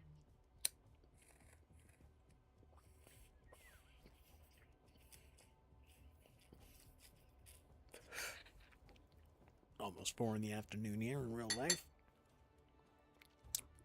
Been on since before noon. Right, where are we on? Yeah, 4 hours and 8 minutes we've been on.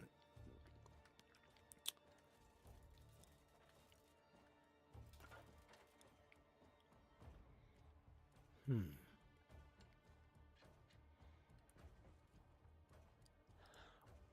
wonder if it'd be advantageous to just go right up to that motherfucker. I don't know.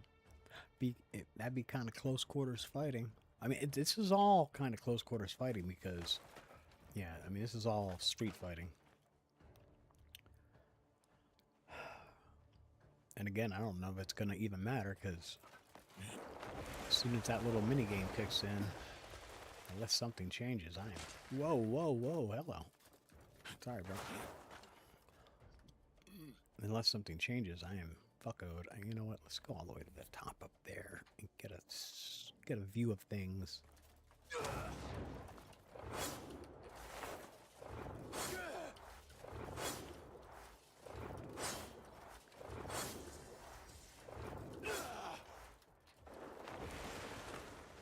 Can't see. There we go.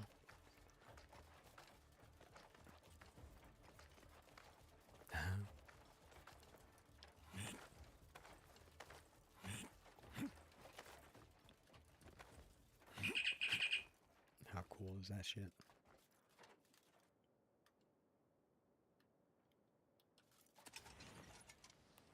Wow. Okay, look at all the spots of interest. Okay.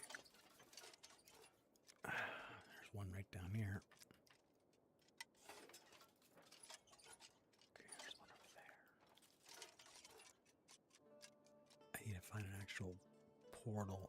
That might be one right there, maybe. Well, I say maybe. They all could, maybe.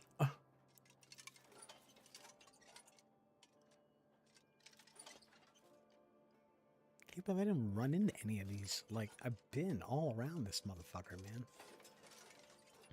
Well, that looks like a prime candidate. This one I wish I had binoculars. And that one looks like a prime candidate. Ooh, there we go. Give me some sunrise. Oh, that does look like one, doesn't it? Well, worst case, I can always fly back up here.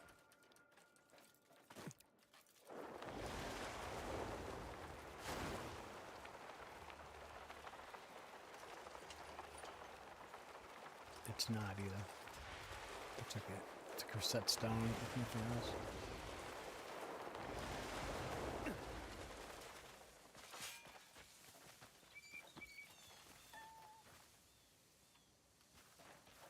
Come on. Sealed abyss thing, that's what I meant.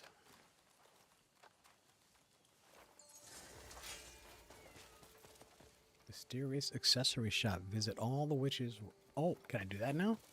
Can I visit other witches now? Tell me that's my reward for getting in this far. I'd be happy to have it.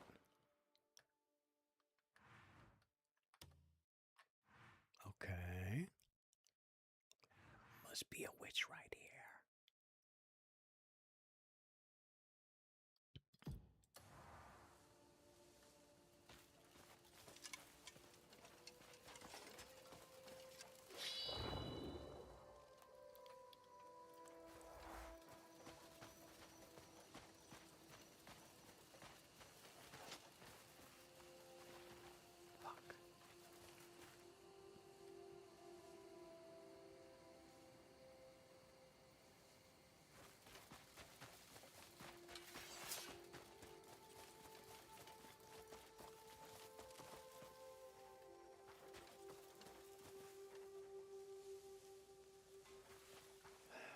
I mean, it appears that it's likely outside this fence.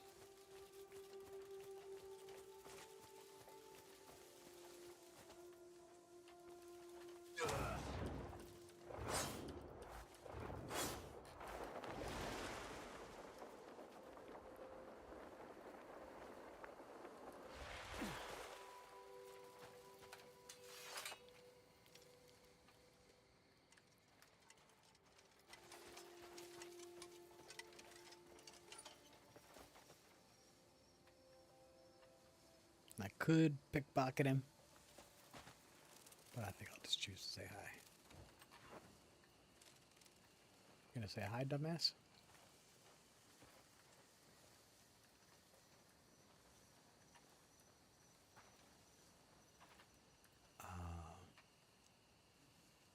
mask isn't even on, is it? No, it's not. Wildlife park visitor. Okay. Well, he's tripping. Dude is tripping. Okay, well,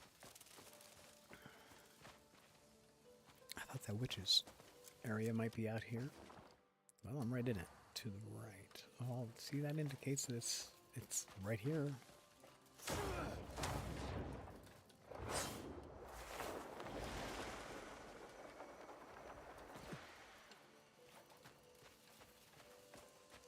guess let's keep clearing this area out, I guess. Okay.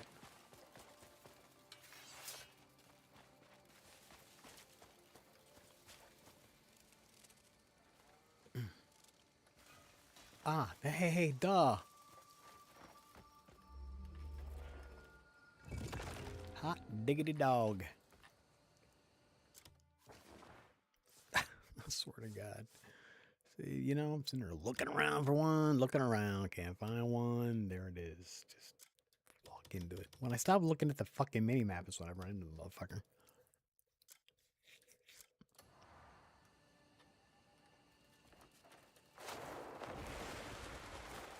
It's like pretty much everything in this game. When you stop thinking about it so much and you just go around the world, shit starts to magically kind of happen. Gonna talk to me? Okay, guess not.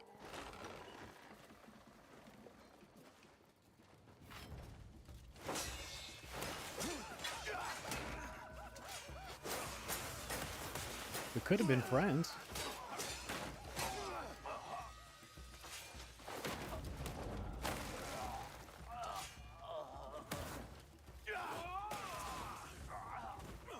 Come on, haven't you had enough? Come on, guys, really.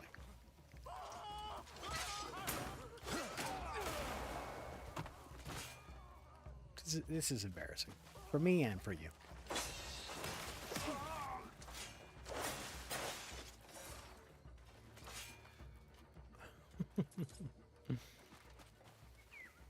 Okay. Thank you for your time. And let me have all your meat.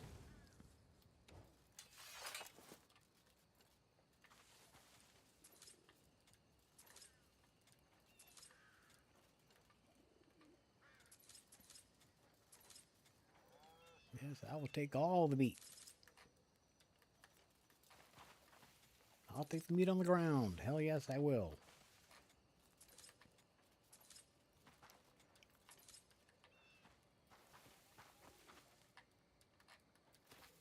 Come on. And pick up the meat. Maybe I'm full. Nope. Still beat box. Even better. Okay. Just can't pick up that piece.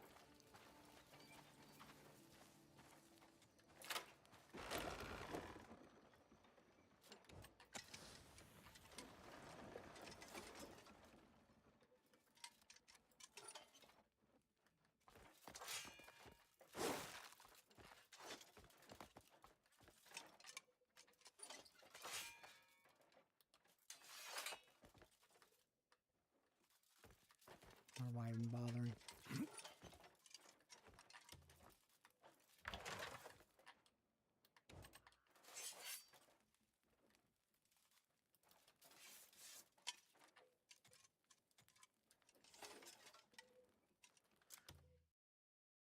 Inventory's full. Got to get rid of something.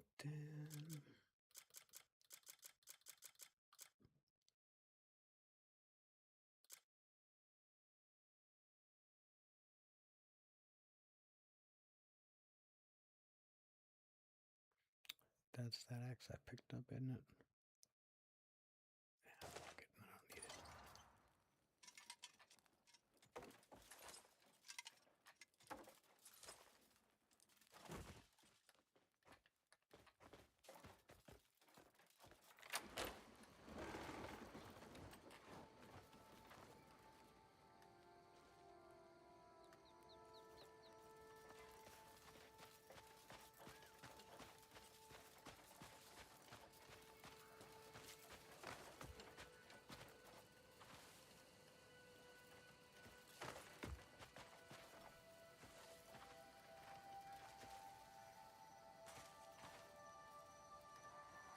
My only option is to threaten him. I don't really want to do that.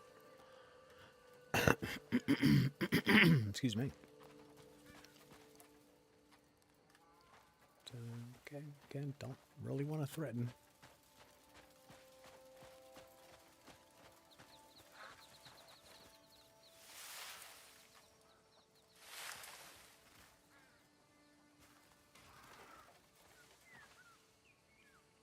Yeah, all right.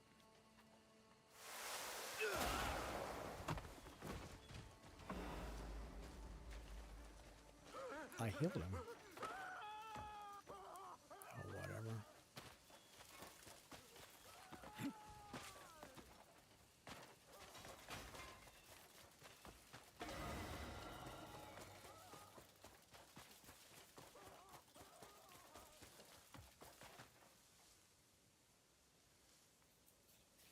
Great, now I got 100 silver. Bounty. Bounty time. Oh, shit. I'm fighting with one hand.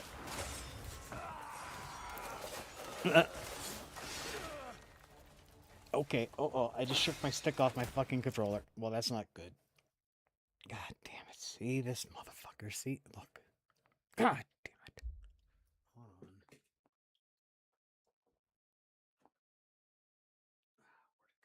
Fuck. See, that's the problem. It falls onto the fucking ground, and it's not that easy to fucking see. Are you fucking kidding me right now? Make sure it's not in my lap. It's not. Okay. Oh, here it is. Fucking hey, man. See, look. Here, let me turn this fucking controller off and go wireless. I'm plugged in because I had to charge.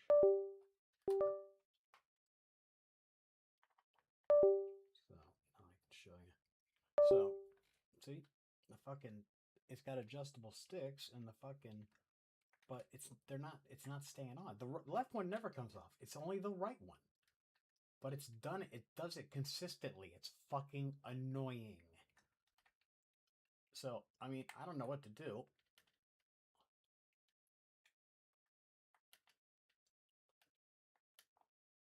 It feels like it's supposed to, like, there's got to be some kind of way to lock it down. But I don't know. Anyway. So it keeps coming up, and it's really fucking annoying.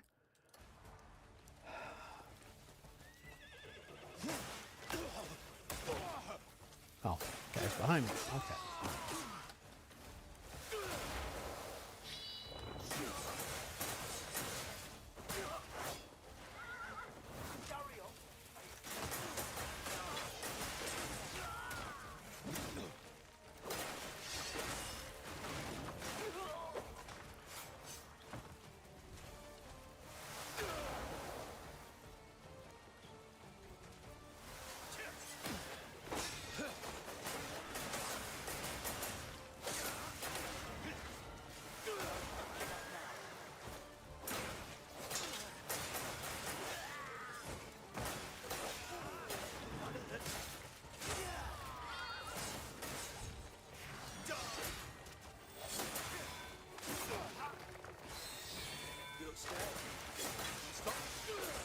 Good time to dodge. That's well timed.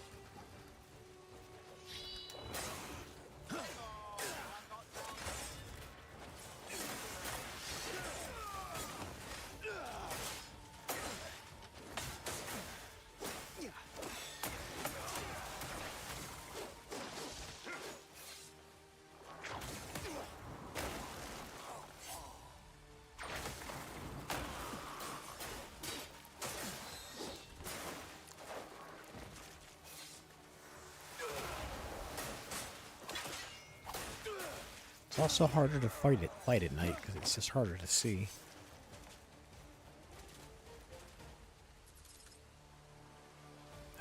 Love the rain.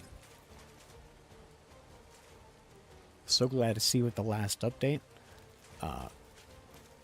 NVIDIA users before the last update, if you're using DLSS 4.5,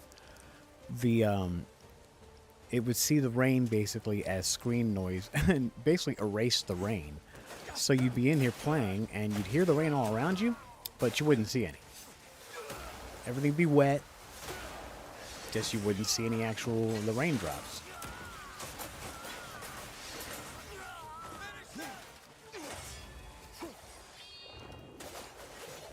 Guess that's everybody. Whew, good.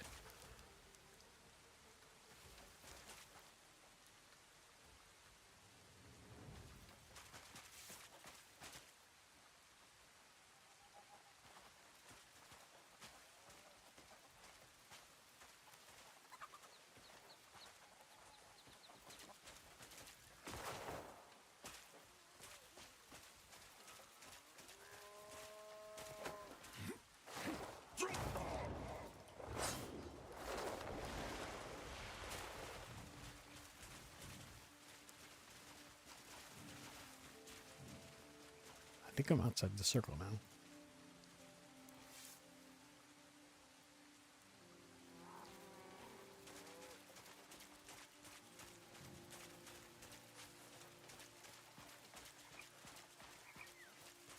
Yeah, so they fixed that, and now I can see the glorious rain, which this is some of the best rain effects I've ever seen. It's pretty great, very convincing.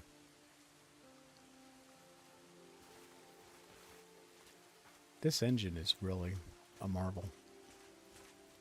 The Black Space Engine, right? I think that's what they call it.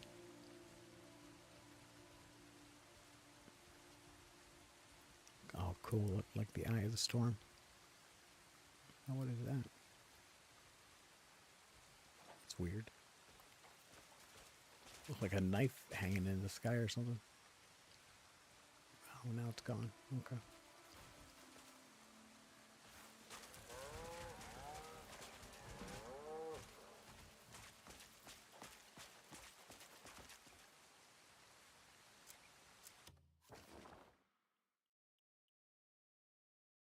Okay, there's another question mark down here to my left, so right down there.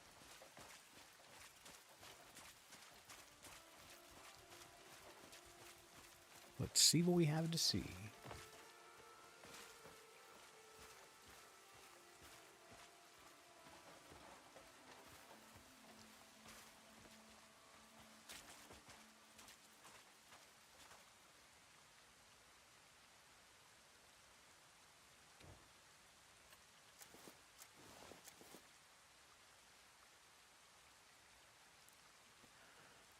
Here we go. I should probably get off this sidewalk. You know what? It's time to go mix it up.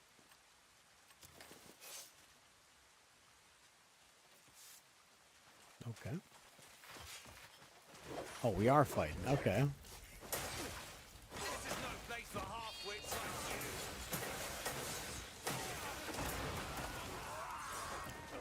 Finish it off. Back to your first homeland.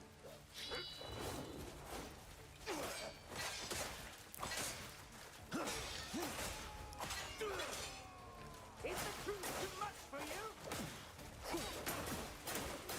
No, I don't think so. Oh, okay.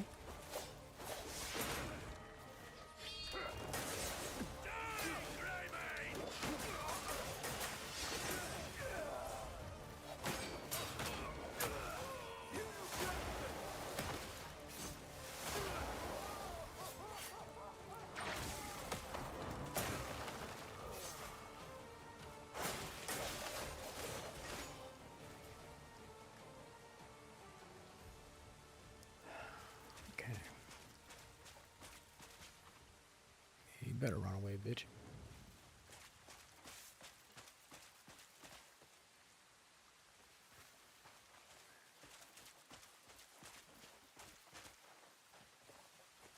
Hello, boys. Oh, boy. That's a gaggle. That is a gaggle of motherfuckers over there.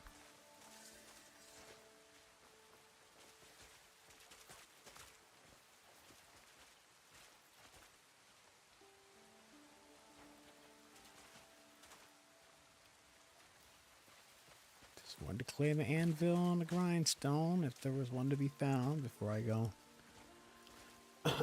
destroy all these guys. Ah.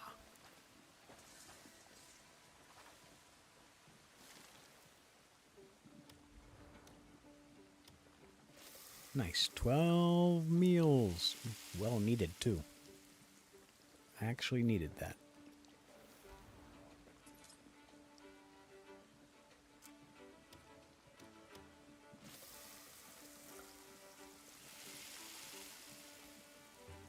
Some nasty looking black shit.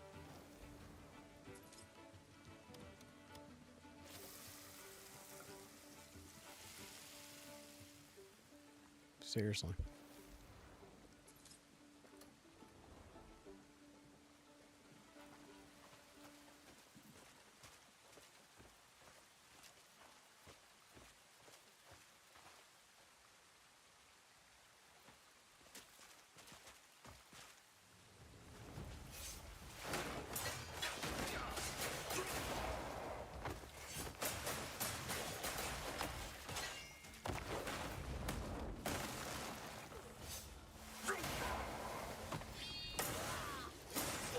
Oh, shit. I didn't see him there.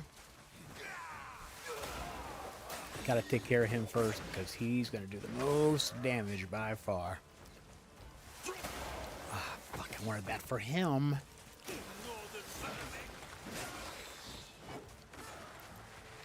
I had to get a run at him.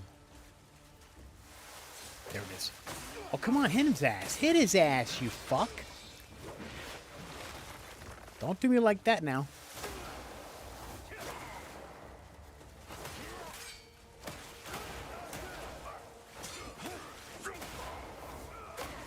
Damn it. Usually the palm punches will usually get him. Fucking hell.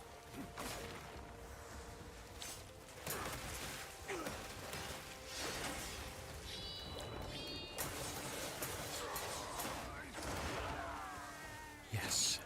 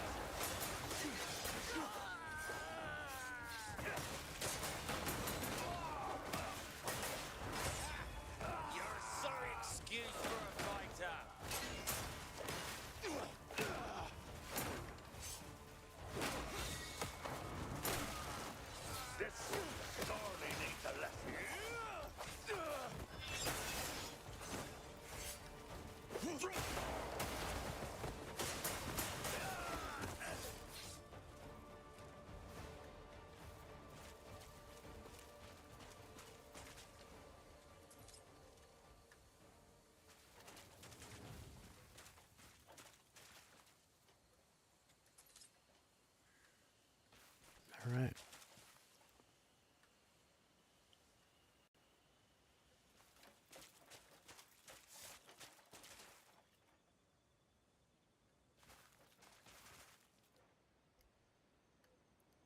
Now, I don't recall if we were just down there or what. Behind us and to the right. Okay, over there.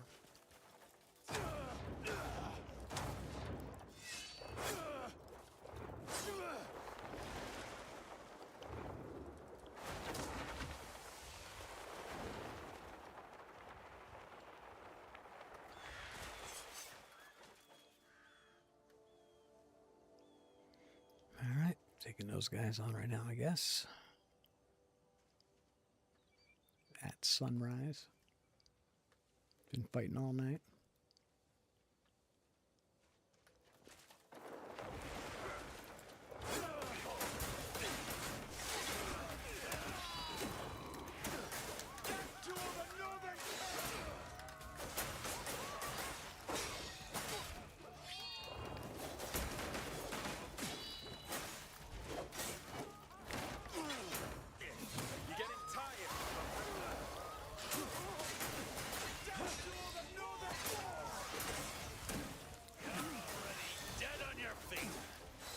Yeah, I'm pretty dead on my feet. Need some health.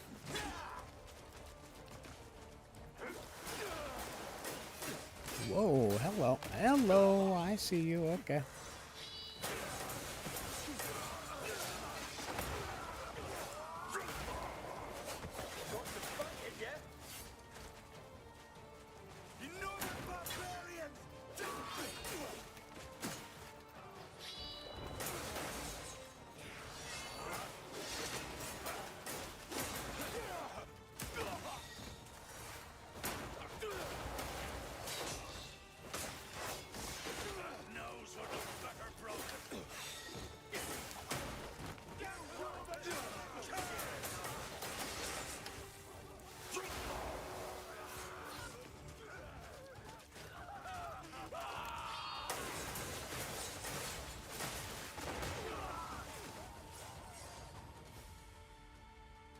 Fuckers.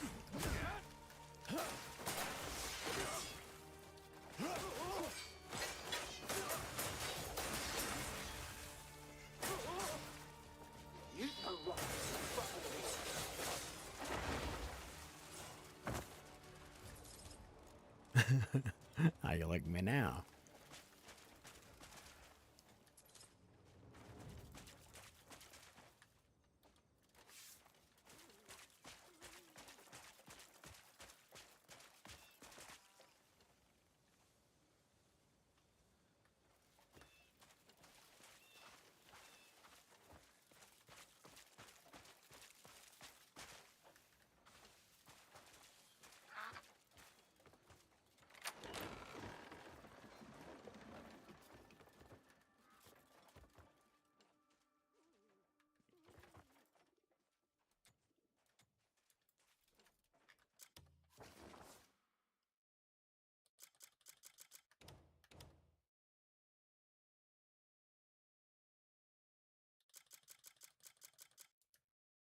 I don't know why it won't let me discard this. I can't enable it, so what the fuck?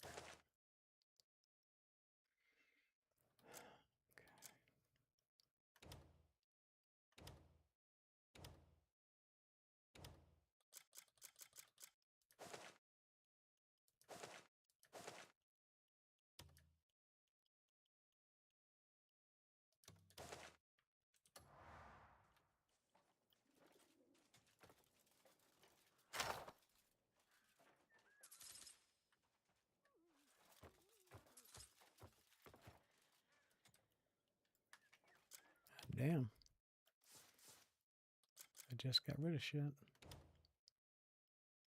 Got something new to learn.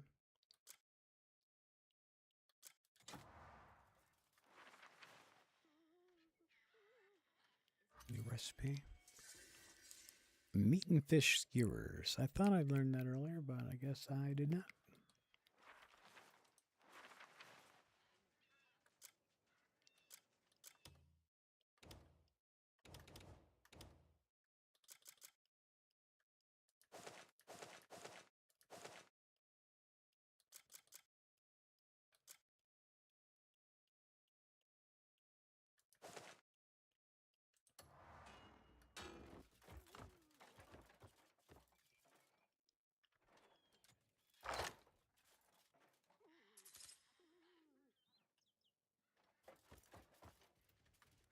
Any good books? Any good books? No good books. Okay.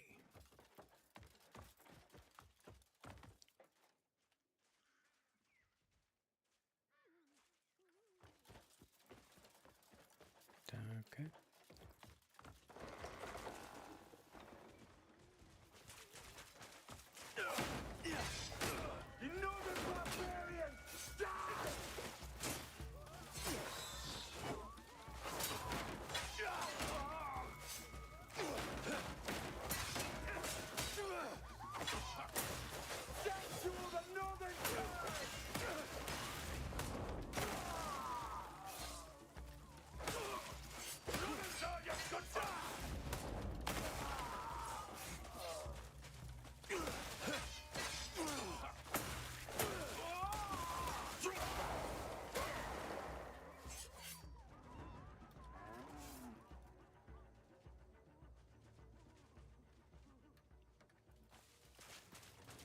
That's right.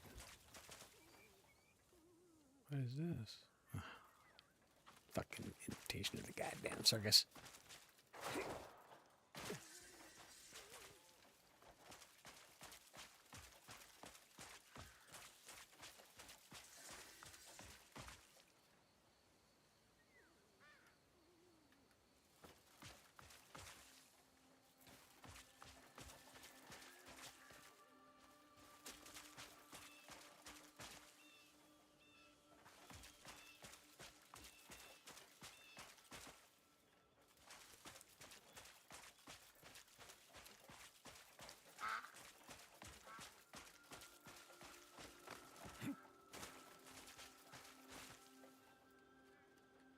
Oh, that's what I'm looking for right there.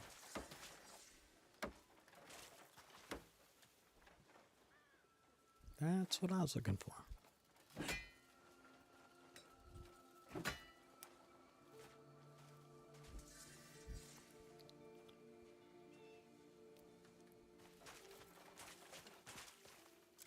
Gotta make sure to save.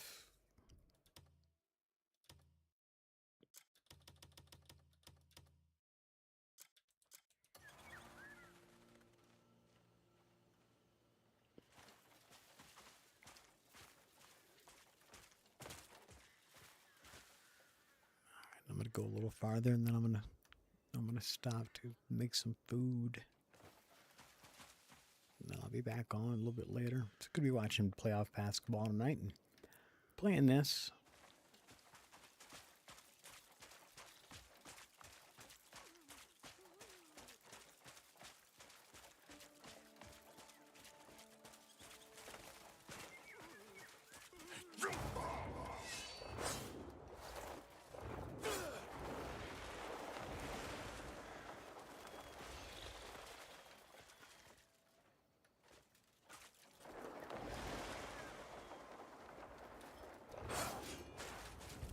That didn't work so well.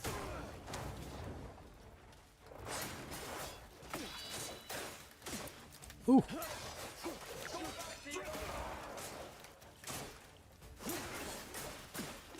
God damn.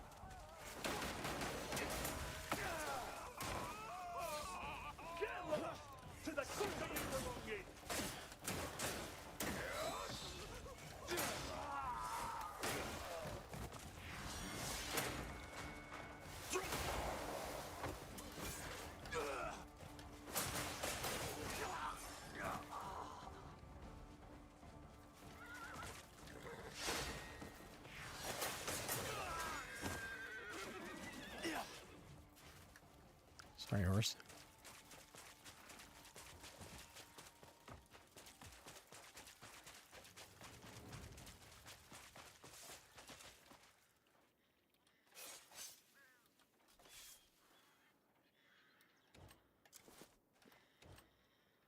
Damn it. Hello?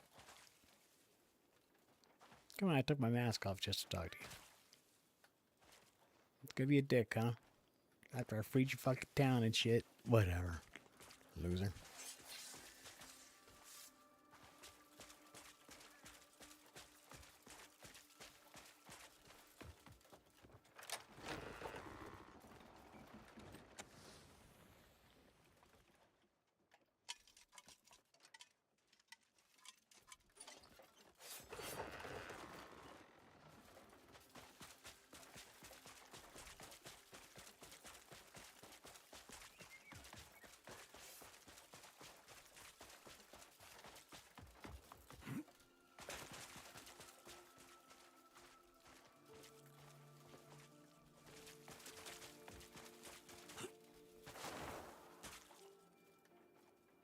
Okay, looking for anvil / grindstone.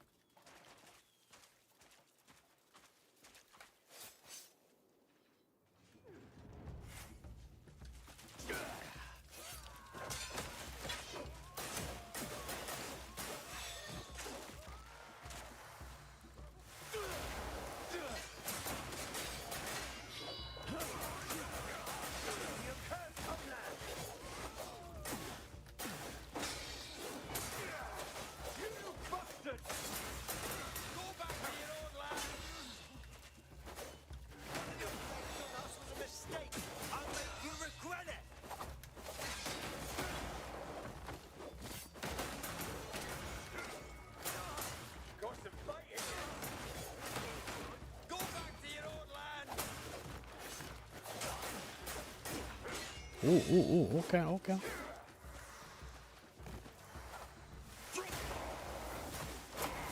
Yeah, I see you hit me from behind, you bitch. Yeah, face me, bitch. Yeah, that's what I thought.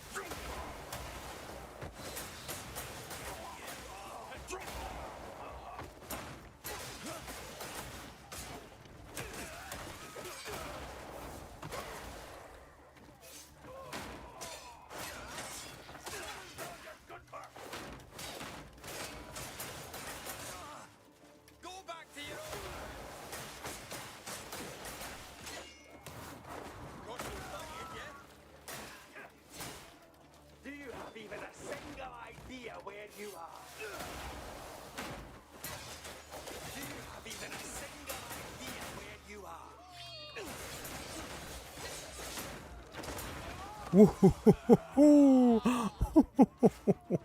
That was spectacular.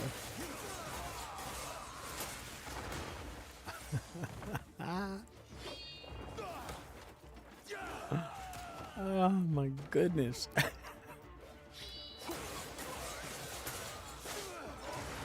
God, that is fucking awesome. My goodness.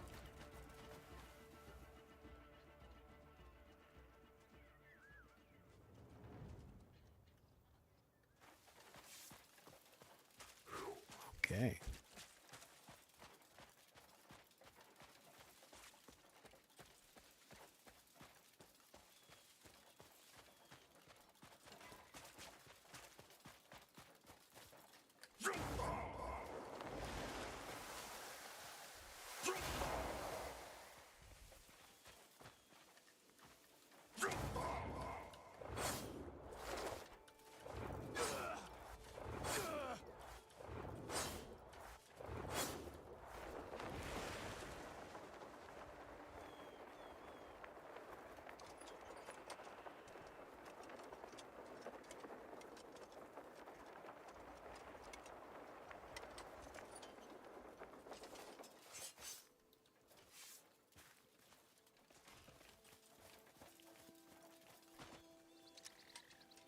See, you should be able to talk to him from right there. You know, come on.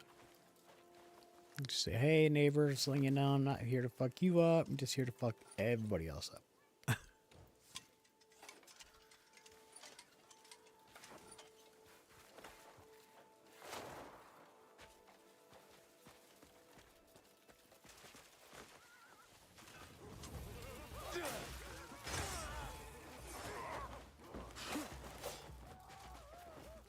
Well, guess he was a lightweight.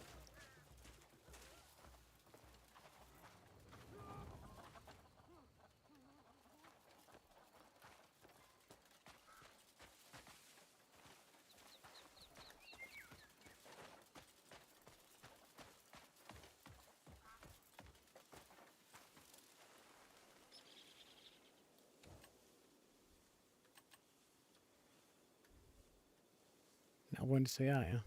Okay, fine. Suck my left nut.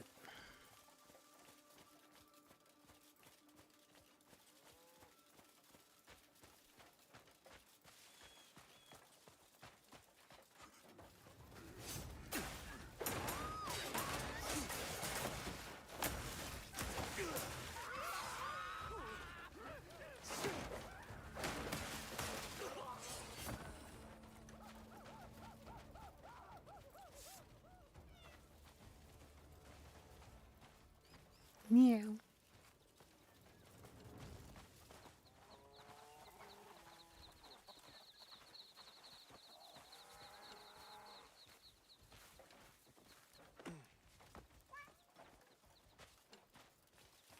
Okay, I already unlocked this one.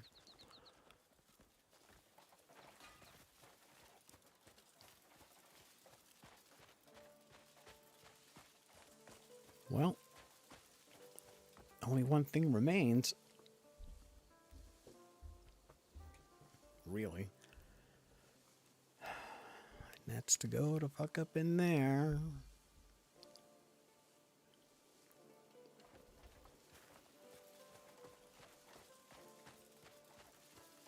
And it's not even the number of guys. It's a lot. That's not what bothers me though. It's the fact that I'm gonna start getting kicked into that minigame constantly. And it's gonna get really hard really fast with the minigame part of it.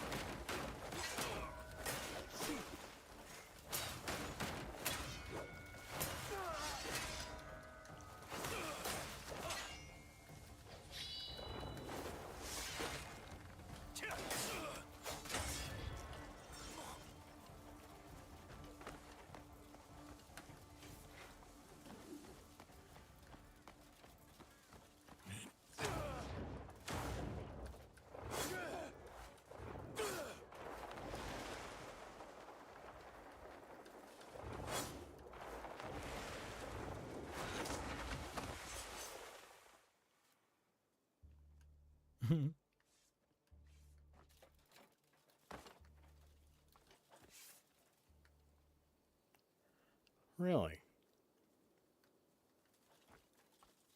Okay. I love the music. That is so fucking...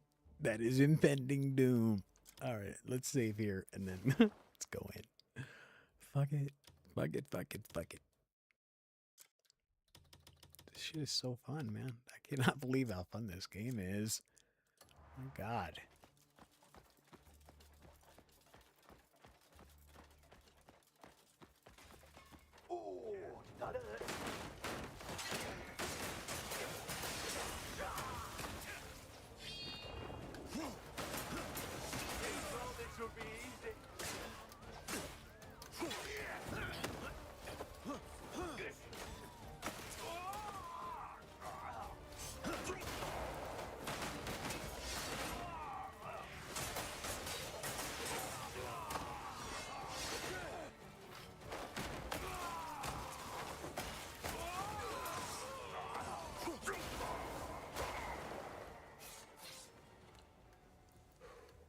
Good start.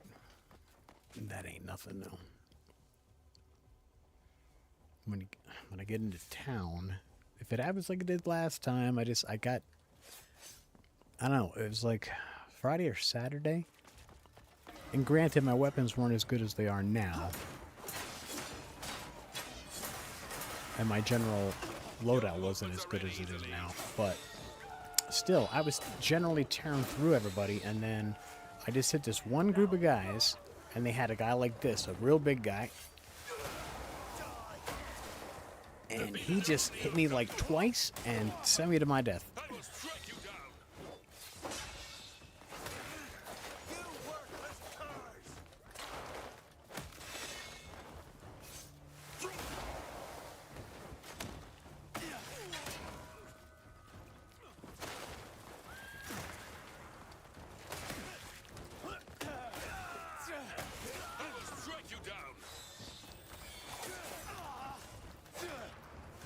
No, I don't think you should. Motherfucker. Uh-oh. That's bad. Oh, I missed it. Fuck. See? That's the part that gets me. Every time. I can juggle fighting a whole bunch of dudes and managing, just holding on to enough food to juggle and stay alive, right? But once that minigame happens, man, fuck.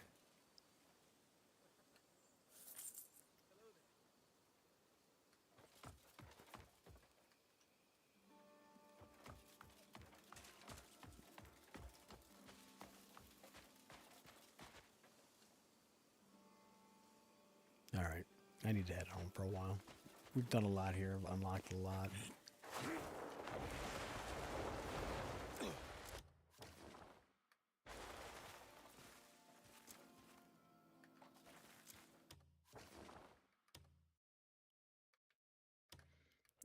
Yeah, I mean,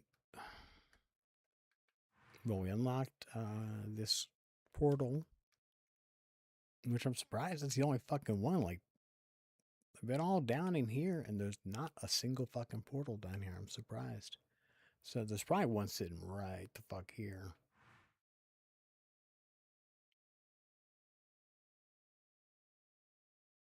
What time is it?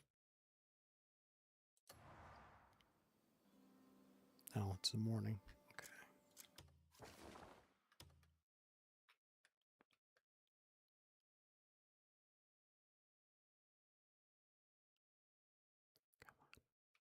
Come on, you bitch. I hate how it fucking does that.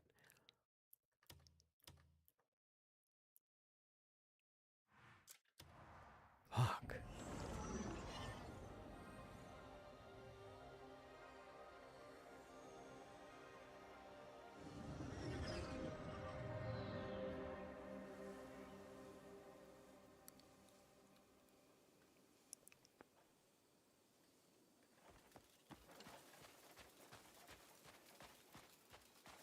I can't make quality goods with these. Now, what the fuck's he complaining about?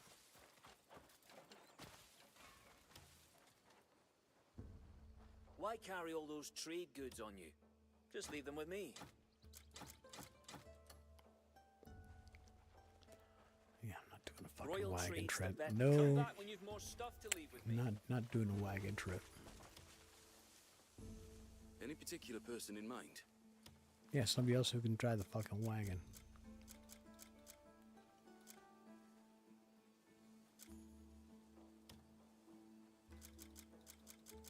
I know there's at least one other guy. Yeah, there we go. Okay, and here.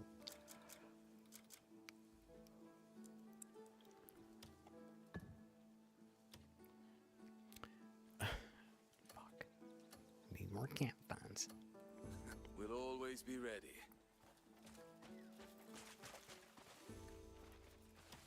Hello, hello. Royal trade's the best way to make coin.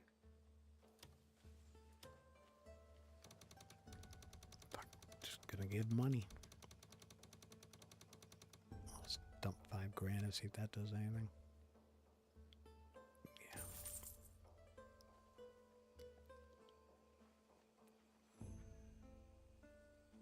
Why carry all those trade goods on you?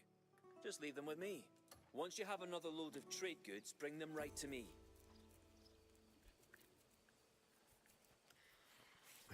Okay.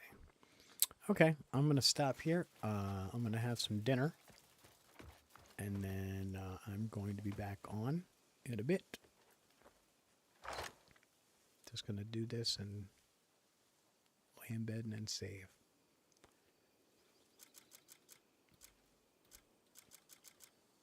Okay, this is all I've got left of Palmer pills.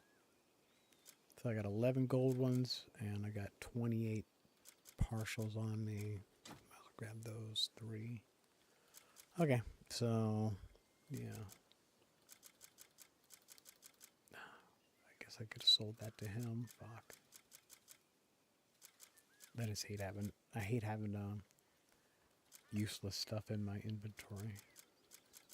Got some money.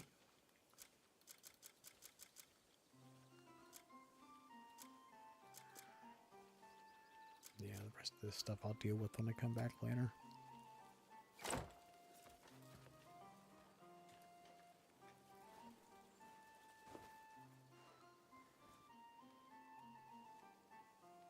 All right.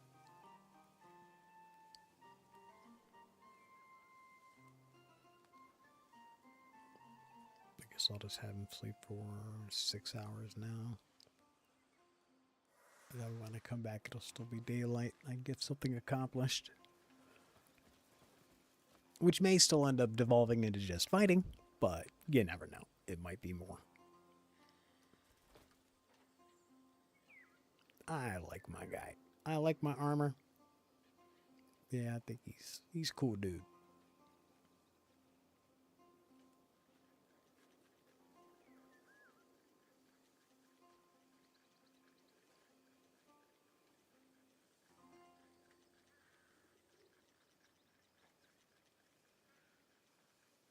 He's shy.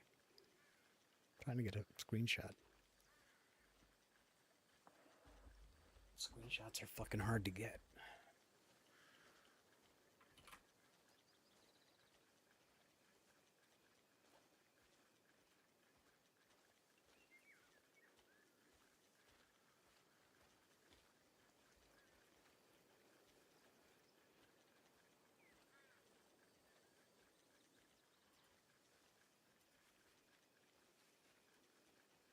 See if that did it. Gotta check paint.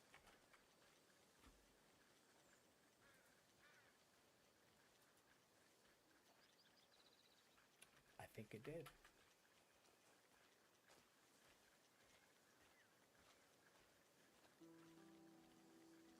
Come on.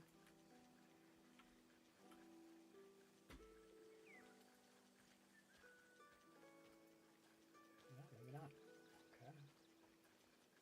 Damn it. Window Shift S. Oh, there it is.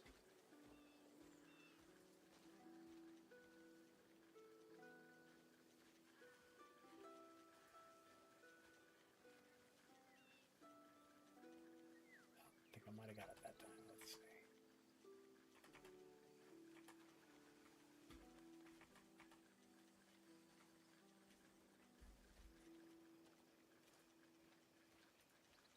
I wish there was an easier way to do this.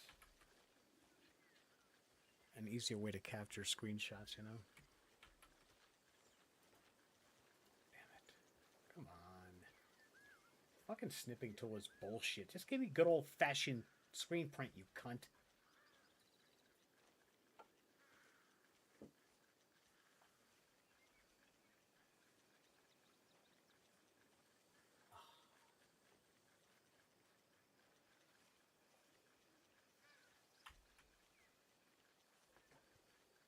No, that's not gonna end up. That's gonna end up not looking right because they never do. When you just try to do regular screenshot, they never come out looking right.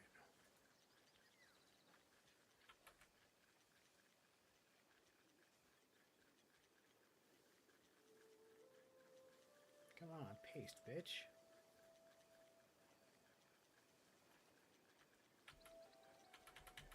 It's not doing it.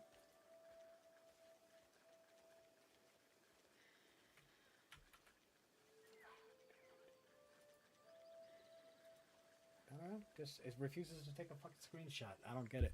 I don't understand it. It's fucking so stupid. Fucking Windows, a pain in my dick.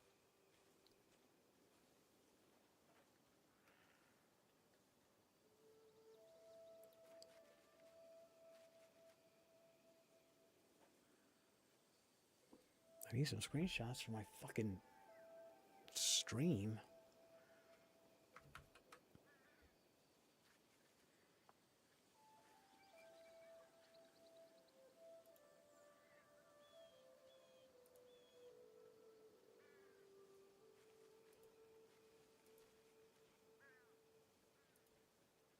Okay, so did it take a fucking picture or not?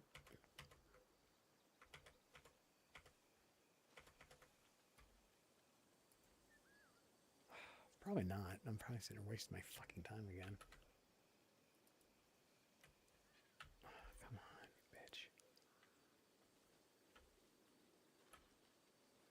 Yeah, nothing. What a waste. A fucking piece of shit. Whatever. It's beyond annoying.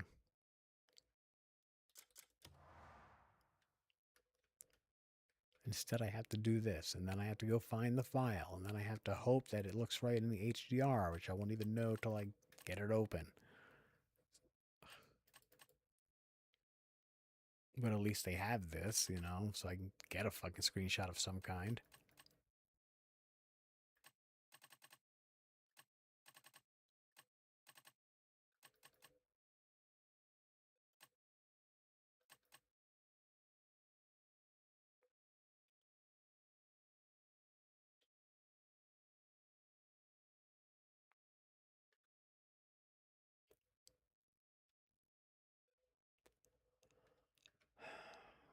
can't I get zoomed in on his face more? It's like I could actually do it better from the other thing.